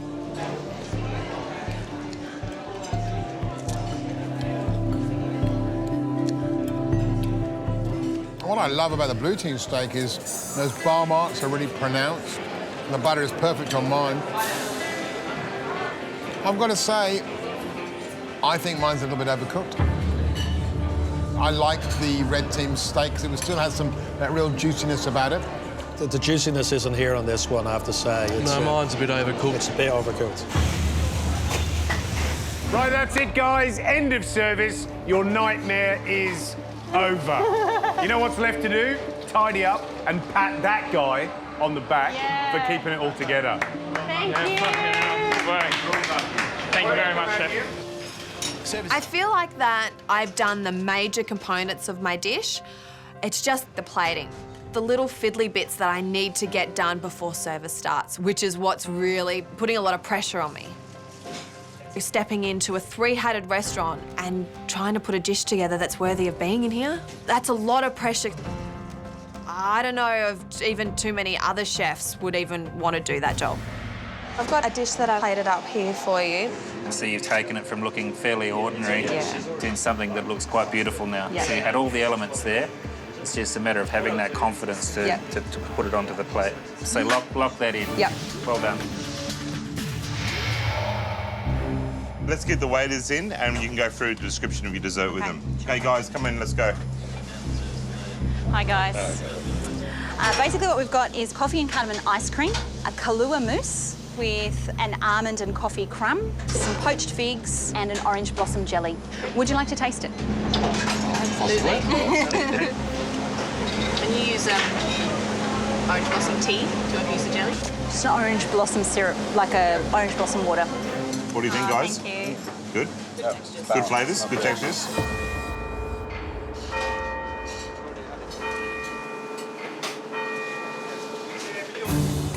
And the venison, please. Thank you, sir. 2 venison, veg mash. You get the first order for 2 venisons. It's on an order with some entrees, so there's still a while till I need to actually have these venison up on the pass. Right, I've still got a couple minutes on the rest. I think once I get that first plate out, then I'll be able to relax, but it's just doing that very first plate, which is the most nerve-wracking. Chef, 3 tuna wet, table 21, please. Lana, 3 tuna, table 21, please. Yes, chef. Straight up, thank you. Mark calls the first order away. Service has started. You need to clean your plates, yeah? So there's no fingerprints on them. Yep. The tuna is the first element that goes on the plate. I then just sort of drop the salad and just let it fall naturally. Got a bit of an issue with the tuna. It's a Not very uniform, is it? We spoke before about it being uniform. Yeah. Sharp knife straight through. Yeah, I was trying to do it, but Yeah, Mark, restaurant at this level, we don't try, you know? It's not 90%, it's not 95%, it's 100%. Okay. That's fine. You're gonna have to find some other bits for here. My first order, that's for 3 plates of tuna. Mark notices that 2 of the tuna pieces are actually uneven. I mean, obviously we can't serve these, so you're gonna have to replate. So I have to grab another 2 pieces and start from scratch. It's annoying to have to replate everything because that takes time and that means that the customer's not getting their order quick enough. this one here has gone a bit funny. Is that all right? You have to replate it. All right, okay. That's what happens. Yeah. Lift the tuna up, lift the garnish up. It's relatively easy, but you don't want to make mistakes. When you've got the chef there calling for the dish, saying, how long, how long? Alana, let's go, please. You're still trying to plate it up, but you're trying to plate it up without shaking, without being too nervous. Yeah, it's pretty scary. You ready, Alana? Yep. Let's go. 5 seconds. Right, we've got to go. We've got to go. Put it down. Thank you. I feel a sense of relief getting the first dishes out there. Interesting.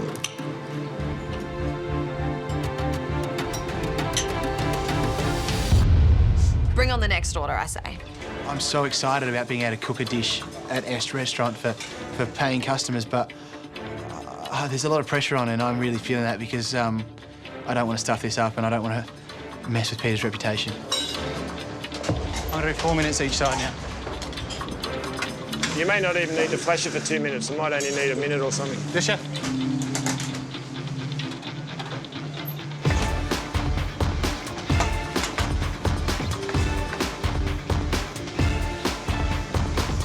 Beautiful. It's important that you try and slice them all nice and evenly. Yeah.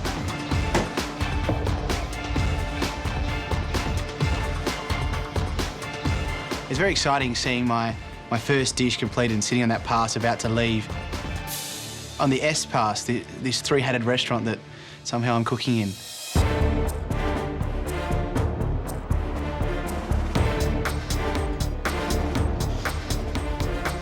Okay, Kate, you're on. Let's go. First dessert order. 1 cherries, 1 coffee and cardamom. Did you hear me, Kate? Yes, chef. Thank you.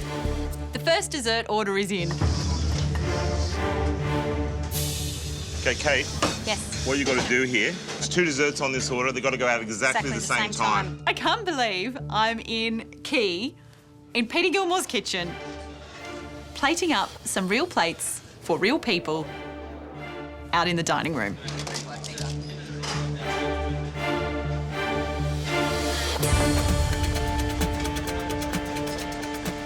I'm nervous. I've got to get this right. It's got to be perfect.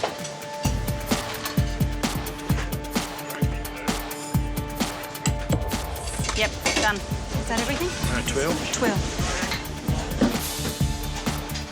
Service. That was Are you 10. happy with that, Kate? I am happy with that. Are you happy with that? I'm very happy with that. Okay, I think good. it's very good. Excellent, okay? Let's go, table 1. We've got a little spot there. Okay, they've got to be perfect, yeah? Okay, Presentation, yes. yeah? It's really important. Yep. Okay, we're going table 1. Coffee and cardamom position 2. Cherries. For all the work that I've put into this dish, to now see that first one walk out the door, it's a great sense of satisfaction. It's made it over Peter Gilmore's pass. Welcome Terry Durack and Joanna Saville, co-editors of the Sydney Good Food Guide. Well, we're starting here at Mart, where Alana's doing the entree. Ordering 4 wraps, 4 tuna. So the special entree is a smoked citrus tuna with citrus salad, lemon puree, and truffle. Fantastic, and we'll have 3 of those. Thank you very much. Alana, I need 3 tuna straight up, please. Okay, For Alana to come into this kitchen and put up a dish that fits with Mark Best's ethos of technical advancement and perfection, I think is going to be a big call for her. Come on, Alana, let's go. Yeah, beautiful. Yeah, don't place it, just let it drop. Yeah. Not too much. Just put it mainly on the tuna and then just flick it off onto the plate a little bit. That's That's it. Beautiful.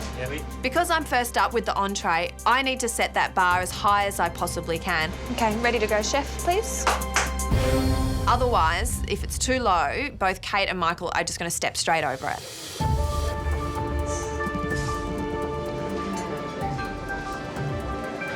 Thank you. Pretty. There's something about just that lovely colour, springtime almost on a plate thing happening here that's actually quite inviting. And the shine on that piece of tuna is quite extraordinary. Well, Alana's entree certainly looks beautiful. Let's see how it tastes.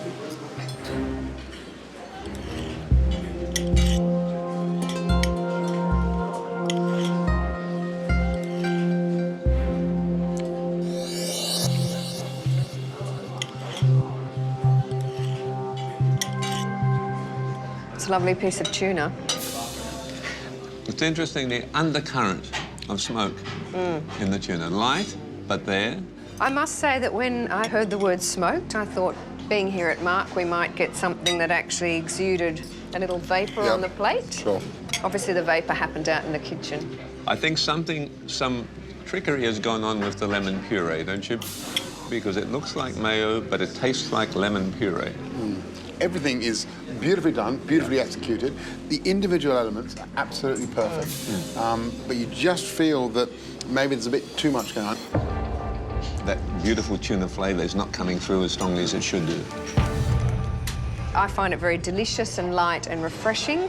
Entrees can be a little too much like a mini main course, and this is very much an appetiser, and it's awakening the palate. Terry, does Alana's dish fit into the Mark menu? I think on appearances, I'd have to say yes. But in terms of that balance of flavour, I think Mark is one of the experts at making every flavour on the plate work for its living. And I think maybe we don't have that sort of ultra razor-sharp thing happening on the plate. But if I'd sat down to that dish not knowing anything about it, I would be totally convinced in my head that a chef of some standing and some experience had created this. Yeah. For an amateur to do that, it's a very impressive. Unbelievable. Very impressive. The first dish down on this progressive three-hat lunch. But now it's time to head to Est and to see how Michael's gone with the main course. Okay. Let's go. And the venison, please. Thank you, sir. When the orders start piling up for my dish, I get a little bit lost. It's hard. You know, there's so much cooking involved. This is the middle course. This is main course cooked by Michael, and I'm excited to see how he's going to deal with Peter Doyle. Michael, maybe just give the venison another 30 seconds to a minute in the oven. Yeah. It was just a little bit resistant. Yes, chef. Thank you. So it's... This is my one chance to cook at Est, and I don't want to fluff it. Halfway through service, and I've gone from cooking really, really well to cooking crap. So I just called 3 on order. Yes. Yes? Yes. 100%, yeah? Yes, chef. So you just called 3? Yeah, that was a new order of 3. I've had a lapse in concentration, and I've sliced my venison so unevenly. Just make that first slice a bit thicker, yeah, so they're all nice and even. It's just not right. Peter's got an eagle eye on me. He's making sure every dish I send out is good enough. Do both dishes, like everything on each dish, ready to go. Yep. Oh, yep. I know with what Peter's like that if it's not right, it ain't coming out. So we might be hungry. Might be here for a while. Get your meat down on each. Oh, yep. I've got no idea which of my dishes are going out to the judges. OK, so venison, I need it up in 2 minutes. Yes, chef. It needs to be up 2 minutes. Finished in 2. Please, chef. The roast venison, beetroot, chestnut, pear and juniper. Does that sound like an Est dish? It completely sounds like an Est dish. If you look at the rest of the menu, it has the same kind of syntax. It's just single words describing the elements of a dish. Your plate's going cold right now. Yep. Are you dressing these? Get those dressed. They can sit there warm and dressed. It doesn't cost you anything. The last 3 dishes I've got, I've plated up, are just slack. When you put these down, try and keep them nice and evenly spaced as well. Yep. So I need it done, please. Venison? Yes. 1 minute, chef. I need it faster than that, please. Yes, chef. You got some more sauce there, Michael? This one looking dry, yes? Yes, chef. Still looking all right? Yeah, make sure you're getting the spacing on your venison nice. Yep. Don't cramp it all up together. They weren't as good as the others.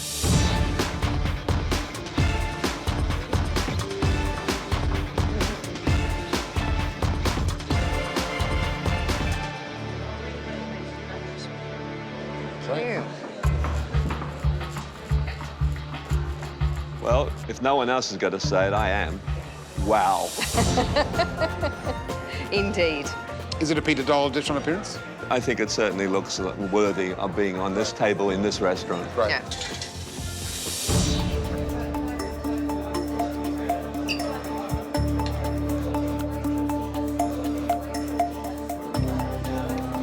Really nice juniper flavour in that gravy, Yeah. which kind of kicks against the pepperiness. How about those radishes? Are they too crunchy? The vegetables are half crunchy and half well cooked through, and I actually think that's probably intentional. Yeah, I think it's a good contrast. So you've got the earthy sweetness of the beetroot, you've got the little sharpness of the pear, and then you've got a bit of crunch. That's what you're looking for, really, isn't it? Little surprises all the time, so that you're not getting the same flavours, the same textures in your mouth all the way through the meal. And Joanna, what's the best thing on the dish for you? I think the meat is beautifully cooked. I slightly question the chestnut puree just because it's got a certain texture and sweet sourness to it that maybe doesn't quite act as a counterpoint the way perhaps a mash or something might have done. But no, I think it's a beautiful dish. So this dish, you know, everything works, and it works in terms of season, it works in terms of flavours, the textures are all compatible. I feel like we're almost talking about a Peter Doyle dish. That Michael has achieved that elusive thing of putting up a dish that tastes like it belongs in this While restaurant. I was eating this dish, I was having to remind myself actively that this is Michael's dish. And because, you know, as you said, I'm in Est, I'm eating an Est dish, and you just fall in line with the experience. Well, an absolutely beautiful main. Let's go and see how Kate's dessert at Key stacks up. Can't wait. New order, chef, please. Okay, thank you. We have 3 coffee and cardamom desserts. Yes, chef. Okay, let's go. Dessert time has kicked in, and I don't know how fast and crazy this is going to get. Table 41's dessert. Guys, pressure's on, okay? You got 2 more coffee and cardamom. Yes, you got a cherry, you got a snow egg. Let's go. Yes, chef. Well, this is the final chapter in our 3-hat odyssey around this beautiful city. We're here at Key, where Kate is making dessert for Peter Gilmore. It's a big ask, because I think Key's probably the home of the most famous dessert in all of Australia, the snow egg that basically decided who won between Adam and Callum in last year's MasterChef. To do a dessert in Key, if you can make it here, you'll make it anywhere. Table 21 away, please. Yeah. Okay, table 21 away. Snow egg and cake, please. There is one that sort of you think, I don't think I've seen that here before. Which is? It's the coffee and cardamom. Instantly you're saying, coffee and cardamom what? Okay, let's go. Service, please. Desserts away. Coffee and almond, position 3. Position 4. Well, it's intriguing, and that's the main thing. We all want to order it. Okay, Kate, you have 8 coffee and cardamom. Let's go. Okay, thank you. I've got to get 8 plates out all at the same time. And they've got mousse which can collapse.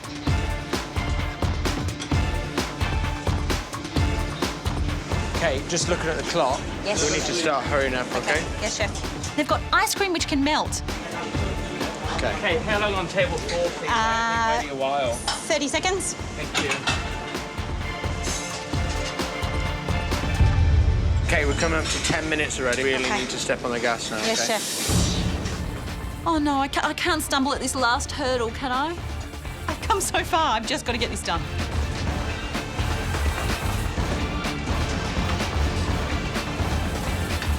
A little dot here. Good.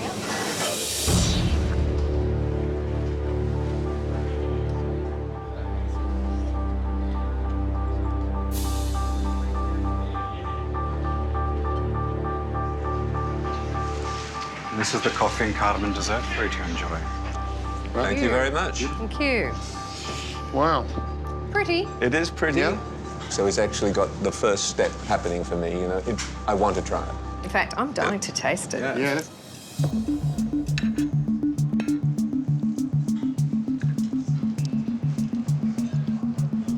Yeah. There's a lightness of flavour, and yet you get plenty of it.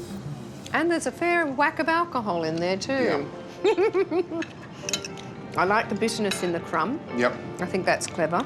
Do you like the way the crumbs stuck together? Do you want something that's a little bit more kind of dusty? No, I quite like that. I quite like it. I think if it were dry, I like that there's a little moisture in the crumb. The flavours are incredibly complementary.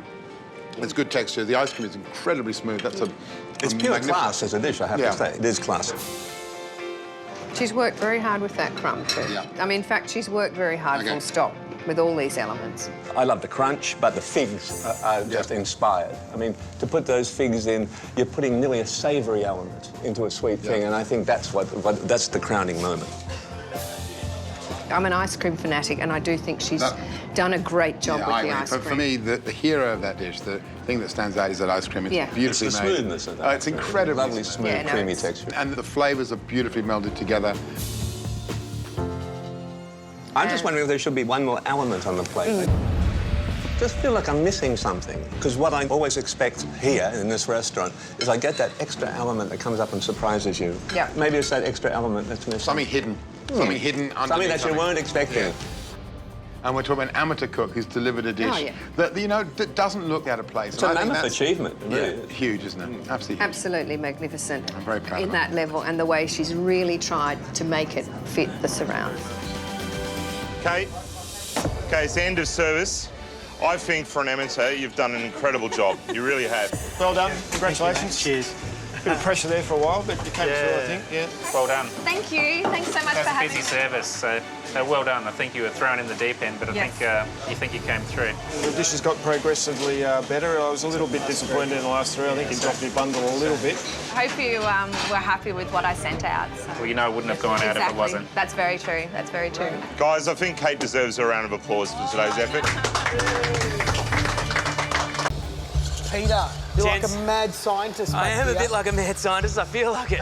One of the things about the 4 people in this pressure test today are that none of us are big dessert pastry cooks. This is really gonna be tough.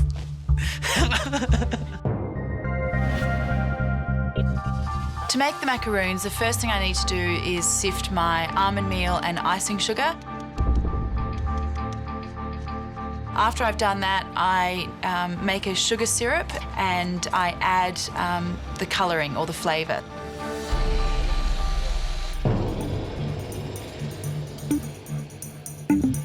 I need to make 2 batches of the macaroon batter, one for the raspberry and beetroot macaroon and one for the olive.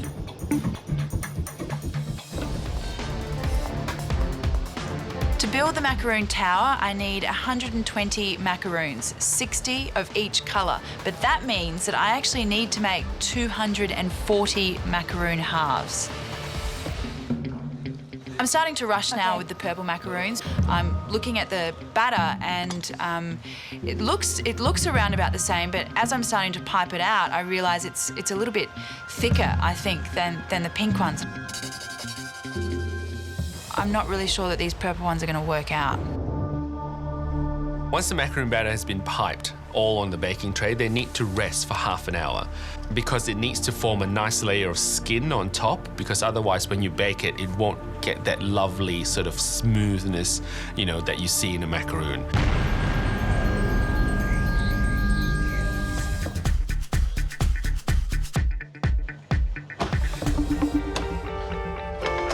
Marian's pink macaroons come out of the oven and they are absolutely perfect. You cannot get a better macaroon than what Marian's just made.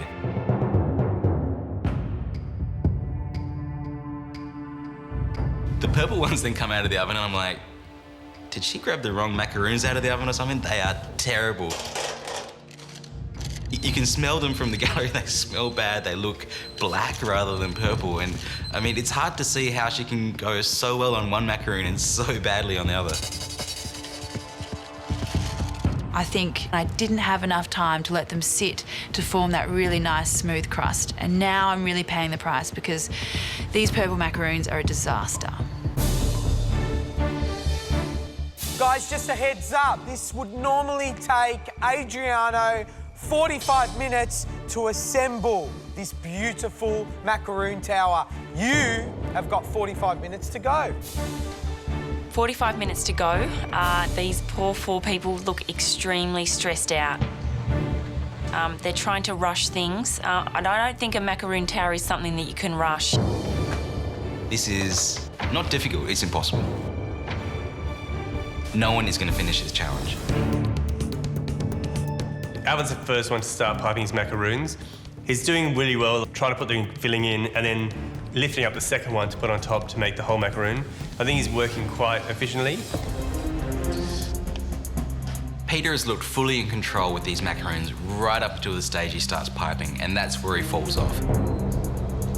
His piping technique is not really resulting in the most perfect looking macaroons, so I think when he goes to sandwich them together, they're going to be sort of all different sizes. It's quite clear that none of them are going to get a full tower complete, and if I was down there, I'd be chopping that cone in half and just aiming to make a small one. I made the executive decision, reluctantly, to cut my tower down. I'm getting the sense that everyone's going to have to. This task is mammoth. I start to put my pink macaroons on the tower and they're going on beautifully. I'm really happy with my pink macaroons. They look good and they're easy to put on.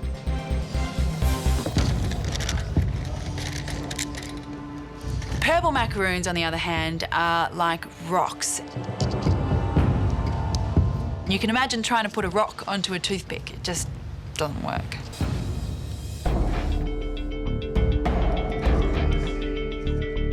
I've done a lot of things to save time, and while my cone is coming together well, it's really just basically holding on. My purples are just, the ones that I've got left are just so substandard that I'm thinking, should I even serve them to the judges? Watching Pete put together the macaroon tower, it's quite obvious he never had a Lego set. He's struggled so much with this. He's just putting bits and pieces all over the place. It's actually painful to watch. He's my best friend in the competition. I just want to run down there and help him. 9, 8, 7, 6, 5, 4, 3, 2, 1. That's it. Your time's up. Adriano, what do you like and what do you dislike? I mean, the macaroons are all cracked. They're very random.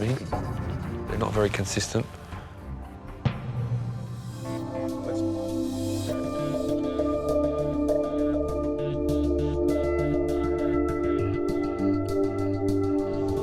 On the positive, you know, he's got a little bit of a crust on there and he's got some juiciness on the inside. Adriano? I don't have any raspberry in mine.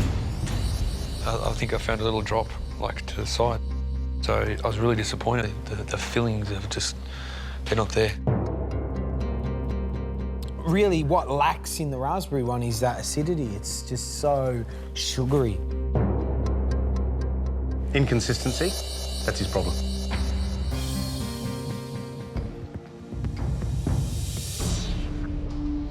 Adriano, Alvin said that presentation was probably the weakest thing about his effort in the pressure test.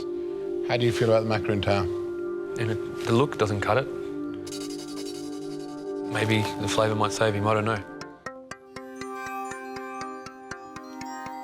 Well, I'll tell you something. Both the macaroons I had I thought were absolutely delicious. I've got a crisp, crunchy, shiny shell, the surface, and then soft and gooey on the inside. I think he's done a brilliant job. The issue, though, is about consistency of size. I've got one which is like a small top and a large stuff and nothing in the middle. But, I mean, the texture's great in the black olive. He's cooked them beautifully, but they're just the wrong size.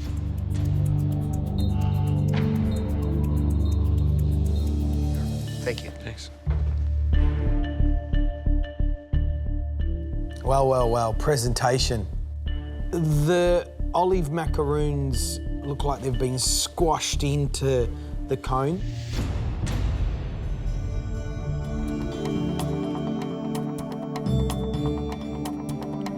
God. Look at these. Oh. Watch this, look. That is so soft. That is, I don't think it's even cooked, is it? I mean, it tastes like olive, but the shell is like, it's like a mush. Well, it tastes like uncooked cake filling, doesn't it? But having said that, I've got to say the flavour of that raspberry macaroon I had was absolutely on the money. Loads of jelly, bangs of pump. Flawless. That was flawless, that raspberry, the flavour. Look, it's good. It's moist, it's not dry. It's a good raspberry macaroon. Yeah. You can never put a bet on who's going to win or lose in this competition. At the start of a challenge? Because those olive macaroons, they look pretty bad.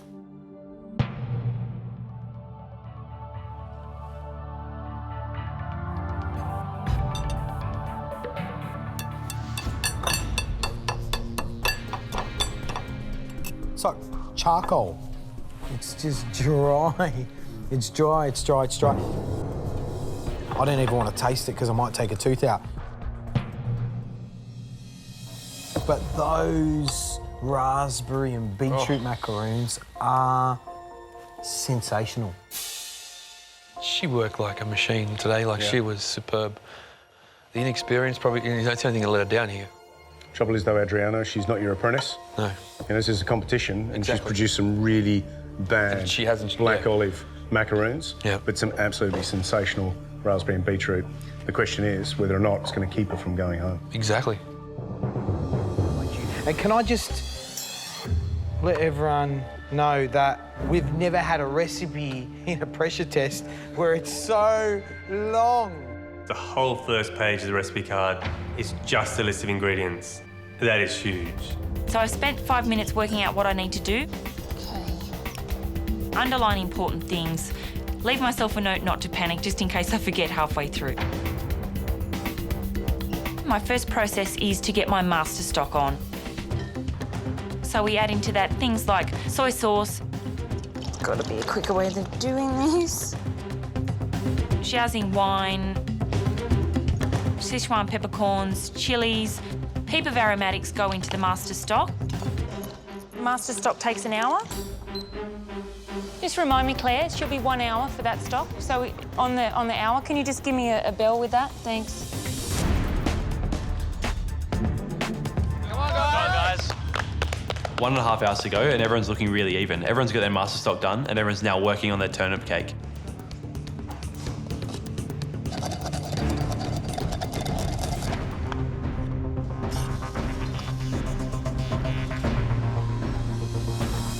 I'm really conscious that Courtney's not measuring any of her ingredients, and I think that's going to be a problem for her because today is about accuracy and achieving balance in those flavours. How much is 25 mils? How much? It's not about making it up as you go along. Courtney, how you going? The recipe's starting to catch up to me, George, but... Are you being quite precise with your measurements? George, things like 1 teaspoon. I mean, I've been cooking for long enough to know what a teaspoon looks like. That's how I've always cooked. Okay. And I'm not going to start, you know, I'll end up spilling stuff if I start cooking how I If there's don't any cook, advice I can give you, the most important thing about succeeding in cooking, I am tasting along the way to compensate for doing that. Christine had told us we needed to be quite precise with things today, but I'm not really a cook who cooks by measurement. I cook by feel and by taste. Got to trust your judgment sometimes. Stock's been on for an hour and the pickle has got 3 more minutes. As soon as the turnip cake's in, the anise broth has to go on. The pressure point I'm most worried about today is cooking of the squab. On to stage 10 now, which is the squab. Whole squab goes in, the whole pigeon. Yep. If you overcook that squab, you've only got one of them, there's no turning back. I think that's one of the hardest things to get right. After 5 minutes, I take the squab out of the stock, and I can see that it's really undercooked. But I'm happy with that, because it'll finish cooking in the second frying in the deep fryer. To make the cabbage dumpling, I get the squab legs, get the meat off them. Do I need the skin? Finely dice it. Finely dice up some pork. Mix it all together and and then gently wrap it in a cabbage leaf that's been soaking in some boiling water. Jonathan, you're going really well.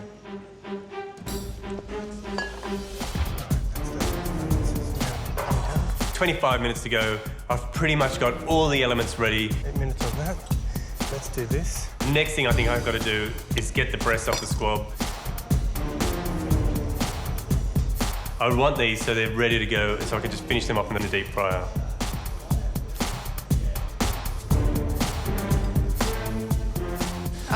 Okay, Jonathan, just go back to the squab. Yes. And the recipe. Yes. And after you take the leg and thigh meat off. Yep. Have I read the recipe? I'm thinking, I think so. What have I done? I want you to refer back to what was said. Cut this here, cut the leg. Yeah, cut the leg. Set aside. I was meant to leave the breast on the crown, and I've read the carving in the wrong section. You're supposed to deep fry the squab whole as he's taking the breast off. If you think about it, you've got the breasts and the bone would protect it on the underside. So if I chucked it in a deep fryer, it'll just cook through. Anxiety just sets in, and I feel like I've just got to walk out. Am I worried? Worried is an understatement. That's a real shame. I have to deep fry the whole squab with the breast on. The recipe calls for 5 minutes, but I only keep it in for 4.5 minutes, just to make sure I don't overcook it. It's time to cut the turnip cake, and I know it's supposed to be 5 centimetres by 5 centimetres, but I don't need a ruler, I'm just going to cut it freeform.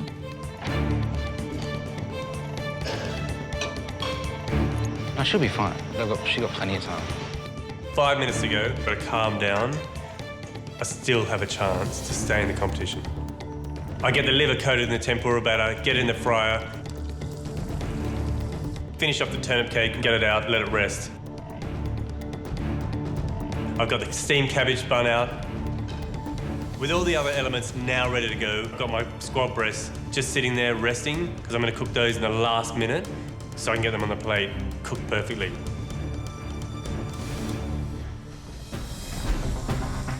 So to fix my error, I heat a pan up really hot, add a little oil, put the squab breasts in skin side down, and then just spoon the oil over the top so it cooks the meat on the underside.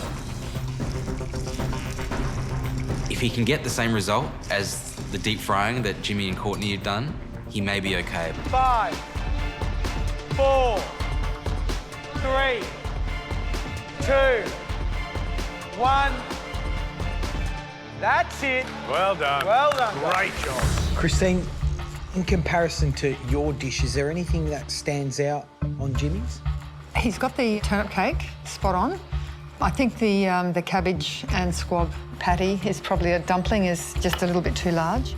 My memory was that there was that lovely kind of plume of tempura on top of the squab breast, and that is that acceptable to you? It's falling away a bit. I mean, you wouldn't serve that. You would really, have a go, do it again.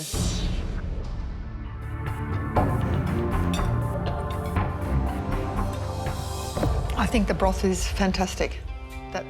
It's perfect. He's really nailed it. He's got that beautiful balance of all, because there's a lot of flavours in there. I think he's cooked the squab very well. And how did he go with the turnip cake after all? I think he did, the turnip cake, like the broth, is spot on.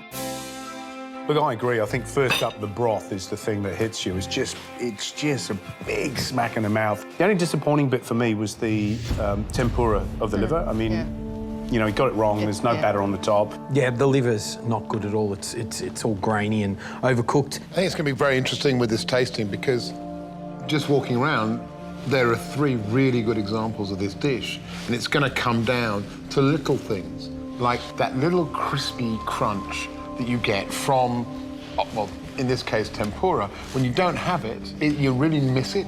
It's a tiny element, but it's such an important element that we don't have on Jimmy's dish.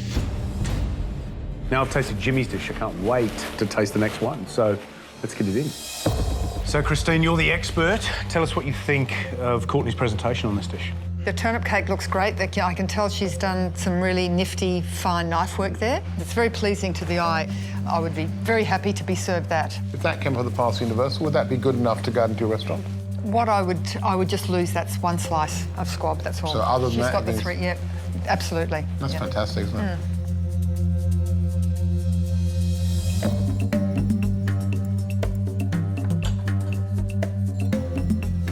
How is that cabbage dumpling? I love it. Perfect, and the turnip cake, but I have to say the squab is cooked to perfection. Yeah. Absolutely, you can see it's rested, the juices have settled, it's perfectly pink, it's exactly as you would want to eat squab. The broth, again, sensational. Not quite as good as Jimmy's, to be honest, but it's still really, really good. Both Jimmy and of course now Courtney have both found the issues with the cooking degree of the liver. I mean, this is well overcooked. Yeah. But what I love is I love that really meaty, dense turnip cake. And that cabbage dumpling holds together beautifully. The flavours are great. The fineness of how she's cut all the ingredients is delicious. And it's ironic, I'm sitting here going, my two heroes are, you know, a cabbage dumpling and a turnip cake. Yeah. Not the squab at all on this dish. I think we should taste dish 3. What do you reckon? Absolutely. What do you think, Matt? Yeah, look, it does look like the turnip cake's wearing a big green tam o'shanter, doesn't it? But, you know, again, it looks generous. I like the way you've got a lot going on there. And I certainly don't think it's the sort of dish that you'd snipe at if you saw it coming out in a restaurant. All three dishes, in terms of their visual, you'd eat any single one. I mean, you know, they look great.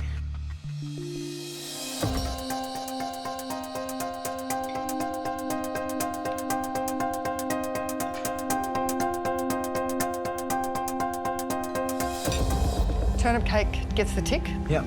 The dumpling sort of gets 3/4 of a tick because I think there was just a bit too much leaf there. The tempura, the liver was spot on. Oh, that tempura is brilliant. I think the tempura is crunchy, it's salty, it's sort of, it holds that liver together and it's a surprise when you get inside.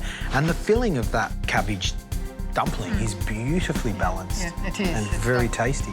I have a real problem with that stock. It has a medicinal flavour. It's astringent. It's astringent, yeah. It has an astringency that the other two didn't have. I find it a little bit oversalted. You know, maybe that's what I pick out in the stock. It just lacks that vibrancy, and I can't forgive him for the squab. It's just too rare. It really is. That squab for me is unacceptable. The fat hasn't rendered. It's undercooked. It's the old question, isn't it? As we so often see in pressure tests, can a good cabbage dumpling, a dense turnip cake, and the best tempura liver of the day overcome undercooked squab breast? Really think about how each part of this recipe relates to what you saw and what you tasted. Yes, yeah. It'll make it much easier. Then you can formulate your mise en place. Okay, excellent. Thank you very much, Heston. Good luck. Thank you. Today, Aaron and I are making meat fruit. I think the most efficient way to divvy this up is to just do one fruit each. So I'm going to do the mandarin and Aaron's going to do the grape. At the moment, I'm just making the mandarin meat. So the parfait has been pre-made for us, the chicken liver parfait. I need to spoon it into these moulds quite generously and get them into the freezer as soon as I can.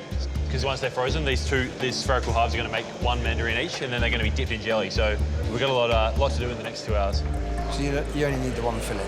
Yeah, and so that side would be better. Just take this side off. I get a knife and I make a cut all the way down the backbone of the fish. And then what I do is just sort of use my knife to just scrape along the bones of the fish so that I'm pulling the fish fillet off the bones without sort of mushing it all up. Once I've got the fillet towards the fins of the fish, then I can just cut through and I've got my whole fillet. Is that all right? I'm very impressed with your fish skills, fishmongery. Thank you. Do you cook any of these dishes at home? No, it's too complicated to cook at home. How long have you been, you know, working on these types of dishes for? Well, for example, the Sound of the Sea took 3 years to get that dish on the menu. Wow. Taffety tart took about a year. I mean, some of these dishes are years' worth of developing. There's no doubt about it. These dishes are something we've never done before on this show and are absolutely going to test our guys and girls to the limit. There are a couple of things which are really challenging about this dish. It's the pastry, which is just impossibly thin. It's got to be rolled to that thin. It's ridiculous. How does one roll pastry that thin? The other element is the gels and the sorbet, all of which need to chill. So everything needs to be done at once. To make the puff pastry wafers, I've really got to take the puff pastry and roll it out with icing sugar until it's wafer thin or parchment thin, that you can see through it. Puff pastry is not exactly what is expected. It's thin, but it's not exactly as thin as it can go. But we're running out of time, so we're going to get it as far as you can go, and then we've got to go with it. Otherwise, we're not going to have any dish at all whatsoever. The snail porridge is one of Heston's signature dishes. It's like the dish that everybody knows. The parsley's got to be chopped super fine because when it goes into the Thermomix, it's using a paddle, not a blade. This is snail porridge, so obviously there's snails involved. I haven't cooked with snails before, but I know that there's some parts of it that really shouldn't be eaten. I've never cleaned a snail before, so I get Jockey from Heston's Kitchen over to come and show me how to do it. OK, there's this bit here you want, like the tongue. So you just pull this bit back and just, like, cut that bit off. OK. And that's just the end. This is the bit you discard. OK? Thank you. Is that all right? Yep. Just give me a sec.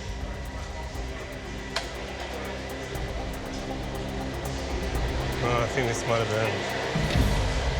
With 40 minutes to go, Jono pulls the pastry out of the oven. Behind, hot, hot, hot, hot. Like it's completely unusable.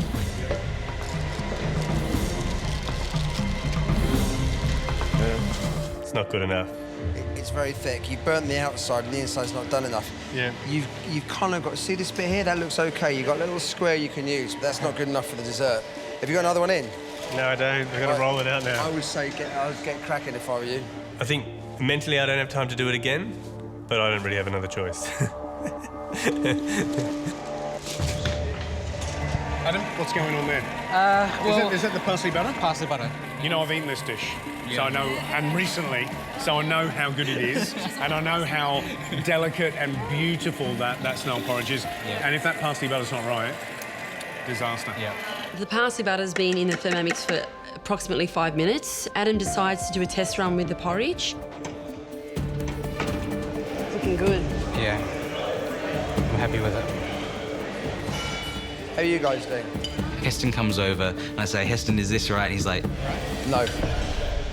You've got fat spitting out of there. You see, if you look at this, So we have to add water to that? it's starting to spill out. Can you see? It's not fully emulsified. Right. you can just see this glisten of oil, which wasn't there in Heston's dish. This is porridge, it's not oily porridge. Just remember the consistency of the porridge when you tasted it. This is not a simple dish in any way. At this point, it becomes really clear that I've underestimated this dish. It's almost time to dip my spheres. I get my jelly out, and I've left it in the fridge a little bit too long. It's quite viscous, it's rather thick. You definitely need to give it a beat. You might need to pass it. Okay. Because you can't dip like that. That's not ready to dip yet. I'm a little bit embarrassed getting something that I think is normally quite simple wrong and having Heston come over and tell me. But at the same time, you know, you don't get advice from one of the greatest chefs in the world every day, so I'm really listening carefully to everything he says. We're in all sorts of trouble here. Yep.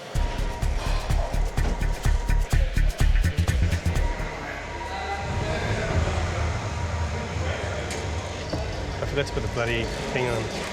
I'm disappointed that the pastry isn't going to be the standard that Heston is expecting on the plate, as would come out of the Fat Duck kitchen. Oh my goodness. Gary. Is this the second attempt, this one, right? Yes. Yep. What happened? It's supposed to be really, really thin. I know. So thin, in fact, it dissolves on the tongue. Is it right? It's certainly not Heston thin. It's disappointing when something like this comes out of the oven and you want to impress someone. Right. Yeah. Okay, hang on, let me just get this grape on. 5, 4, 3, 2, 1. That's it. Time's up. Well done, guys.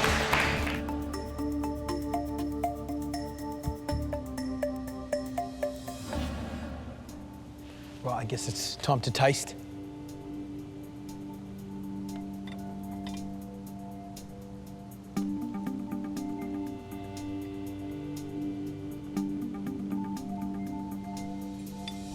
So looking at the mandarin first, I think the appearance is pretty good. For the first attempt, I think it's a damn fine job, I would say. Thank you. The grape, the ham stuffing, there's nothing wrong with that at all. A great job there. Thank you. Obviously, it's the jelly got too cold, started to solidify, and you were trying to coat it while it was going lumpy. So that's why you've resulted in a, looks like a slight hybrid. Yeah. If I was him, I would never, ever let anyone like me touch his food again. And I think that he should actually go to my place, take his cookbook back, and just say, "You're not worthy."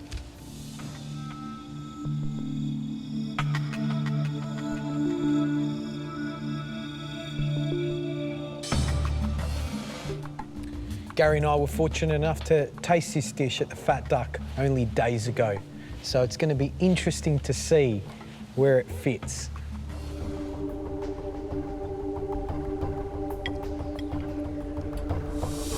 The colour's good. The snail's still got that juicy garlic butter note when you bite into them. You have captured the parsley and the garlic flavours. The parsley could have been doing with a little bit more processing, but I still would be very happy to eat that. In terms of the parsley not being, you know, pureed or blended enough, that's pretty damn good for the dish. So I think you've done a good job.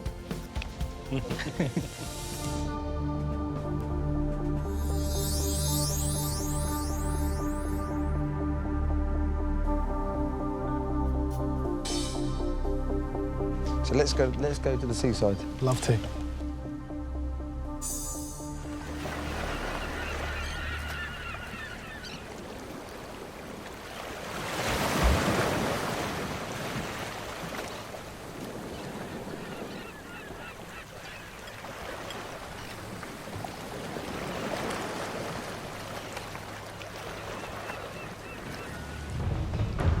Curing that fish has to be bang on.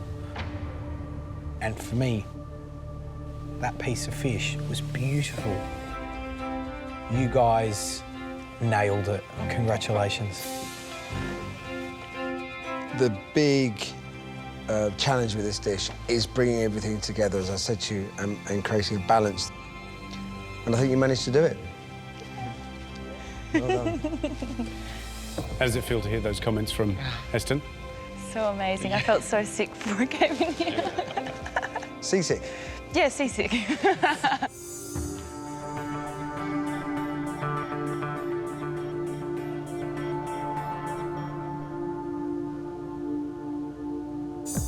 Because in this whole competition, I feel like I've been climbing Everest. And meeting Heston today and working with Heston, I've just hit the peak. Claire, Jonathan, Heston's one of your idols. What's your biggest fear, having put that dessert up now you're looking at it? Really, I just hope that Heston thinks that we've done the dish justice.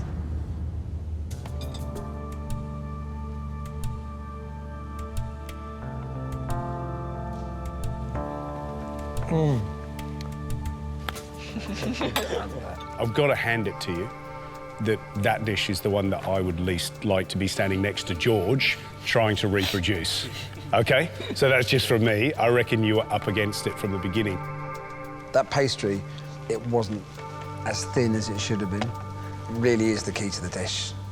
And we spent months getting that right. Months. I wasn't going to tell you that at the beginning, because that would have sent you over the edge. I think we're both glad that you didn't. What you guys did to get something out to us today, I have to say, I think it was nothing short of miraculous. I really thought that at one point you weren't going to have anything up there. As I was walking up to you, I saw that tray in your hand, the tray of pastry, and it was black. And I felt for you.